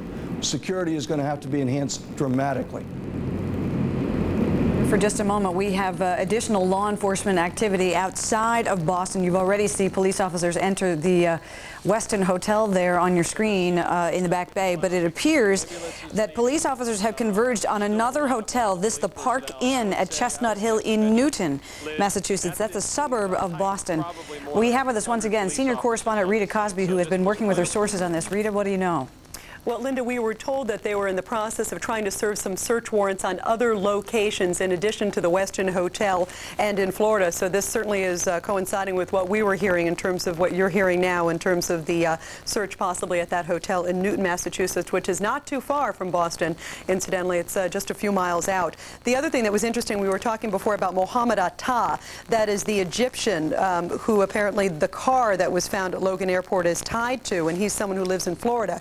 It's interesting because my law enforcement sources are all saying that some of the individuals who are now in custody, and they're saying that these individuals seem to be tied somehow to the hijacking, and they're saying that they have some pretty strong evidence that these individuals have ties to Osama bin Laden. Typically, many of the members of his Al-Qaeda network, which is basically his stronghold, his network there in Afghanistan, many of them are Egyptians and Algerians, which is sort of the pattern we saw in the Millennium attacks. And this is interesting because Mohammed Atta, who's one of the individuals they're looking for, is an Egyptian. So it sort of coincides with everything. Rita, just to interrupt you for a second, I just want to explain to viewers that what you're seeing on your screen there in Boston is the police bomb squad arriving at the Westin Hotel. Unclear why it's been called. Back to you, Rita.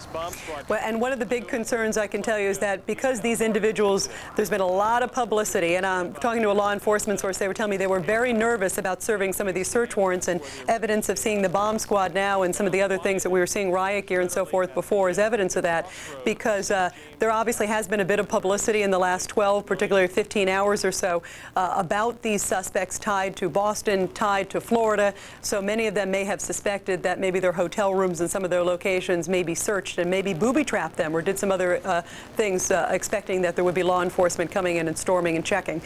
You know, it's interesting, too, that these individuals are not the type that wanted to be caught. What's interesting, a lot of other terrorist organizations, they send out these signals saying, we want want a claim of responsibility. They want the publicity. They want the world to know that they acted. And what's unusual about bin Laden's network and what makes it particularly difficult for law enforcement sources is that they do not claim responsibility. And indeed, the first lead that law enforcement sources tell me that they got was intercepting these 2 cell phone calls that now led them to all these different locations, led them to Boston Logan Airport, led them to a number of locations in South Florida, and now it sounds like a hotel in Newton, Massachusetts, not too far from there. But with the word getting out that they were indeed being looked at, and indeed we started reporting that in the press just hours after the attack, very much they had the heads up, possibly anticipating that law enforcement officials will be going in. Senior correspondent Rita Cosby. Rita, we'll check back in with you in just a moment. As events transpire in Boston for the search for the suspects, it looks like they may in fact be cornering at least some of them. The questions are larger. If they get these suspects, will Congress follow through with their threats to really create a war on terrorism, even if it's an undeclared one? Our man Britt Hume, managing editor of our Washington bureau, the man who really created that bureau, joins us now to tell us, Britt, if they find these suspects, will that be enough? Will Congress step back and suddenly go into a more peaceful mode, or will we stay on a war footing? Well, it's impossible to say right now, David, and a lot of that depends on what the president asks for and what the president does. At a moment like this, a president has even more than usual the opportunity to lead and to take command of a situation and to get the things that he says he wants. It is not clear what the president will do, but he can act unilaterally. If he wanted to carry out strikes, for example, of some kind against a perceived enemy or against a terrorist cell or even against a country, he could do it and make it happen. If it didn't go down well, there might be objections in Congress. So the president has a lot of freedom of movement. I should tell you, David, that we have just heard reports, and we're checking them now, sirens in the streets, emergency vehicles headed toward Union Station, which, as you know, is just up the street from the Capitol, where there have been seen some signs of smoke. So no one yet knows. There's going to be a lot of this kind of thing, and no one yet knows whether this is anything we need to be worried about or not. But obviously, as much on alert as this city is, we're watching for every single sign of possible further trouble that might emerge, and particularly when it comes from a transportation facility. Union Station, of course, that is the railroad terminal of the Washington, D.C. area. So when there's more on that, we'll try to bring it to you. We're aiming a camera in that direction. It appears now that it may be a truck fire, which could be something quite harmless, but we'll keep you posted. Indeed. Britt, been reading on the wires now that it seems at least that one of the avenues that investigators are taking is that some of these hijackers may have come across the border of Canada through a checkpoint. They caution that this is still developing information, but it seems to be the avenue down which they're traveling. I remember back around the turn of the millennium, Britt, and they caught this guy who'd come into Canada and made his way into the Seattle area. Are there concerns now about the Canadian border? There are, and as you know, the Canadian border has been closed overnight. So at this point, I think there's concerns from here in Washington, Shep, about all borders and all possible avenues, because obviously what the administration and the government is worried about is whether there will be follow-on attacks. You heard the warning that Jim Angle reported on just a short time ago that's been issued to the airlines that says that the United States government is concerned about the prospect of possible further attacks. And obviously no one knows whether that will occur, whether this was about all that a terrorist group could pull off, astonishing as it was at one time. But that's obviously a concern, and you know that had to be part of the concern of security agents around the president yesterday when the decision was made to keep him in the air aboard Air Force One, and at one point the intention that they had to take him not back to the White House or any such place, but to the North American Air Defense Command in the mountains in Colorado. So we have so you can sense what they're worried about. Possible future attacks are very much on everyone's mind. All right, we jump in on this conversation, Britt Hume, Shepard Smith, and take you back to Boston, which is truly the hub of activity right now. This is the Westin Hotel in the Back Bay of Boston. It has been learned, this coming from the Associated Press, that it's believed that some of the hijackers on board those 2 flights hijacked out of Boston yesterday were staying at this hotel. The police officers swarmed this hotel a short while ago. They're also apparently searching another hotel in a suburb of Boston known as Newton. Let's go back to WBZ's local coverage. Evidence that may have been left behind as they stayed here. It's unclear if that's confirmed had they stayed here, but this looks to be one of the central points of this Boston investigation, other than Logan Airport and some of the evidence that was left behind over there. But it appears at this hour, maybe 45 minutes since those police personnel got here that this is starting to thin out. It's unclear whether they found what they were looking for, but this was a location where heavily armed law enforcement showed up about 45 minutes ago with battering rams and full metal jacket. Another saying is that they had heavy armor going on into those rooms. It's unclear if any arrests were made. I did not see anybody brought out by law enforcement, but there's so many different entrances and exits to this hotel, you wouldn't know if somebody was arrested if they brought them out the other side. But now, which we are left with motorcycle crews, special operation crews, bomb squad crews, but it looks as if the bulk of that law enforcement is starting to pull out, and crowd control also being pushed back into Copley Square. Just a few minutes ago, that whole crowd was pushed up to where you see the ambulances, and it's a bit surreal. I don't know if Michael Bennett can see, but just to the left of those ambulances are an American and Commonwealth of Massachusetts flag that are at half-mast today in memory of those who died and suffered in yesterday's bombings. So just as these flags fly at half-staff around the country, one of the investigations continue to be centered here in Copley Plaza. We should get some confirmation, we hope to this afternoon, that a search warrant was executed here at the Westin Copley Plaza Hotel, but it's unclear if any arrests were made.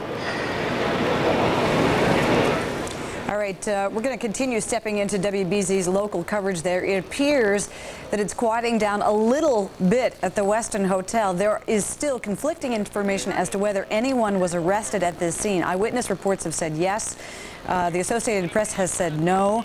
Senior correspondent Rita Cosby has been talking to her law enforcement sources, trying to get updated information, even as the FBI apparently has now gone to a hotel in Newton, Mass. That's just a short while outside the city of Boston. It's a suburb. Rita, what do you have?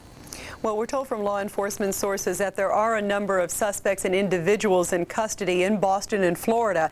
And we're told that, in fact, this hotel in particular, I don't know about the one in Newton, but I can tell you this hotel, that it does believe that one of the hijackers, or one of the people they presume to be one of the hijackers, was staying there. And we're told that possibly several of them were staying there. So they were trying to see if there was any vital information in terms of planning for the attack, any sort of pieces of paper that they may have left behind, any phone calls they may have made from there. There are a number of different things that they could check when going into that hotel, and we're not quite clear if they were able to arrest anyone in this particular hotel. We are told there are several people in custody from locations in Boston and also in Florida. We're also told that those individuals are being questioned as we speak, and that some of them may prove to be material witnesses, not necessarily someone that they will arrest, but someone that could provide helpful information in the case. And we're also told, however, that some may turn into being individuals who may be directly tied to the hijacking. We're told that some of them do appear to have very strong links to Osama bin Laden, that some of them have some loose ties, some of them have some very clear ties, according to a law enforcement source. And we are also told from a senior law enforcement official that they are almost certain that Osama bin Laden was behind this attack, and that typically, as we know from covering him from a long time, that a number of the individuals that he hires are sort of 2 or 3, sometimes 4 or 5 layers away from him, that he often has a number of surrogates carry out the attack, and that's sort of the way he does it. He doesn't want to have it directly sort of come back to him. So he may do several different layers removed, a number of different organizations that he might recruit. And in the case of, say, the USS Cole, where U.S. officials believe privately that he was strongly behind that attack, he's not been indicted in that, but they strongly believe he is behind that attack, it looks like he may have recruited some Yemenis, some local officials, and also possibly some Egyptians there. In this case, they're saying that they believe that his tentacles were quite wide to carry out such a sophisticated attack. And indeed, we do know that one of the individuals that they're looking for, at least in Florida, and we don't believe this individual is in custody, is a man by Mohammed Atta. We also heard a Mohammed Akka. We've heard 2 different spellings, and he is Egyptian and apparently has some ties to Osama bin Laden. And another thing, here in Washington, we're hearing some sirens at Union Station, which is not too far. It's literally about a block away from where we are here. We're told a couple different things. We're trying to check it out. One thing, we're hearing that there may be a car on fire, but at this point it's not clear if it's related at all to what's going on. Rita Cosby in Washington. As we take it back to the New York coverage, just a piece of information. Massachusetts State Police and Boston FBI are now waiting for a search warrant to be executed at the Park Inn in Newton, Massachusetts. We will keep you updated as we get more information. Now to Shepard Smith, monitoring the cleanup operation in New York City. Shepard. Yeah, this is certainly affecting the lives of Americans from coast to coast, and certainly people from around the world. This just in, baseball has postponed all Thursday games, the third straight day that the whole schedule has been postponed. That's never happened in America. We are now sort of in a city that's changed its complexion over the last day or so. You can get out of New York, but you can't come back in. That's been the case for the past day or so, which leaves the streets feeling like a Christmas morning or a New Year's Day morning, largely empty, largely clean, as if the street folks had come in and swept up all of our mess from a big celebration the night before. This morning on a gorgeous day, a perfect fall day in New York, you walk out of the apartment building and down to the subway as every day and stop by the newsstand to get the morning papers, the New York Post, the Daily News, the Times. They had none of those today. They were all gone. Some of them hadn't made it there. Only the USA Today and picked it up and, talked about war on the front.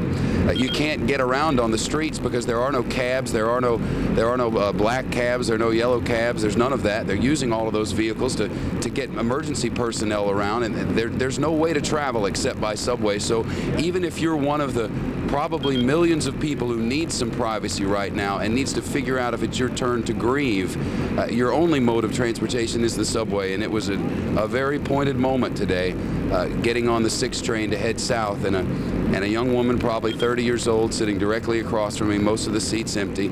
She has the paper in front of her and just breaks down in tears, and another man follows suit, and another man follows suit. And their hugs on the 6 train southbound today as people made their way toward Midtown. This city is deeply affected, rocked to its soul, and looking for some degree of solace. And in a city where we routinely bump into each other in our hustle and bustle to get to the next stop as we move from box to box to box, there's a new atmosphere, David. Shep, in addition to the sadness, which of course is everywhere, and you mentioned the silence, which is almost it's just unnerving. It's so unusual for a city like New York, the hub of all this attention and excitement. But there's also, I noticed, a sense of true resolve among New Yorkers. And New Yorkers come out with that sense when they're in times of crisis, whether it's a strike or a snowstorm, whatever. And particularly in a terrorist event like this, the likes of which we've never seen, there is, in addition to the sadness, tremendous resolve, perhaps best epitomized by the mayor himself, Rudy Giuliani, who's just been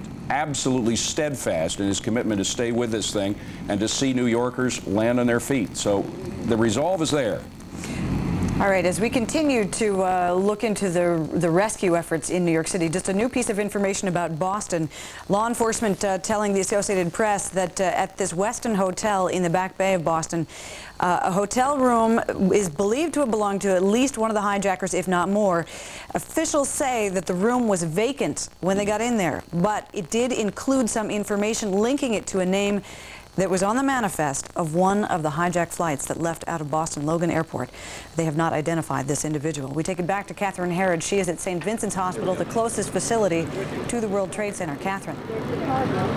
Linda, the latest information we have is that they've taken on 5 more firefighters at the hospital this morning. They were brought here because of exhaustion. They had been working for over 24 hours. Hospital officials emphasizing to us that they were not pulled from the rubble, but they have learned that the activity in downtown Manhattan is intensifying. Of course, that is good news because they're hoping beyond hope that there will be more survivors here.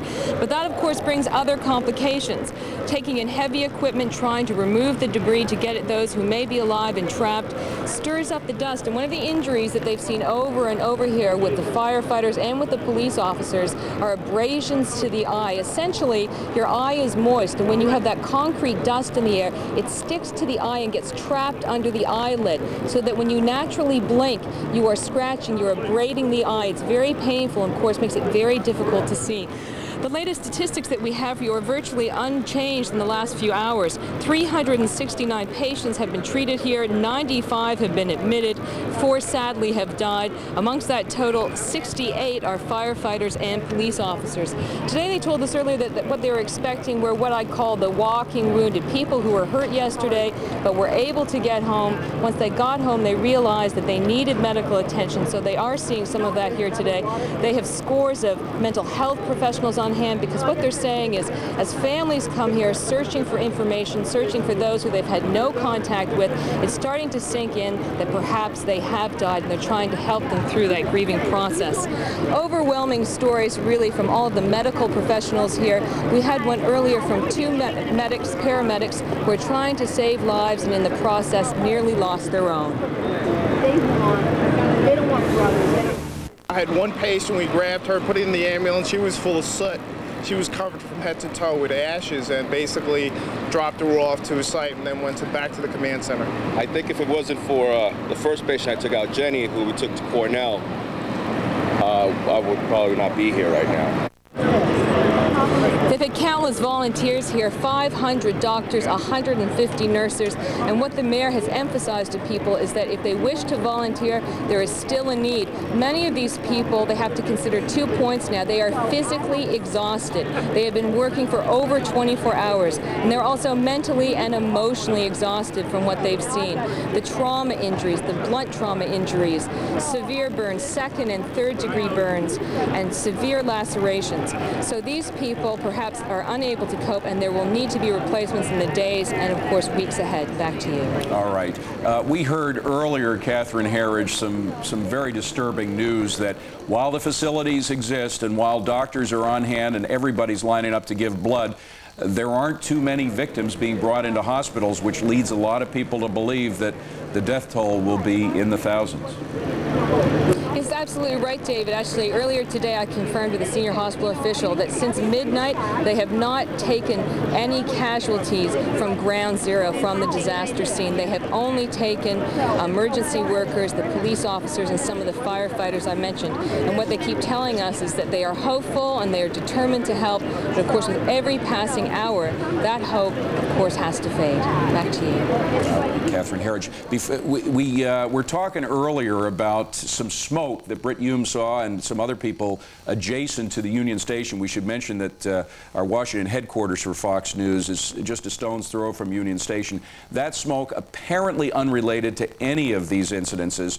So we are very happy to report that, in fact, what happened at Union Station, there you see a picture of the fountain in front of Union Station. You can't see any signs of smoke. May simply have been unrelated. We've heard reports of a truck fire and other things as well.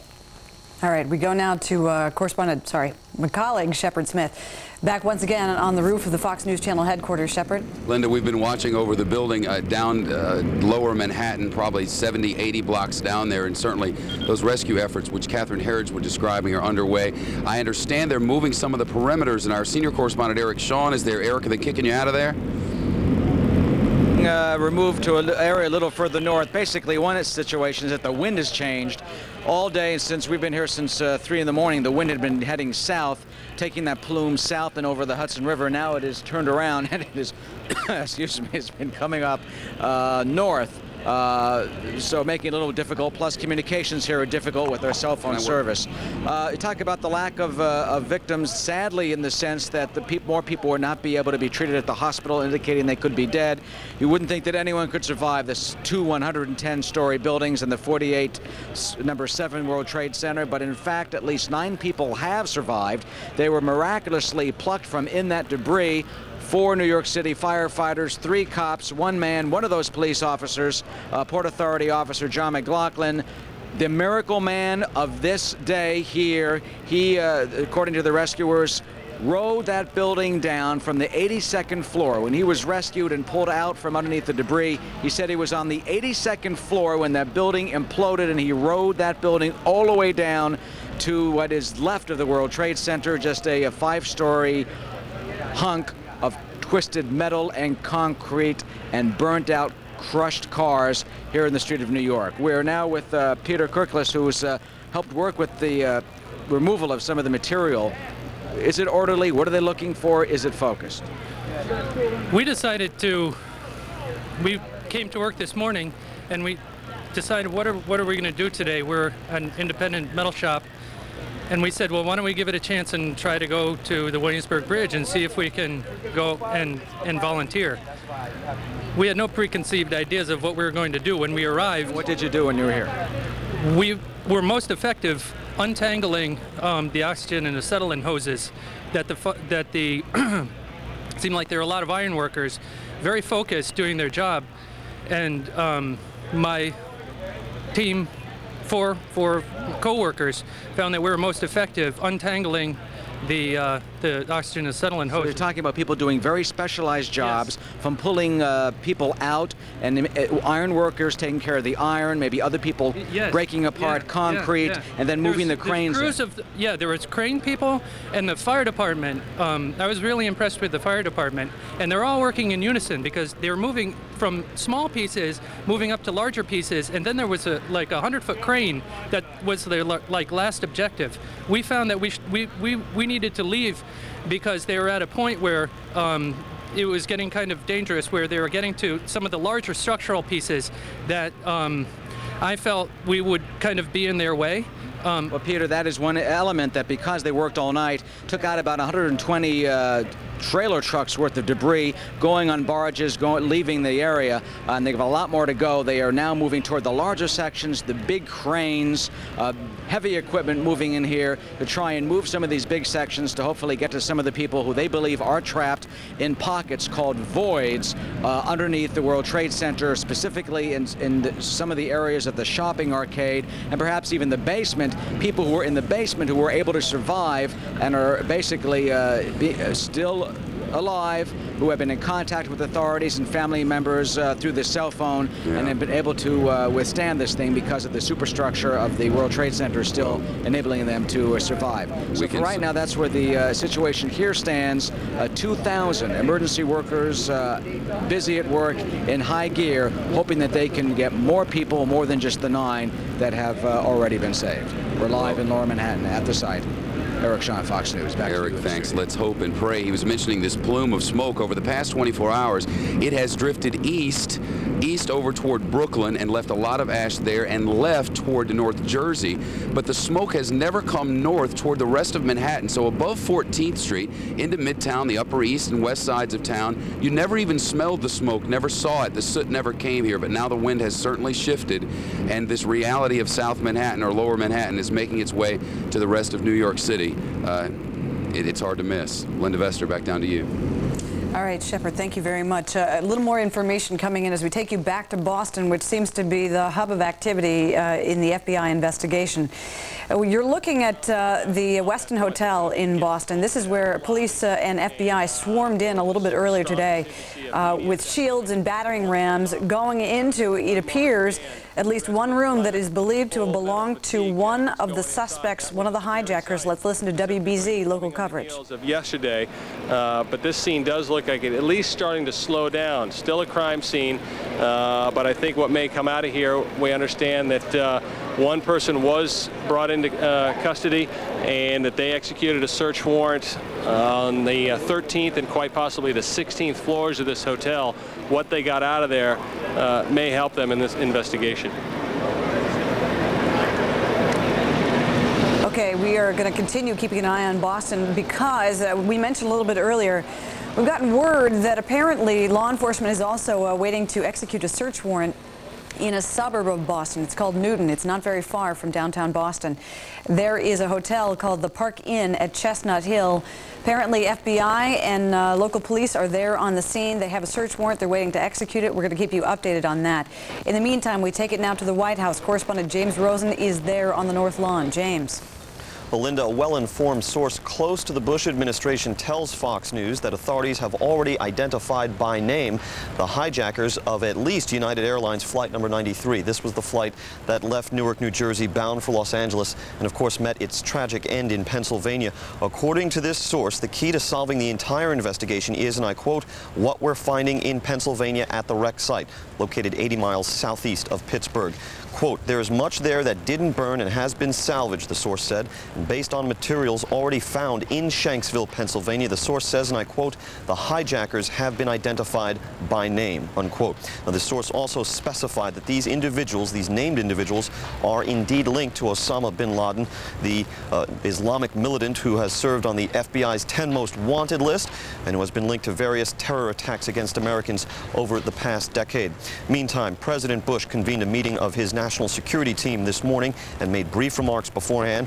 Mr. Bush saying yesterday's attacks were more than acts of terror, but acts of war. But the president reminded Americans that we face what he called a different enemy than we have faced before. This enemy hides in shadows and has no regard for human life. This is an enemy who preys on innocent and unsuspecting people, then runs for cover. But it won't be able to run for cover forever. This is an enemy that tries to hide, but it won't be able to hide forever. This is an enemy that thinks its harbors are safe, but they won't be safe forever. Now, President Bush this morning met with a bipartisan, bicameral group of congressional leaders. What that means, if you don't speak Washingtonese, is that the leaders came from both the House and the Senate and from both the Democratic Party and the Republican Party. A key agenda item in that meeting was an emergency supplemental funding request. Capitol Hill sources say this will amount to a blank check to be used to help with the search and rescue operations and also to help rebuild Lower Manhattan and the damaged section of the Pentagon. After this meeting, those leaders approached microphones outside the White House and said they stand figuratively and literally shoulder to shoulder with the president, ready to help him do whatever he decides to do to retaliate for these attacks. But to recap, authorities have identified by name the hijackers of at least United Airlines Flight 93, the Newark to Los Angeles flight that crashed in Pennsylvania. This according to a source well-informed and close to the Bush administration. We take it back to our colleagues in New York. James Rosen on the North Lawn of the White House. James, thanks very much for that. Also, a little piece of information coming in about the airlines and how they are responding to the grieving families of those who are on board those 4 hijacked doomed flights. American Airlines has now joined United Airlines in offering $25,000 to each family of each victim on board those planes, this to help them meet immediate needs. American Airlines going also a little bit further, asking its employees not to react with anger toward Arab Americans and have a knee-jerk response. Perhaps a difficult order to carry out, but American Airlines asking its staffers not to react with anger specifically toward American Airlines, even though it does appear now that there may be a link here to Osama bin Laden. There is also, of course, curiosity about what the after effects might be in a legal sense from what happened yesterday, whether or not there are going to be lawsuits that ensue not only against the airlines, but whether against the authorities involved in the World Trade Center, which used to be a part of Port Authority. Now it's privately owned, and that there are questions about exactly who might be sued by whom and how much. A lot of economic repercussions, of course, this happening in an economic downturn, if not a recession, or if not in the beginning of a recession. The question is, how will the markets react? Of course, Lower Manhattan is trying to dig out from underneath all the rubble, and that means that the exchanges have been closed. There are some inklings that perhaps before the end of the week they will be reopened. What happens when they do reopen? A huge question in an economic downturn. Already our own Neil Cavuto is reporting that some people he's been contacting are pulling their money out any way they can. Of course, it's difficult to find a play to do that in an environment in which only European and foreign Asian markets are open, but they are trying to do that. David, as you well know, overnight the Nikkei was down to a level unprecedented, or unseen at least in 17 years.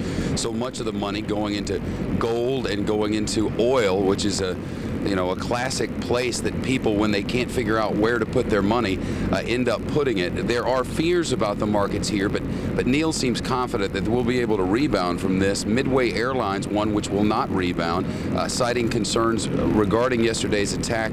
Midway Airlines has shut down all operations, will not reopen. 1,700 employees without jobs now, and the hope is that that is not just the tip of the iceberg. It is going to be a daunting challenge for President George W. Bush, not only to manage the emotions of the nation as the leader of us all, but also to handle whatever repercussions are necessary. It's worthwhile to look at history to learn a little bit about what our future may bring us. Hugh Sidey is a presidential historian and friend of the channel who's joined us often. Hugh, good to see you. Hugh, are you with us? Yes, I'm here.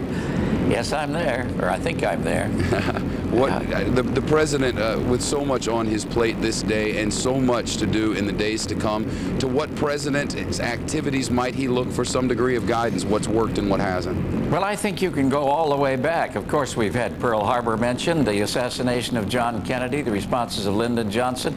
I think you go to Ronald Reagan and his responses to terrorism. Excuse me for the interruption. We have breaking news in Washington. Straight to Britt Hume now. Britt?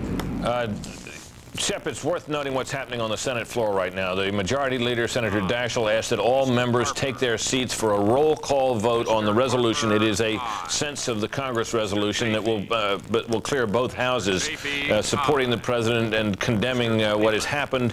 It speaks, before the resolution is over, of support for what is called a war to eradicate terrorism. There had been some debate about whether the word war would be used, but on a bipartisan basis, we understood that there was willingness to do that. This is likely to pass unanimously. It is unusual to see all members sitting in their seats voting. And let's listen to a little of it. Aye. Mr. Corzine, aye. Mr. Craig. Aye. Mr. Craig, aye. Mr. Crapo. Mr. Crapo, aye. Mr. Daschle. Mr. Daschle, aye. Well, there you heard the vote by the Majority Leader himself. The voice you hear is that of the clerk, whose job it is to call the roll. And on a vote of this kind, what you're seeing is the customary repetition after each member casts his or her vote of the nature of that vote for the benefit of people like ourselves who are listening or who may be watching from the gallery. So this is the first legislative response that we've had to this. This is a resolution that which was devised in the House and the Senate. This is not something that the president had asked for, obviously, although it expresses support for him. It is, as I said, a sense of the Congress, in this case a sense of the Senate resolution. It will also pass the House, has also passed the House, that is support for him and the other things that you would expect. It is not possible to gauge from this, Shep, what else Congress might be willing to do, but the sense one has in this town at this point is that whatever additional efforts the president may wish to make, military, relief, rescue, rebuilding, he is very likely to get, and that the money, the $160 billion of surplus Social Security revenues, which for perhaps one of the first times in American history was declared off limits for general spending, will now be on limits. Britt, you mentioned this word war. I wonder about the significance of that and would be interested to hear your take on it, given that we have a war on drugs that many might argue we don't really seem to be in the business of wanting to win. Well, in this context, of course, this is a sense of the Congress resolution. It is non-binding. It has none of the effect that a declaration of war would have. The president has not asked for a declaration of war. If he were to do so, of course, at this point it is unclear against whom and what the declaration would be declared. So it would be made. So that obviously is a legislative and legal question of considerable consequence.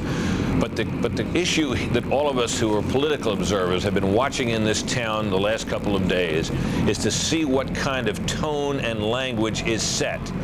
If there appears to be a shrinking from calling this event by words that are the starkest, from using military terminology, that would tip us off that perhaps something less than a full and muscular response would be in prospect.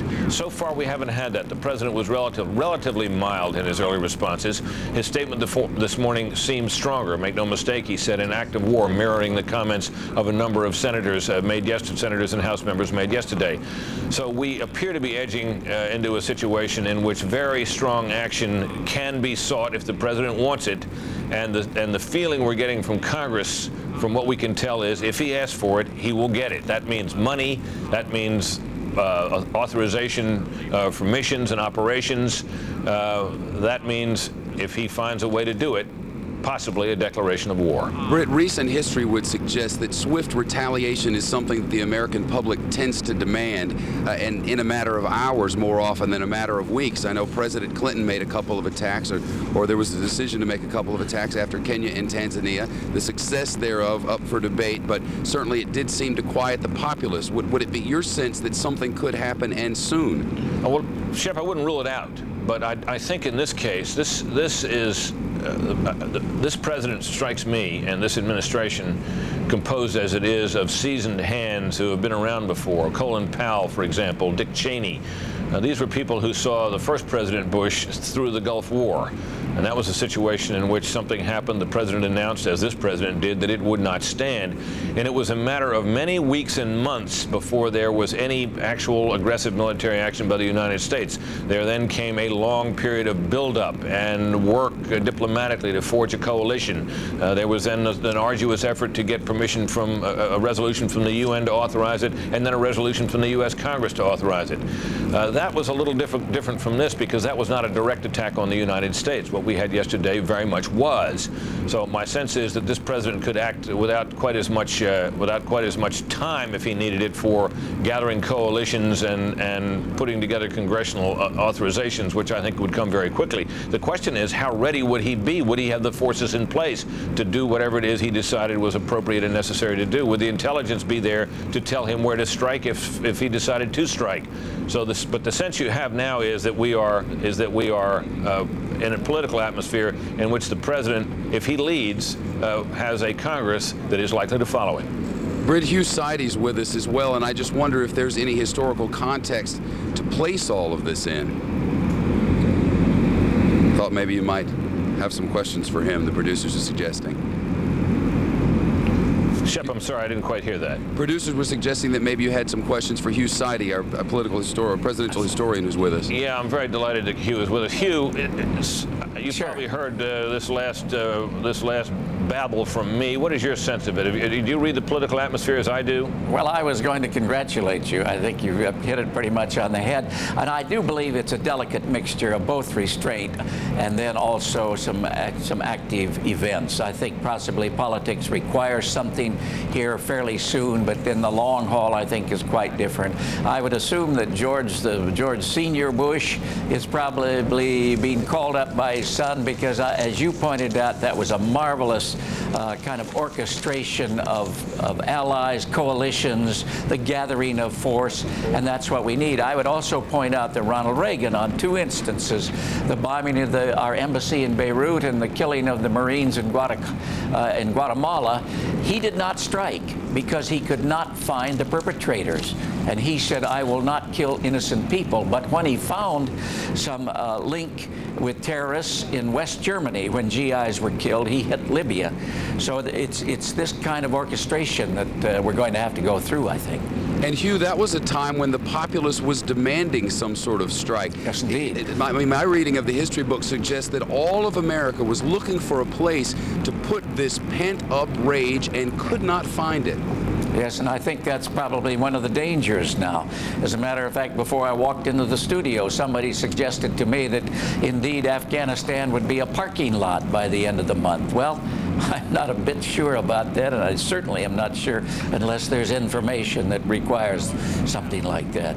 And I think it's probably worth reminding viewers here that we're also keeping an eye on the events unfolding in and around Boston, Massachusetts this afternoon, where at a minimum search warrants appear to have been executed at the Copley Plaza, the Westin Copley Plaza Hotel, and there are also been additional reports of arrests having been made. And of course, Fox's James Rosen has been reporting from the White House, where sources are there. You see a shot of that hotel right there in the middle of downtown Boston. Has been reporting that the crash scene at near Pittsburgh has yielded considerable information that enables authorities to believe that they now know the identities, at least of the terrorists who hijacked the plane that went down there outside Pittsburgh, and perhaps quite a bit more information. So we also have this investigation moving forward on a number of fronts.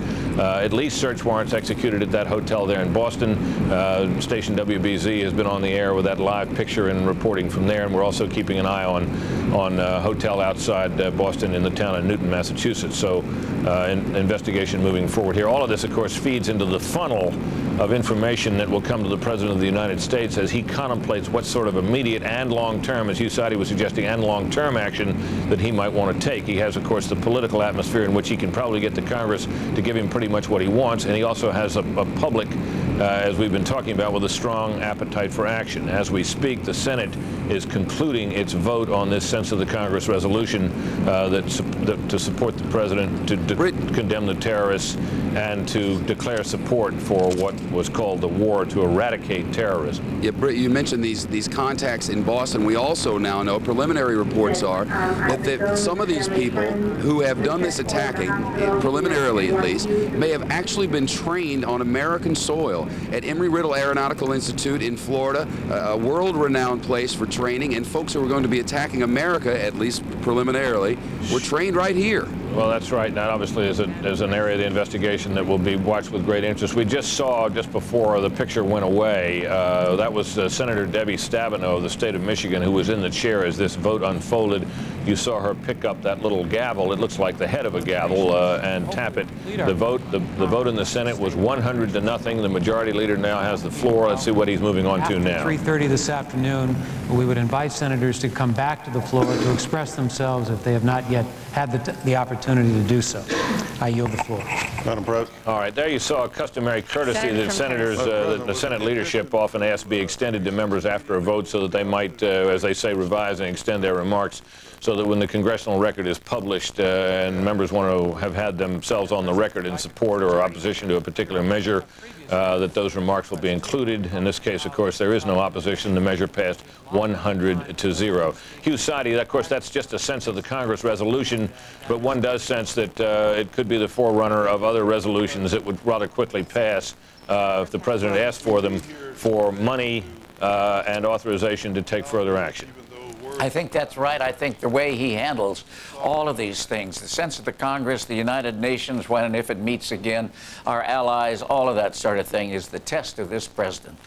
And his father in the Desert Storm did it so magnificently. At least there is that precedent. So, and he's got the same team there. But I also, Britt, the test is, as you mentioned, the long-range war. I go clear back to Allen Dulles, and virtually every head of the CIA has always lamented our tendency, once these convulsions happen, to declare war. Well, not quite that. Hugh, let me just interrupt you. Hugh, let me interrupt you for a second while we listen just briefly to Trent Lott, who's outside the Senate chamber. The Senate and the House is moving. This is not Democrat or Republican. This is American. It's a serious problem. We've got to deal with it in a dramatic way. We have got to cooperate with our Commander-in-Chief. We've got to be prepared to trust each other as to how we proceed. We need to also identify new, important, bold moves that we can make to deal with this problem in an appropriate way. All right. You get a sense of what Senator Lott is saying there, just reiterating what I think is the sentiment expressed in the resolution that just passed by a vote of 100-0 in the Senate. With thanks to Hugh Sidey for joining us with these observations, I want to pass it back to Linda Vester in New York. Linda? We want to take you back to the hub of activity investigatively, so to speak. Boston, downtown Boston. You're looking at the Back Bay, and that is where the Westin Hotel is, near a major mall called Copley Place. Earlier this morning, FBI teams and police SWAT teams moved in. They had their shields up. They had battering rams. One of them pulled up in a completely unmarked silver van, and a number of police officers just came pouring out. What they did is they went inside. According to a hotel employee who tipped off local media, they were going to at least the 16th floor. It is believed, as is being pieced together right now through law enforcement sources, it's believed that the 16th floor may have had one of the rooms that belonged to one or more of the hijackers of those two Boston flights hijacked yesterday afternoon. Apparently, the latest word from law enforcement is that there was no one that they arrested there. Conflicting reports. Some eyewitnesses said they did come out and put someone in a van. It's still a very fluid situation. But the word that we have gotten from law enforcement is that at least they were able to search the room, and apparently, according to an anonymous source, they did not find anyone in that particular room. They did, however, find materials that linked this individual with Osama bin Laden. Now, apparently, there are also FBI agents and other law enforcement at a hotel near downtown Boston. It's a suburb called Newton, waiting to execute a search warrant at a hotel called the Park Inn at Chestnut Hill. We want to go now to WBZ's local coverage there in Boston. Let's take it live. From law enforcement to find out exactly what's happening with the situation.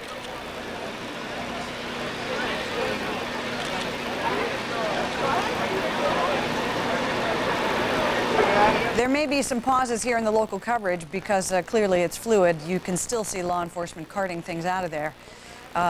One would only presume that this is evidence they're taking away. We did see a bomb squad there earlier. There was no incident, but you can imagine that once they got this information, this tip that appeared to link somebody in that hotel with somebody on the passenger manifest of one of those hijacked planes, they had to react with utmost caution. They had to have a maximum number of law enforcement. They had to be prepared for anything in case they went into one of the rooms and that perhaps one of the hijackers may have left a booby trap. Apparently the coast was clear, but it does look like they're going in to get to at least remove some evidence from the scene at the Westin Hotel in the Back Bay of Boston, Massachusetts. Back now to Shepard Smith. Linda, you mentioned the bomb squad arriving there in Boston, certainly one of the first to arrive to any sort of scene like this. Yesterday morning, just after 9 o'clock, a 5-alarm fire was reported in the southern end of Manhattan. That brings about 200 firefighters in a matter of about 5 minutes to a location, and it also brings New York City's proud and famed bomb squad. And it's now believed that the World Trade Center collapsed on the heads of those brave men and women, and that the entire bomb squad of New York City Police Department may be gone, and that as many as 200 of New York City's bravest may be gone as well. Fox News correspondent Catherine Herridge is at St. Vincent's Hospital, where they are praying that more victims will be brought in alive to treat. Catherine, how's it looking? Shep, I have to say that one thing that we've heard over and over are really stories of heroics and extraordinary risks that people have taken to go down to Ground Zero to try and help those who may be alive and trapped. And I have one of those individuals here with me, Dr. Andrew Feldman. He's an orthopedic surgeon at St. Vincent's and head of their sports injury unit. Can you tell me what you saw down there? I would say total devastation. It's much worse than maybe the people at home can see on their TVs when you're actually there. The amount of the destruction of not only obviously the buildings that were problematic, but of all the collateral buildings. So many of them are burnt out, windows gone, a lot of buildings that they don't show on TV are gone, and up in 3-4 blocks away the area is covered with thick soot and asbestos. How many buildings did you see completely destroyed, and how many are still on fire? I think there's about 2 or 3 that are still on fire, but I happen to have my office across the street from there, and thank God I wasn't there yesterday, but I was surveying the area just to see if I'd ever be able to be down there again, and I'd say there are probably 20 buildings that are affected. Were you able to reach any people who were still alive and trapped? I'm sorry to say, as heroic as the rescue workers have been, and I just commend them on how meticulous they've been and calm, the fact that, we don't have a lot of people coming in here right now is not the best sign, obviously. I think that we remain hopeful, but nonetheless, it's a difficult task, and there's just so much debris, so much fire and gas and everything else down there. And I mean, it's like a war zone. It really is. You said to me it looked like something out of Beirut. Well, it looks like something from a movie, and that's for sure. And when you see somebody driving around in a Humvee with a machine gun, blazing, it's a little bit scary. For those people who are still alive and trapped, how much time would you give them now, given the conditions there? I can't really answer that, but I can pose the question to you. If somebody's been trapped under a building for 24 hours with smoke and gas, I mean, it's not a good sign. Thank you, Dr. Feldman. So we've had an eyewitness account. He just returned in the last hour, and the scene there does not sound very good for those who may be alive and still trapped. Send it back to you. All right, Catherine Herridge, live with us down there. Let's go straight to Eric Shawn, our senior correspondent, who's been on scene there at the site of it all. Eric, getting these reports from the police and fire departments that are just so disturbing that so many of them may have been lost there. Yeah, we have learned and have been talking to some of the fire department folks and saying that when they go in there, they are actually walking on top of fire trucks. The rescuers, when they go in there, are walking in rubble on top of fire trucks. It is a tremendous scene inside, largely volunteer. There are 2,000, at least 2,000 search and rescue folks digging with their hands, with some machinery, getting the massive contorted ironworks and cement and concrete out, searching for victims. So far, at least 9 that we have learned have been rescued, have been saved.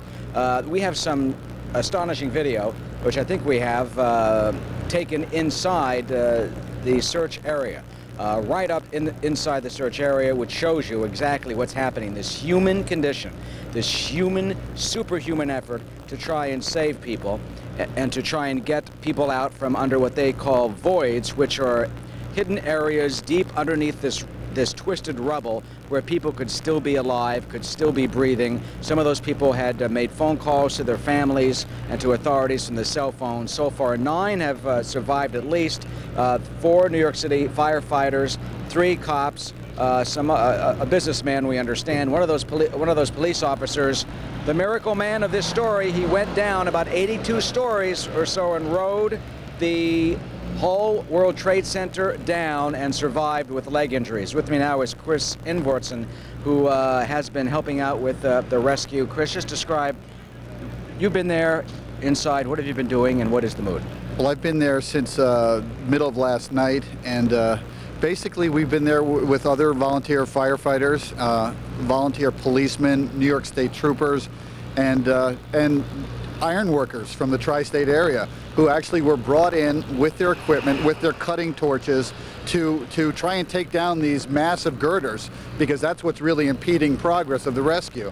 So we're all shoulder to shoulder. We've been there, you know, virtually since the middle of last night. The mood is very grim, but determined. People are working as hard as they possibly can to pull this debris out. There are human chains of people taking piece of rubble by piece of rubble out, and you know, it's amazing how many volunteers are there. I came from upstate New York, a little town called Bovina. Drove down the middle of last night with a recalled retired NYPD officer, and we've run into state troopers, cops from New Jersey, from Connecticut, firefighters from as far away as Canada. And like I said, iron workers who are doing a heroic job with cutting torches. When you went in there and you were taking concrete out with your own bare hands, you helped with some of the survivors. What did you see? How did they get out? Well, we were very lucky with some survivors. We were able to bring them out. As I said, we have we have dogs that are sniffing for survivors, and we have trained rescue personnel who are just literally standing on precarious piles of rubble, just going through it. You guys are risking your lives in there. It's very unstable working on these girders, and you know, I was manning a fire hose to try and keep the welders from starting fires. Meanwhile, there are massive cranes pulling other pieces up. There are search dogs over here. It's indescribable the amount of activity there, and all to the goal of trying to save people. Do you feel that there are more people there, or is it many more, or a few more? Is this not known yet? Well, we hope that there are a lot more, and we've been, you know, our spirits have been, you know, buoyed by the fact that we have found live bodies. We have also found, unfortunately, we found, you know, people that are deceased. I understand that body bags are actually placed over when a body is found? That's correct. So, you know, we have removed, you know, several people. Chris, thank you for joining us. Okay. And for all your good work, and obviously the spirit of everyone else who is out there volunteering, risking their own lives. And if I may make one personal note, who says New York is not a small town? Chris Ingvortsen and I went to school together in 6th grade, and I think that is not why we picked him. I didn't know. You were over here, and I started talking to you, and we recognized each other. But I think, folks around the country, that is the spirit of the city. It is the spirit of the city that is going on in there. It is the American spirit. As volunteers, people who have come on their own are out there in there digging and trying to get people and trying to save as many as they can. Back to you in the studio. Senior correspondent Eric Shawn live for us in the cleanup zone in Lower Manhattan, and these pictures are just absolutely unbelievable. You are looking at what was a 110-story building. They believe that it collapsed because the heat from that fireball in the center of the building literally melted the metal at that level, melted it, which caused one floor to fall to the next, onto the next, onto the next, onto the next, and each of them concrete reinforced floors. So anyone who was on those floors would have become a part of that pancake. And as you're looking now, you can see those cranes. They're enormous. This rubble, some 5 stories tall. You can see the men working there on the upper left of your screen like little ants, if we can go back to that tape. And beneath them, Within that rubble, you can actually see the fire trucks. Those fire trucks, which we talked about, which responded to that scene in a matter of 4 minutes. A 5-alarm blaze in Lower Manhattan brought more than 200 of New York's bravest, our bomb squad, all to beneath that building. And as they were rushing to get people out, the building literally collapsed on top of their heads. And now by the hundreds, rescue workers search for anyone who might, by some miracle of God, survived it all. And so far this day, the scenes have been mostly this. There are prayers now that they may be able to find some alive, but many doubt it, and doubt it quite severely. These pictures will continue to come in throughout the day. We are screening them quite closely. Linda Vester, back down to you. Shepard, once again, we're also getting word that the fighter jet surveillance of New York City and Washington, D.C. will continue around the clock until further notice. Also, this information coming in from the Department of Justice leading the investigation. The head of the FBI and the U.S. Attorney General have been on Capitol Hill today briefing congressional leaders about what they know about the suspected hijackers of those 4 planes. They, at the head of the FBI and the Department of Justice, are not yet confirming any information about these reported arrests and arrest warrants in Boston and Florida. But with that, we go to correspondent Orlando Salinas. He is near a university known as Embry-Riddle University in Daytona Beach, Florida, which appears to have trained, perhaps, some of those who may have been involved in yesterday's incident. Orlando. Hi, Linda. Embry-Riddle University, it's an aeronautical university here in Daytona Beach, Florida. As you said, really is one of the top-notch flight schools, we're told, anywhere in the country. This school has a 4-year program for pilot wannabes who want to learn how to fly planes. Right now, those school officials are being very, very tight-lipped about an ongoing investigation with the federal agents as well as local police here on their campus. Now, just a hop from here at the Daytona Beach International Airport, police and bomb squads have been checking out a 737 Continental airplane, but we are told that this kind of scrutiny taking place right now is very, very common in light of what happened yesterday. Nothing uncommon. They're taking all the checks, all the precautions that they have to. Now, here at Embry-Riddle in Daytona Beach, investigators say that they have intercepted cell phone calls that originated out here, calls that were apparently congratulatory after yesterday's attacks. Calls the feds say were made by terrorist sympathizers from here in Daytona and in Broward County. Now, also, we're hearing right now confirming that a student here at this campus, the Daytona Beach Police Force, confirming right now that they have interviewed a 20-year-old man by the name of Ali Mohammed Al-Darmaki. He is a 20-year-old student here at Embry-Riddle. They're telling us right now that he has been cleared of any and all suspicions. Apparently, he had a red Camaro, a 1994 red Camaro with a Palestinian flag there. Also had a picture on a window of what people believed may have been Osama bin Laden, the Arab billionaire terrorist. His car was impounded yesterday by the feds, and we understand that just a short while ago the feds did indeed clear him completely. They say that picture that what everybody thought might have been Osama bin Laden was actually, I believe, a picture of that man's father, not of Osama bin Laden. Investigators say flight schools are known to be used to train, in some cases, terrorists, followers of bin Laden, a billionaire Arab terrorist. And of course, it's important to point out that that does happen, but the feds say in many times these sorts of training schools unknowingly have taken a part in this and unknowingly have trained these terrorists. We also want to catch up on something else. In Venice, Florida, we understand that a couple, the last name Voss, that they indeed, we understand, are being spoken with right now by investigators. They say that that couple, the couple Voss, did indeed in early June house 2 Embry-Riddle students in their homes when they didn't have a place to stay. And right now, police are speaking to them, feds are speaking with them, wanting to find out if they can help them out with any clues as to what happened and who really was behind the attacks. Also, Linda, if I could, we're told right now that several people here in Florida, around the state of Florida, have indeed been rounded up, have been taken into custody, and are being questioned right now. Federal authorities believe that those folks also may be able to help point investigators into the right direction in tracking down and finding out who definitively was behind yesterday's attacks. Linda? Correspondent Orlando Salinas. Orlando, thank you. We understand that the FBI is also checking a training organization called Huffman Aviation in Venice, Florida. Apparently, 2 of the hijacking suspects may have obtained flight training from this organization. The owner has told authorities that 2 students came to his company for flight training, that they flew small single-engine planes. They did obtain pilot licenses from his company, and then they took them to use them for turbo training access, meaning training for more powerful planes. Apparently, the FBI contacted the owner of Huffman Aviation about 2:30 Eastern Time this morning asking for information. Now, apparently, after completing their training at Huffman Aviation, these 2 men went to jet training near Pompano Beach in southeast Florida. They left Huffman Aviation back in November.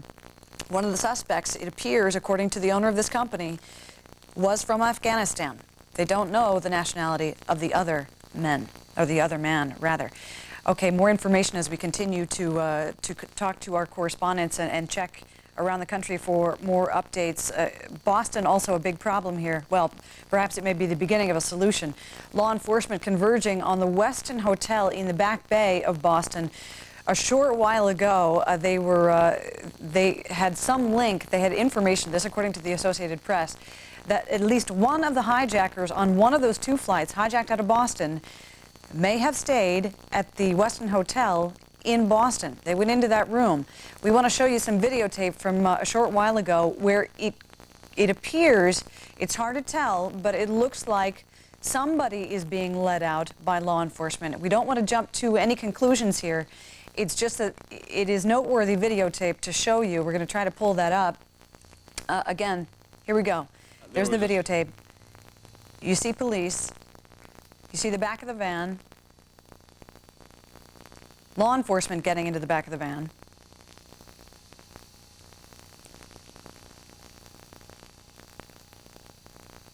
Now, according to some eyewitnesses, they saw police, law enforcement, put someone else, a civilian, into the back of that van.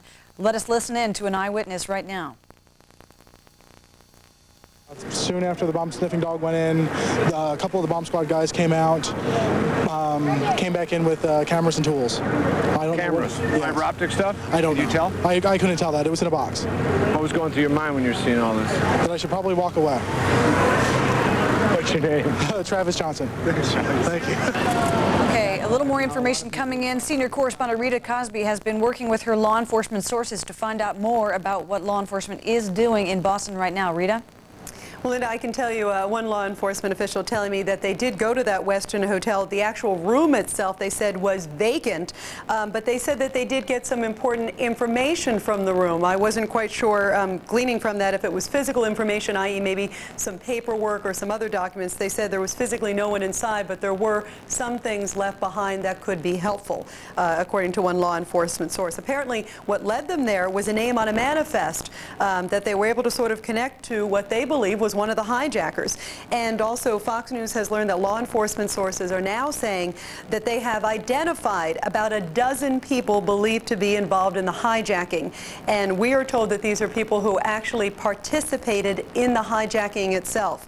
Law enforcement officials were saying that they thought about 3 to 5 people per plane were involved in the hijacking. Obviously, four planes involved. So you do the math. If they say that they have about a dozen, that sounds to be quite accurate based on what we're hearing before. But law enforcement sources are telling me that they have identified about a dozen people believed to be physically involved in the hijacking.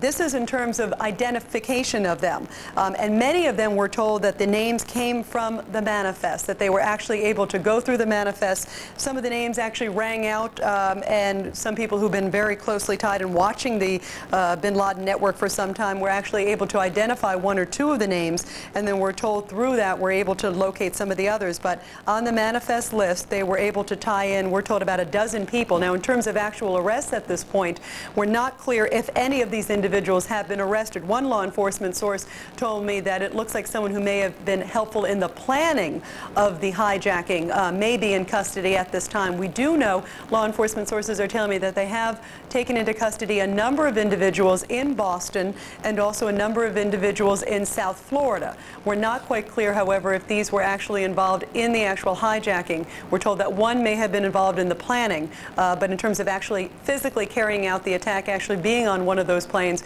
we're not quite clear. In addition to that, we're told that that they do have some information that is leading them to a hotel in Newton, Massachusetts. That something else on the manifest is triggering them to go there as well. Possibly another hijacker stayed there. We're told that at the Westin Hotel that there may have been at least one room where one of the hijackers stayed, and that that might have been sort of a base for a couple of them in terms of planning out, and that he may have stayed there, had been there before at the hotel. We're not quite sure if he had stayed there at this point for several days, but there was an indication that he may have stayed at that hotel before and then returned again just recently, right before the attack. We're also told from law enforcement officials that they are rounding up, quote, the usual suspects.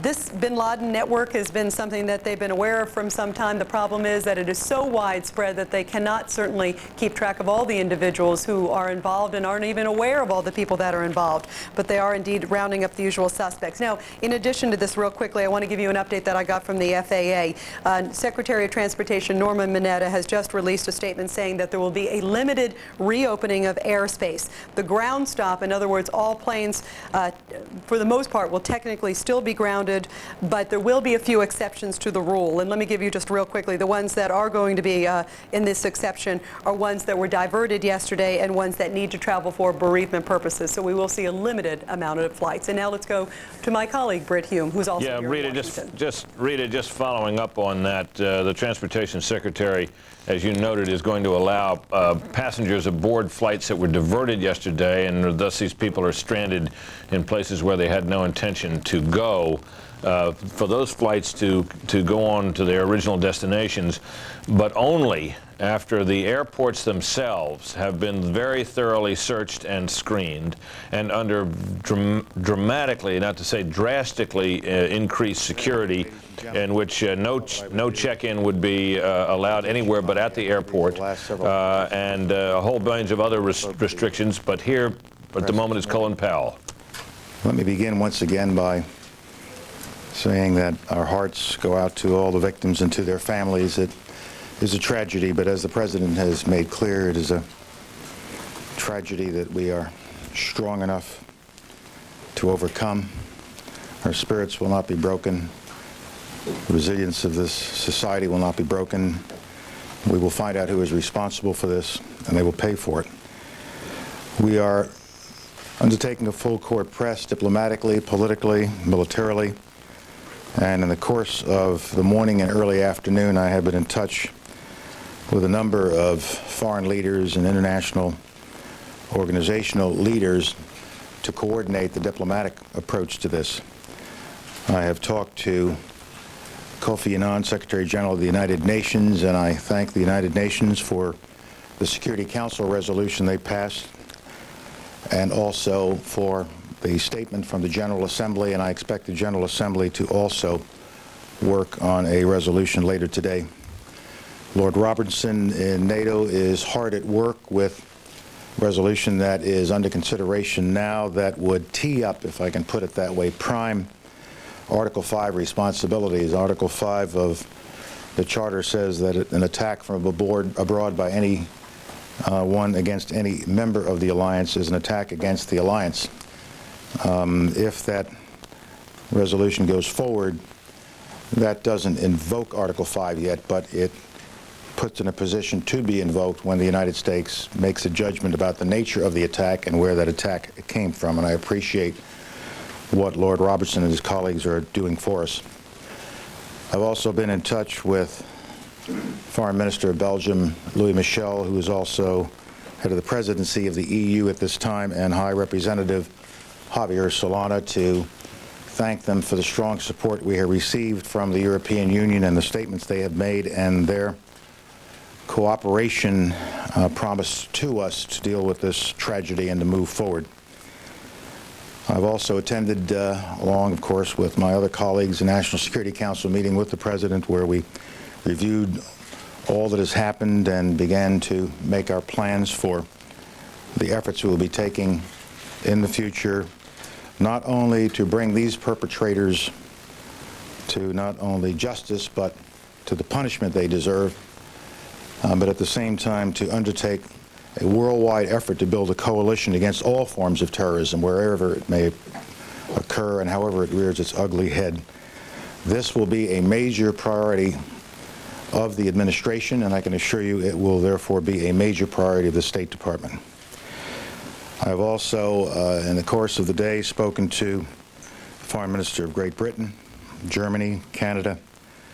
I have spoken to Foreign Minister Perez twice, Prime Minister Sharon, Chairman Arafat, and Foreign Minister Manley of Canada, if I didn't mention that, Foreign Minister Ivanov of Russia, Foreign Minister Ruggiero of Italy, and I have another number of other calls that are in the process of being made so that we can bring all of this together.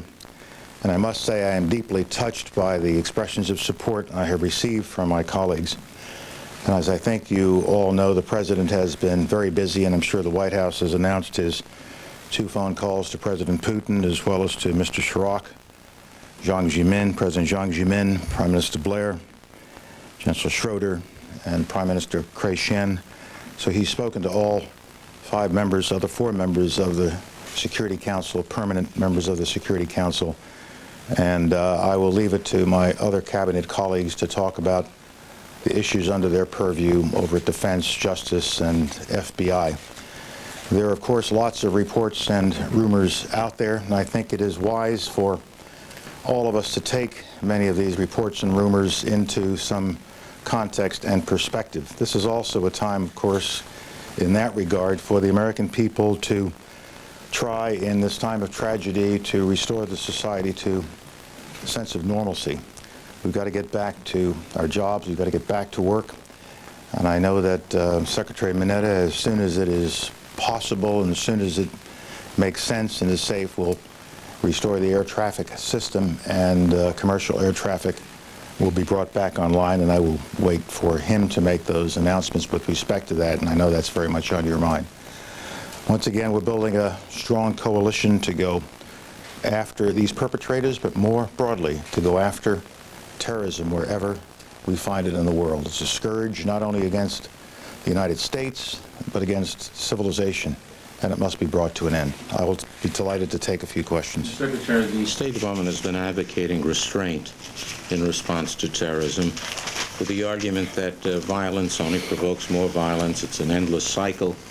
I wondered if the U.S. will be guided by its own admonition now that the U.S. has been horribly attacked by terrorists. I think when you are attacked by a terrorist and you know who the terrorist is and you can fingerprint back to the cause of the terror, you should respond.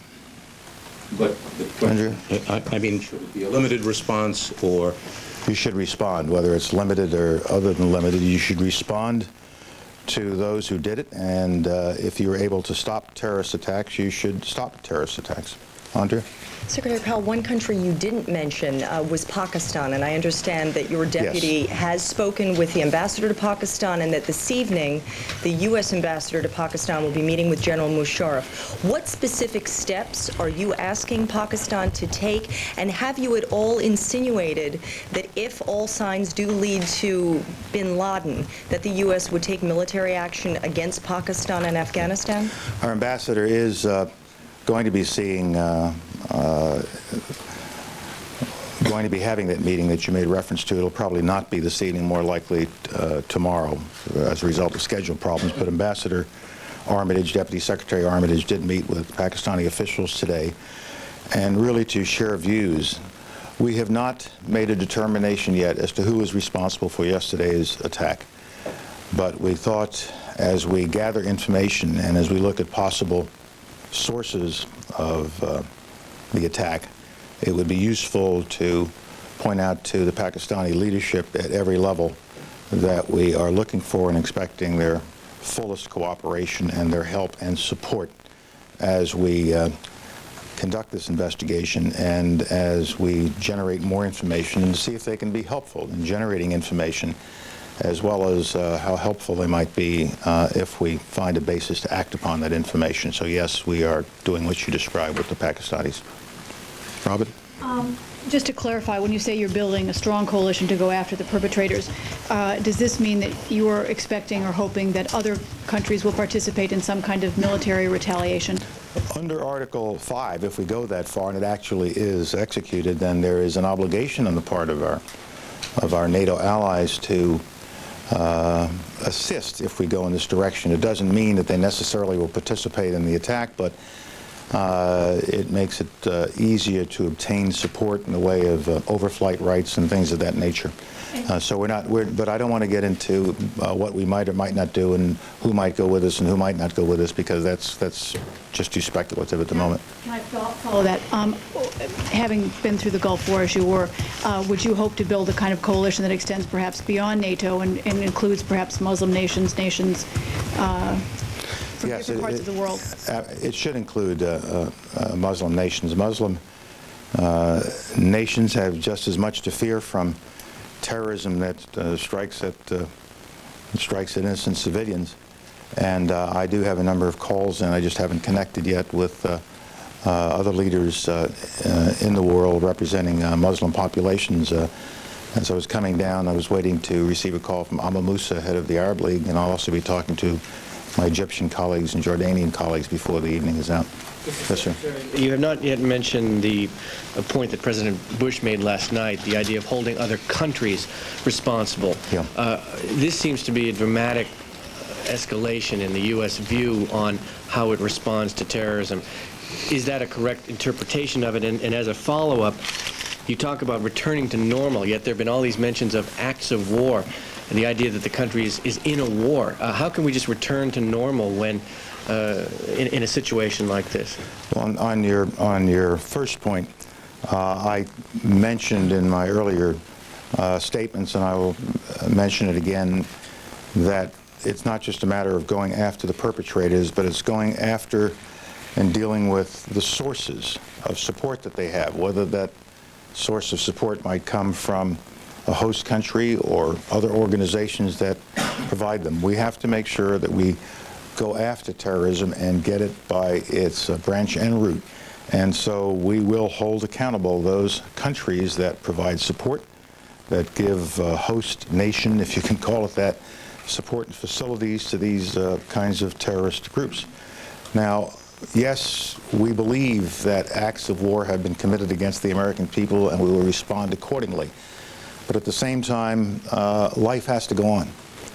In all of the difficult times we will be facing ahead, we have to still try to return life to a sense of normalcy. We cannot be a people who are afraid to live. We cannot be a people who will move away from a relatively open society. We cannot be a people who walk around terrified.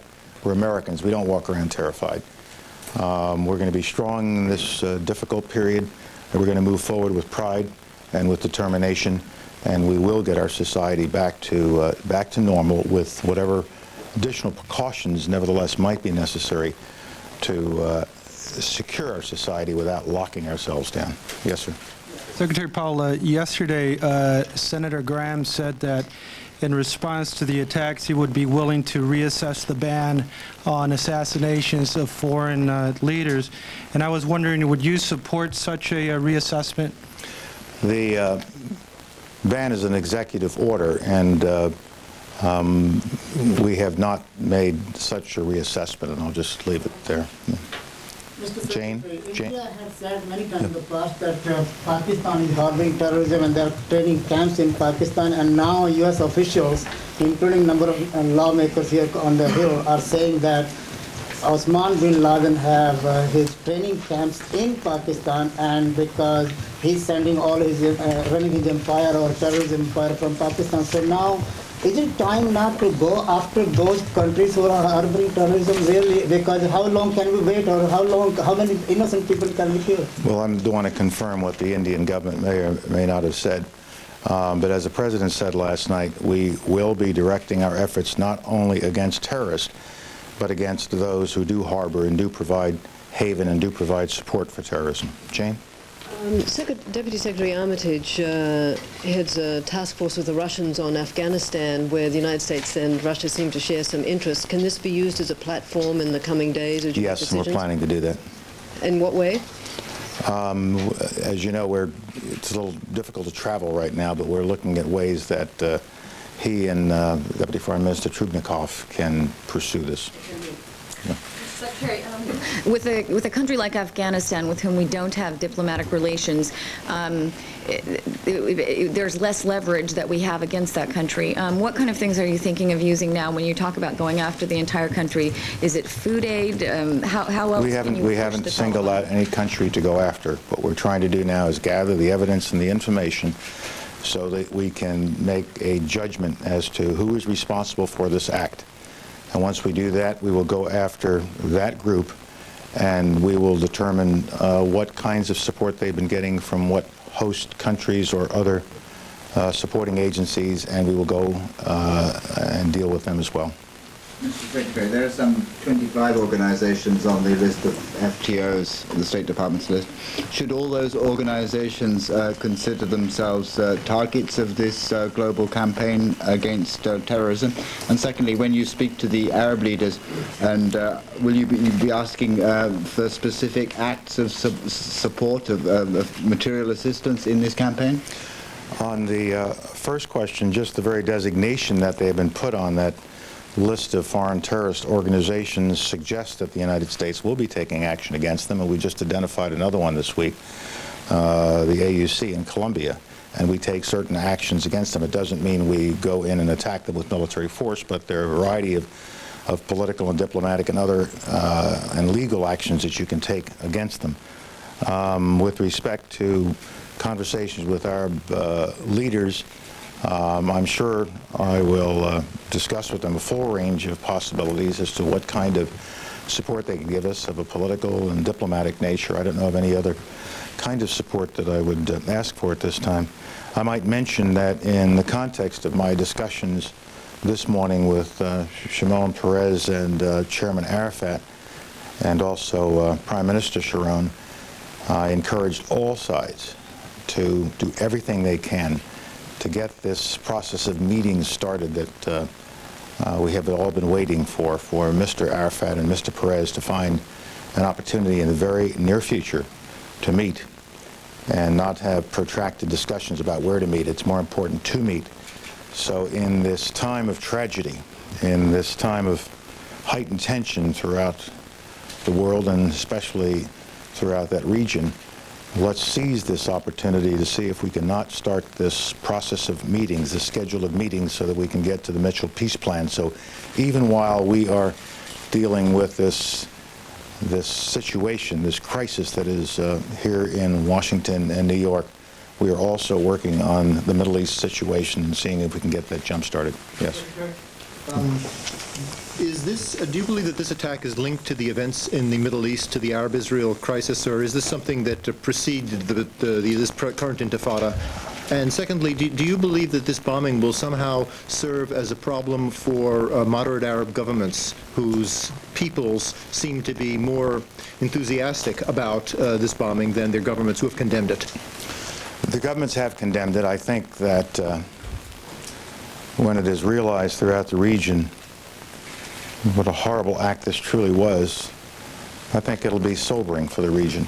And I hope everybody will realize that no matter what you might think about the crisis in the Middle East, this is not the way to solve it. This is not the way to express your views about that by killing hundreds and thousands of innocent civilians.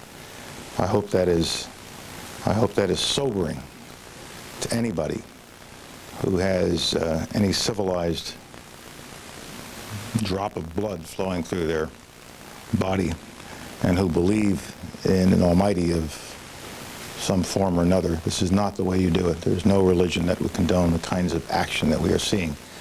And so I hope this will be a sobering experience for the world, and especially for those in the Middle East and in the Persian Gulf. Yes, Steve. Yeah. Mr. Secretary, we know you have said that you don't know who's responsible, but your comments this morning on television and the President's comments about harboring terrorists do seem to indicate an organization such as Osama bin Laden, and also about harboring terrorism point to Afghanistan as a country that harbors terrorists. What did you make of the comments by the Supreme Leader of the Taliban yesterday about the attack? And do you think that that the Taliban are still harboring Osama bin Laden? And if he is deemed responsible for this attack, do you think that the Taliban will expel Osama bin Laden and help the U.S. bring him to justice? I'm sure that the Taliban leadership providing protection and opportunities and facilities for Osama bin Laden. But I don't want to get into the hypotheticals as to whether or not he is responsible for it. A body of evidence is being developed, and in due course we'll make an announcement, but I don't think it's useful to say, well, we're 50%, 60%, 70% sure it's this organization or that. That just leads to very often incorrect answers, and I don't think it's helpful during this time. So as the evidence builds, and it is building, in due course we will make a judgment, and we will act upon that judgment in the way the President has indicated. The last one for Alan. Mr. Secretary. What conversations do you anticipate having with the leaders of Persian Gulf countries? What support will you be seeking from them if, in fact, it's found that the threat originated in their part of the world? And what kind of military latitude would you like to be able to exercise in that part of the world with their blessing? If we think they can be helpful in finding those who may be responsible, we will expect that help. And we will express the point of view very, very clearly, and I've already started to do so in some of my preliminary conversations, and frankly, I expect support.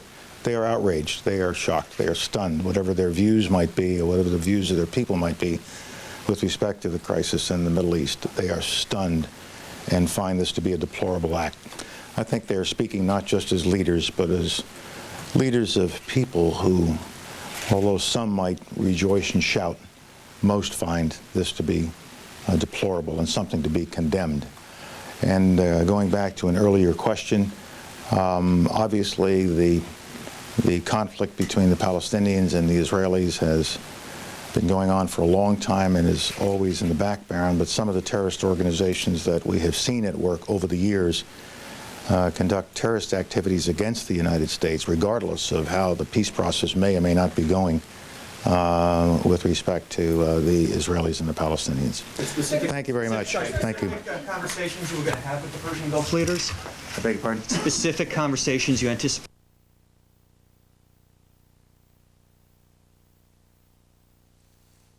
We've temporarily lost that signal, excuse me, with Secretary of State Colin Powell, but one of the most, all right, we're going to take it back now to Fox News Washington Managing Editor Britt Hume in Washington. Britt. Linda, thank you very much. Just to reprise, if I can, a little bit of what Secretary Powell has just said, I think in what is giving the clearest indication we have yet to see of how this administration plans to proceed. You heard him speak of efforts to the Security Council resolution that was passed, of an effort that is underway to get NATO to pass a resolution, which, as he put it, would tee up a circumstance in which an attack on one would be perceived as an attack on all. That is a mutual defense pact, of course, NATO, which would mean that once the United States decides how this happened, that whoever was responsible for it, be it by being a host or a perpetrator, would face the possible full wrath of NATO. You also heard him speak about the worldwide effort to organize a coalition against terrorism. This begins to sound and look very much like the kind of effort that Colin Powell was a part of,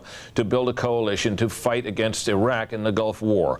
You heard Colin Powell say that they have not yet identified who it was who carried out this act. And you also heard him say, and this is important, that the Arab-Israeli conflict and the Palestinian situation is always in the background, but the terrorism has proceeded against the United States from some of these organizations, regardless of how that situation was unfolding, reflecting perhaps the belief by Colin Powell and the others in the administration that this is not an outgrowth of the Palestinian-Israeli conflict, but an outgrowth of an enmity toward the United States felt by terrorist organizations located in the Middle East. Now, someone who is very much a part of that coalition that I just spoke of, that Secretary Powell then at the Pentagon was involved in, is James A. Baker III, who was the Secretary of State under President Bush I, and he joins us now here in our studios in Washington. Mr. Secretary, welcome. And let me just ask you this question. Does this not begin to sound a little bit like the coalition building that you and your team engaged in? It does indeed, Britt, and I think that's very, very good, because it seems to me that most of the world is outraged about what happened, and most of the world would be, I think, ready to join us in a coalition designed to stop the spread of terrorism, because this was more than just an attack on the United States. This was an attack on free peoples everywhere. Now, does this not also sound to you as if, sir, that when the time comes and an identification is made, that the U.S., joined by as much of the world as it can get to follow it, would be engaged in what might be quite possibly extensive and serious military action, not only against individuals or terrorist cells, but possibly against states, particularly those who may not cooperate in the efforts to get rid of terrorism, root it out, branch and root, as you heard Colin Powell say? Well, it does sound like that, and frankly, I was very glad to hear the Secretary of State say that. We heard the President last night, as a matter of fact, say we're no longer just going to look at the people who commit these atrocious acts. We're going to look at the countries and or peoples who harbor them and help them do it and help them train and that sort of thing. And I think if you're going to have an all-out fight against terrorism, if indeed it is a war, and it seems to me it is, then you've got to employ all means that you have available. Mr. Secretary, you heard Colin Powell speak of difficult times ahead. Does this suggest to you that he is trying to prepare this country, while he did talk of life returning to some extent to normal, for the fact that life will not again be the same in this country for a long time, and that we are now embarked upon a new era and period in which, in one way or another, the United States will be on a war footing? Well, I think we have entered a new era. I think that happened yesterday. And I think really that's probably what the Secretary of State was alluding to. I think that is the fact, and I think we need a new approach to fighting that type of terrorism. And it's going to involve a lot of things, in my view, Britt. It's going to involve upgrading our intelligence capabilities, getting involved in the dirty, messy business of human intelligence, which the United States has pretty much stayed away from for the last 25 years. What do you mean? Well, I mean, our human intelligence capabilities have degraded significantly since the mid-'70s, when the Church Committee hearings were held, and somehow it was deemed to be really too ignoble for us to engage in the dirty, messy business of planting agents around the world in some of these cells and groups. But why? Because the first thing that they ask of a clandestine agent normally is, prove your bona fides by going out and murdering somebody. Well, that offended our sensibilities. But when you look at what happened yesterday, we have got to get a better human intelligence capability, and we've got to get better security arrangements at our airports, sad to say. You know, we haven't had a plane hijacked in this country in over 10 years, but we had 4 of them hijacked pretty damn successfully, unfortunately, yesterday. So we need to do some things there. I think we ought to take a reassessment at the executive order that prevents the United States from assassinating terrorist leaders who might be responsible for these kinds of acts. And I can say that because I'm not Secretary of State. Secretary of State says that reassessment hadn't started, but I bet you at some point it will start. We are engaged in a war. Mr. Secretary, you've heard, you've gotten a sense from the events of the day and the remarks you may have heard from leaders of Capitol Hill on both sides of the political aisle, getting a sense of the political atmosphere here. What if President Bush were to, for example, issue an order revoking that executive order regarding assassinations? And what if he were to ask the Congress now for a major escalation in military spending? What is your sense of what the response would be at this time? I think he would get everything he asked for and then some. I think the American people are properly outraged. I think that they are going to demand retribution. I think that they're certainly entitled to it. And I think he would have uniform support across the board. Thank you, Mr. Secretary. It's always good to have you. Thank you for your insights. We're going to have to take a break here, but we'll be right back as Fox News coverage continues.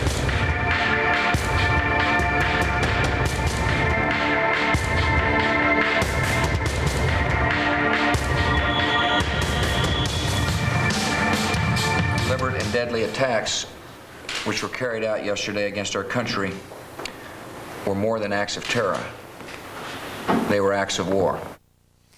President Bush's stark words in reaction to the terrorist attacks that have changed our entire sense of security in the United States, beginning with the first attack that began at 8:45 a.m. Eastern Time yesterday in New York City, the first of 4 hijacked airplanes that slammed into one of the towers of the World Trade Center and then forever changed everything. We're waiting for some news conferences to happen this hour. We want to go back now to Washington managing editor Britt Hume with more information on the news conferences set to come in a matter of moments. Britt? We do have some briefings upcoming, Linda, but before I get to that, I want to mention something else that is of some consequence here. Incredible sources, according to officials high in the administration, have given us to believe now that in addition to the Pentagon and the World Trade Center, that the White House and Air Force One were also targets of attacks or attempted attacks or planned attacks yesterday. Now, we know this about the White House, that the airplane that struck the White House was seen moments before it headed down the Potomac River and smashed into the Pentagon, flying very near and seemingly on a dead course toward the White House grounds itself. Of course, the president, as we know, was not there at that time. So that may very well be what's referred to by that. In addition, Linda, we've been keeping an eye on events in New England, and Rhode Island police have boarded an Amtrak train traveling through the state near Providence. No indication whether this has any connection to yesterday's attacks, but of course every bit of flurry, I should say, of police activity is something we watch very closely. Now, we are waiting for the briefing from senior officials of the administration that is about to begin any time now. We're not sure whether we can see a picture from the location of that, but we're waiting and watching for that to begin. Yeah, there it is. This is the Department of Transportation. And the Secretary of Transportation is expected to be accompanied by that's the FBI headquarters, and we're waiting for a briefing there by the Attorney General and others. The Secretary of Transportation has already issued limited permission for some airports to reopen to allow flights that were diverted to airports other than their intended destination to begin to fly under very tight and changed security procedures. So why don't I give it back to you while we await the beginning of this briefing and news conference at FBI headquarters by the Attorney General, among others. Linda? Okay, Britt Hume, we'll get back to you in just a moment as soon as those briefings begin. We are also keeping an eye on Ground Zero, as it were, that area right outside the World Trade Center where they are still tending to the injured and they are still looking for people trapped inside. Correspondent David Lee Miller has been there since it began. David?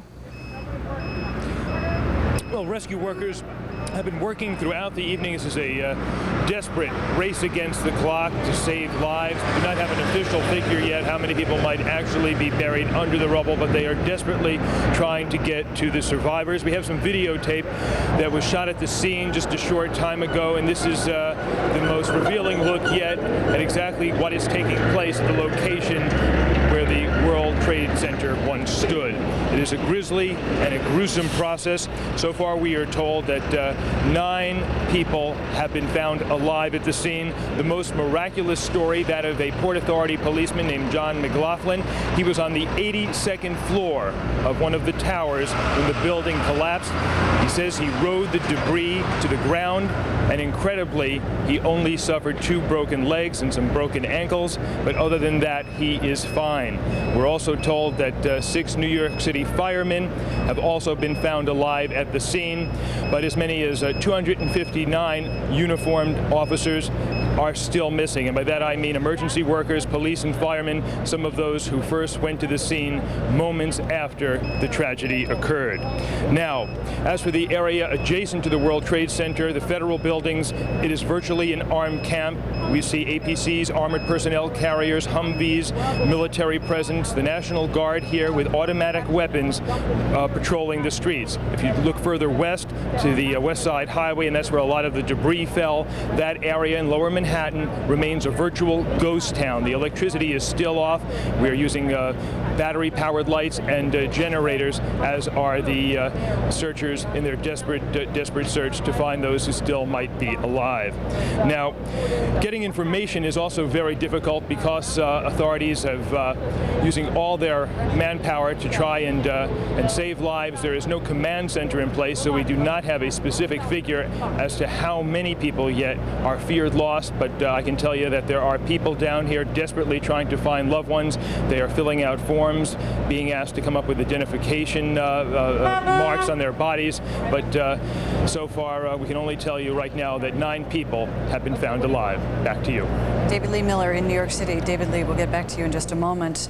Also an update, as Bruce Hume was reporting, there is now credible information that appears that this terrorist attack was far more ambitious than even what we saw, that in addition to the World Trade Center in New York City and the Pentagon in Washington, D.C., that apparently the terrorists may have also been targeting Air Force One and the White House. We go now to correspondent Brian Wilson, who is outside the Pentagon right now. Brian? Yes, incredible information now starting to filter in, and it will bear further investigation. But if those indeed turn out to be true, that's shocking information. Here at the Pentagon, they're still struggling. They have had a difficult time bringing the fire under control.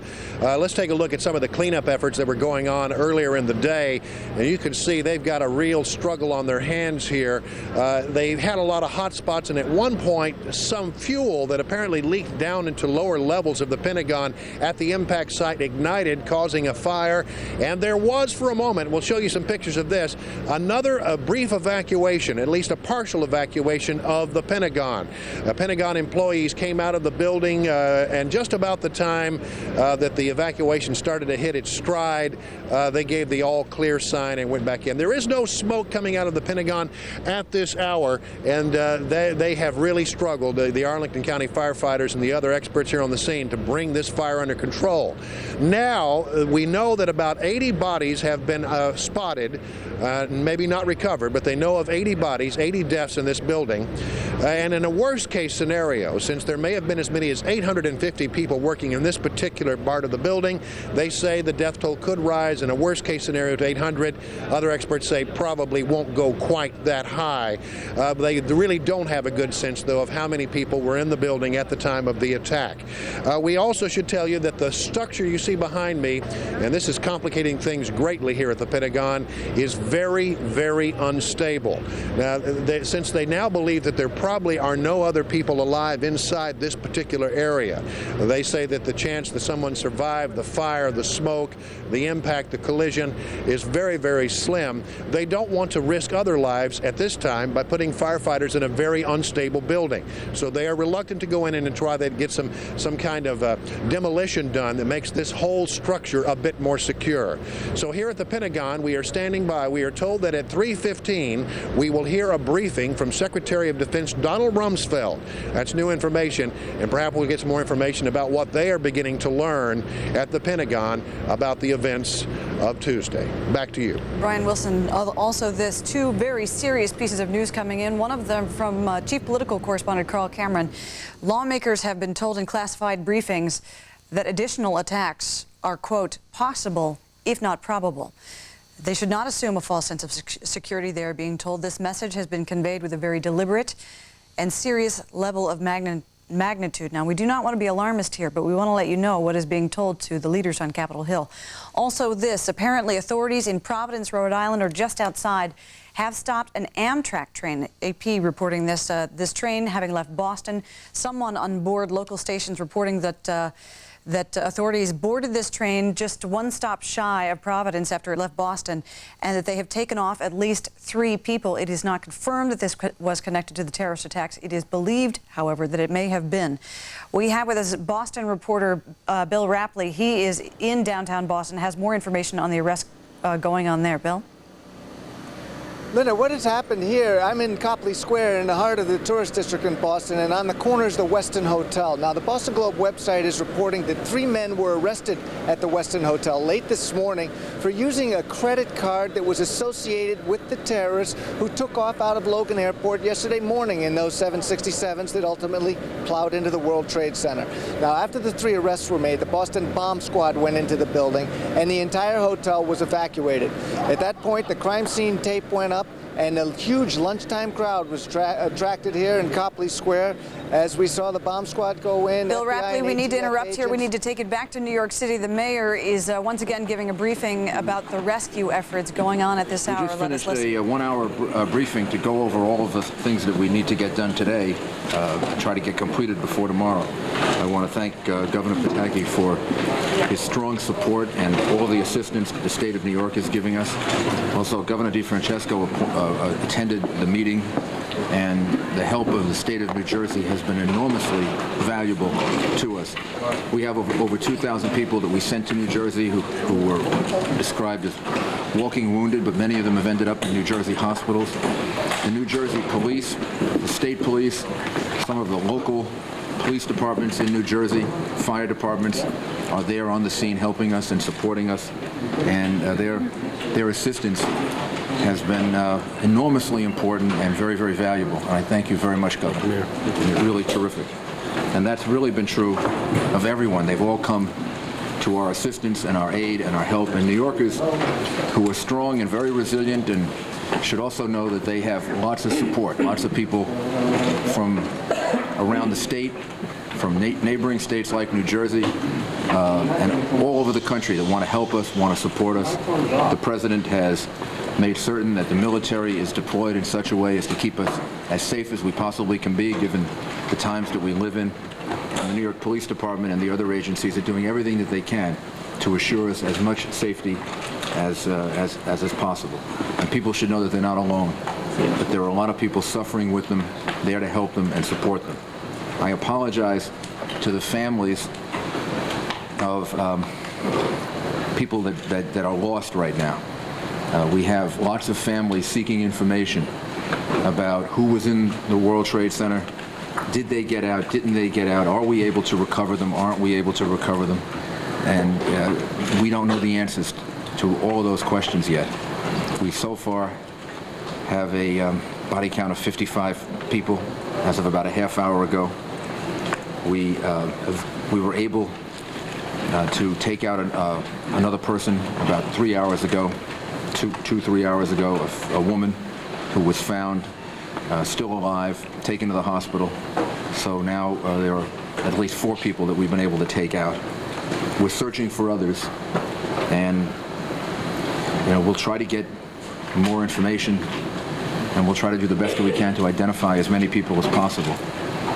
But I really think this is the situation we're going to be living with for a while, which is we'll only know whether we save someone or recover someone's body when that actually happens. But we'll try to get as much information as possible. We have the airline manifests now. They're being kept by the police department.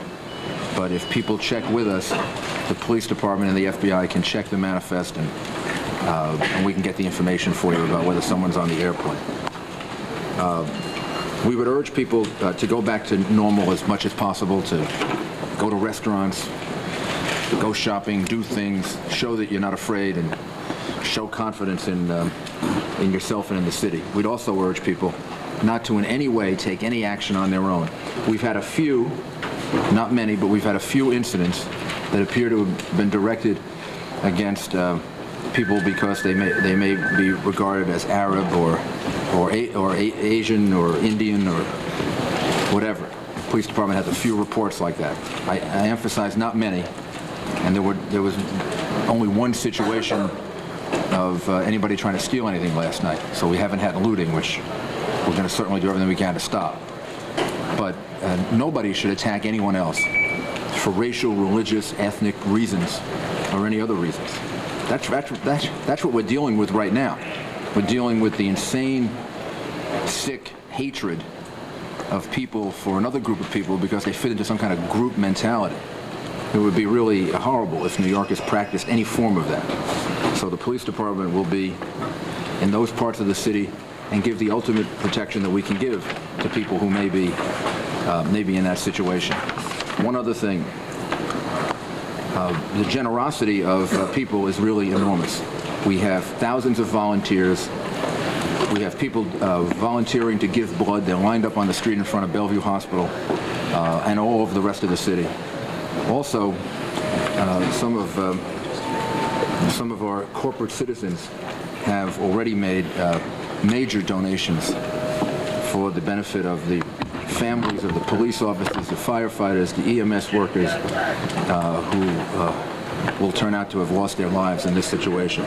GE, the CEO of GE, Jeff Imholt, told us that he is going to donate $10 million to a fund for the families of the police, fire, and other emergency workers that tragically turn out to have lost their lives in this situation. The Cisco Corporation has also offered a donation of $4 million for similar purposes, and we will organize a charitable organization that can be accountable and can make sure that all of this money gets in the hands that it's intended to get to, meaning to the children and the families that turn out to be the most direct victims of this tragedy. And again, I thank GE and I thank Cisco and all the others who have come forward in their own way and helped us. Governor? Mayor, thank you. Let me join with you in thanking Governor DeFrancisco for being here and for the extraordinary help we've gotten from New Jersey and the cooperation we've had with the Port Authority. It's been just tremendous, and we appreciate that help. And the mayor referred to us as coming out of a one-hour briefing, but it's really not a briefing. It's a work session. And it's a work session where decisions are made and steps taken to try to alleviate the suffering and do everything we can for those who might still be alive. And I want to commend the mayor for his leadership and for the leadership of his team in these meetings, because it is extraordinary how well everyone works together and how serious everyone is in putting one agenda first and foremost and exclusively, and that is the interest of the people of New York State. So, Mayor, to you and your team, you deserve enormous credit for that leadership. It's not just the leadership, it's also the individual heroes who are out there. And just this afternoon, I was at Bellevue visiting a fallen firefighter who had been hospitalized, and I went up and congratulated him. And he got this smile on his face, and he looked at me, and it was like a line out of a movie, and he said in this thick accent, "What'd you expect? I'm a New Yorker." That's the spirit that is allowing us to get through this tragedy, and it's also the heart, because right after that, he got tears in his eyes and talked about his partner in the fire department who was missing, who had 10 kids. And I told him we would stand with him, we would stand with his partner, the city, the state, the country, to make sure that their heroism was recognized and protected.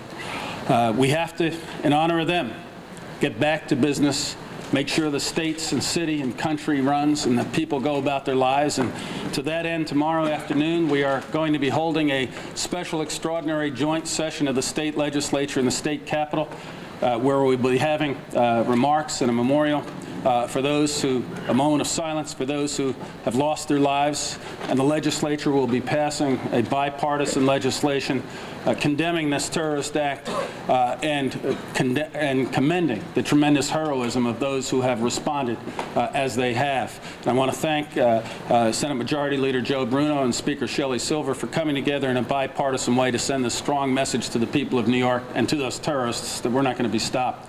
Also, to help get back to business as usual, beginning tomorrow, our Empire State Development Corporation will be making available on the 32nd floor of our office at 633 3rd Avenue all state agencies and authorities in one place, where companies, businesses, industries that need emergency economic assistance can come and find out what assistance is available so that we can look to provide, whether it's office space or help with power or lighting, that type of support. This is an incident that was going to remain in our minds throughout our lives, but it's an incident that we can overcome, put behind us, and move forward in protecting our freedom and the future of our city, state, and country. We are going to do that. Mayor, again, thank you for your leadership. Thank you, Governor. Thank you. Governor? If I could, there are a couple of reasons why Thank you very much. I was able to why I wanted to be here was, first of all, to tell the both of you that you've exercised great leadership during this very difficult time. I express my sorrow for the many, many people that we've lost, but also our support. Really, we're here to tell you that we support you in any way possible. We don't want to be in your way, but we want to bring support ranging from the state police to the National Guard or to the volunteers and many thousands of people that want to do something to help New Yorkers who have done just a fabulous job. Your city and state workers, your fire department, your police personnel, your emergency management people, your emergency medical services people have all, based on what we've seen, done an outstanding job. We were prepared to handle many, many people who were injured, and we still are. But the New York people have just done a fabulous job in dealing with that issue, and I congratulate everybody, but I do express my tremendous sympathies on behalf of the state to all of you for the losses you've incurred. But thank you very much for having me. Thank you, Governor. Thank you. Thank you, Governor. Mr. Speaker, thank you so much for your help and Thank you, support. Mr. Mayor. Thank you, Governor. I just want to say on behalf of all of the council members and really the people of the city that during a terrible, terrible time of crisis, I can't think of the better leadership that we've had, probably the finest hour I've ever seen, with Mayor Giuliani and with the governor standing next to me. You know, it's during a time of crisis you know who your friends are. It's during a time of crisis you know the people that really are able to help. This is like being in a foxhole together. They've responded to the greatest horror in my life, probably all Americans' lives. Can't imagine anything worse, but I can't imagine anything finer than to see how New Yorkers have risen up to this challenge. And I guarantee everyone that New York will rise from the ashes, be much better than it ever was before, and that those responsible for this are going to realize they picked on the wrong city. Also want to thank Congressman Nadler for joining us and for his support and for his help. And as I said, we'll be counting on him and the members of the delegation for the help and support we're going to need in the future. Thank you very much, Congressman. Commissioner Kerr, can you talk a little bit about some of the incidents that have happened around the city? New York City Mayor Rudy Giuliani, the Governor George Pataki, and Speaker of the City Council of New York in what is clearly one of New York's most darkest hours, as now the city rallies together, find support in each other, and get the rebuilding going on and try and locate some people who may have survived somehow in the midst of all that chaos. We're expecting Defense Secretary Donald Rumsfeld to speak in just a matter of seconds. And as we wait for him to walk through the door there, I can give you this from NATO in Brussels, Belgium, which has just put out an announcement that NATO considers this terror attack and these terror attacks in the United States an attack on the entire NATO alliance. This could be significant as we move on. Early indications are here that should something be in the offing, NATO would clearly not be opposed. So NATO with word that the terror attacks in the United States can be considered a terror attack on all of NATO. Should we quickly go to Bill Rappley while we wait now? Let's keep it in the doubles and go to Bill Rappley, who's in Boston with some brand new info. What's that? He's not with us at the moment. I'll bring you the information that I have then. The Boston Globe now reporting that not only were there arrests in the city of Boston today, people who are suspected at least of playing a part in all of this, but that there were numerous arrests. In fact, the Boston Globe is reporting that there were 3 arrested. This coming to us from the Boston Globe and its website. 3 people arrested this afternoon at the Westin Copley Hotel in Boston, a place we took you live a short time ago through the services of our network news service affiliate WBZ in Boston. These arrests after federal authorities linked them to the credit card which was reportedly used to purchase tickets on the flights involved in Tuesday's World Trade Center attack. This, according to a source close to the investigation, a source of the Boston Globe's. 3 arrested through a credit card receipt for tickets bought to board that plane. The 3 people, according to the Globe, taken from 3 rooms on the 16th floor of this hotel, which is located in the center of one of Boston's leading shopping districts. They are in the custody of federal authorities now. It's not known what their relationship is to the bombing. Federal authorities were assisted by the Boston police team. WHDH-TV, the NBC station in Boston, has reported that the agents were wearing bulletproof vests and carrying shields, and our correspondents on scene have said exactly the same thing. So the arrests are coming in. We also know that there is an attachment here to Embry-Riddle University down in Florida. Correspondent Orlando Salinas there. Orlando, it would appear the arrests are coming pretty quickly now. Now here, Shep, federal agents as well as local police are still going through records, loads of information here at Embry-Riddle Aeronautical University in Daytona Beach, Florida. They have recently, just as really a few hours ago, been serving search warrants here on this campus and or around homes or apartments in this area. Now, a good chunk of that focus, we've got some video to show you that we shot earlier of the campus here in Daytona Beach. A good chunk of that focus centered on a 20-year-old Embry-Riddle student, Ali Mohammed Al-Darmaki. Now, yesterday his red Camaro was seized. It's still not completely clear why, except that Darmaki from the United Arab Emirates had a picture of what appeared to be Osama bin Laden on the window of his car a short while ago. Local police here in Daytona Beach told us that they did indeed clear him of any involvement in yesterday's attacks at all, any involvement. Now, we've heard from some foreign students here on this campus who say foreign flight students and foreigners in general are now being targeted for questioning at random. Now, there still may be a second student at this school who is right now being searched for. Investigators would like to speak possibly to that second student. Also, Shepard, we're told that about 90 minutes ago or so at another flight training school in Vero Beach here in Florida, 2 hours south of here, we understand that about 5 or 6 government cars filled with federal agents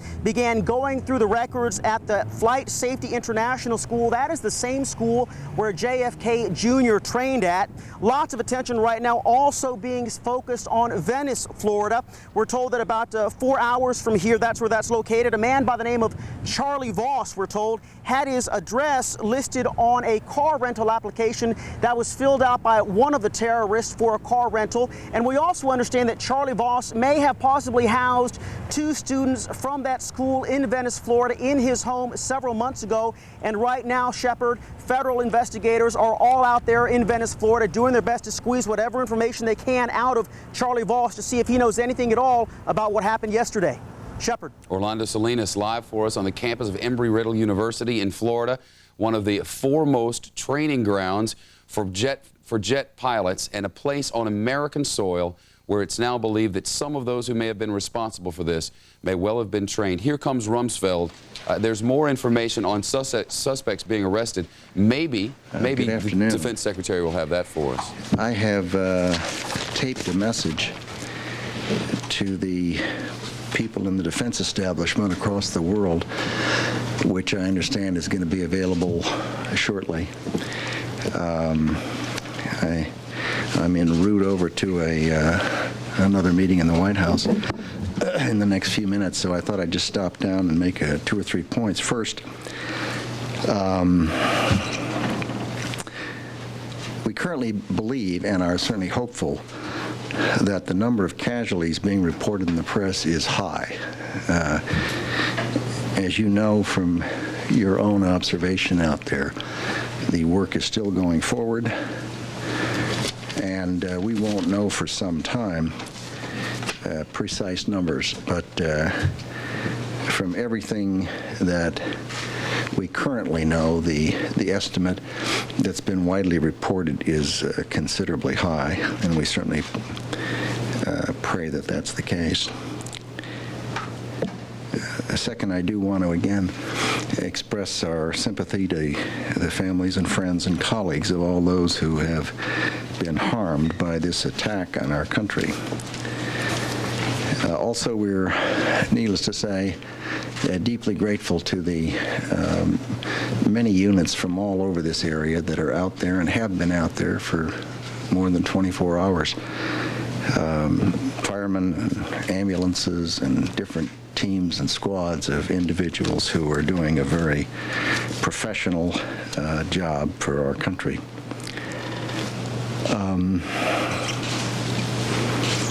We are, in a sense, seeing the definition of a new battlefield in the world, a 21st century battlefield.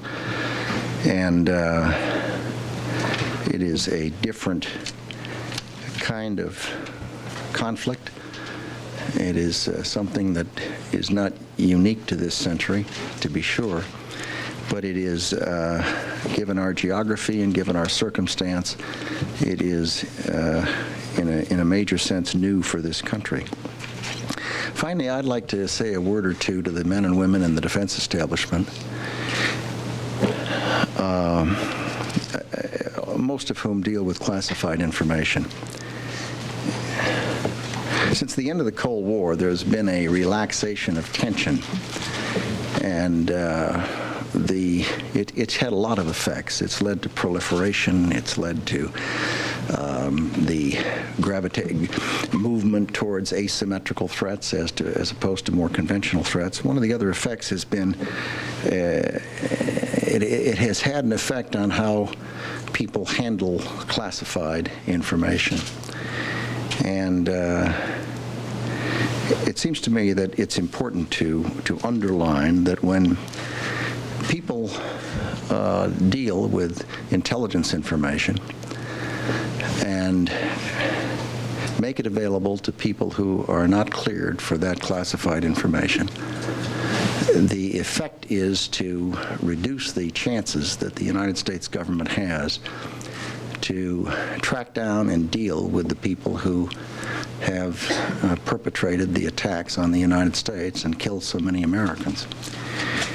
Second, when classified information dealing with operations is provided to people who are not cleared for that classified information, the inevitable effect is that the lives of men and women in uniform are put at risk, because they are the ones who will be carrying out those prospective operations. And this is a message really for all the men and women in the United States government who have access to classified information. It seems to me that when they see or learn of someone who is handling classified information in a way that is going to put the lives of the men and women in uniform at risk, they ought to register exactly what kind of a person that is. It's a person who's willing to violate federal criminal statutes and willing to frustrate our efforts to track down and deal with terrorists, and willing to reveal information that could cause the lives of men and women in uniform. I think it's time for all who deal with that information to treat it with the care and respect that it merits. I'd be happy to respond to a few questions. Secretary, yes, Bob. The casualty figure you referred to, I assume, is the 800 number that was provided by the Arlington County Fire Department. It is. And you say it's considerably high. We've heard from the military service. I hope and pray that it is. The military services, information from the military services indicates that it may be more in the neighborhood of 100 to 150. Is that closer to reality, or can you give some better guidance? We won't know until we finish the work. The problem with trying to do roster checks with units, it may not include people that were connected with the heliport. It may not include contractor people. It may not include watchmen. It may not include work people who were working in the area. So it is folly to try to pretend that there's a number before there's a number. There is not a number, nor have we pinned down precisely how many people were in the aircraft who would also be in that general area. There are some in the Middle East who are saying that the United States does not have the belly to do the kind of response to this attack on the United States that this administration, the previous administration, don't have it to go after them in the kind of way that they have to be gone after. Without any specifics whatsoever, help us with the attitude that you go into this process with. Well, I guess time will tell.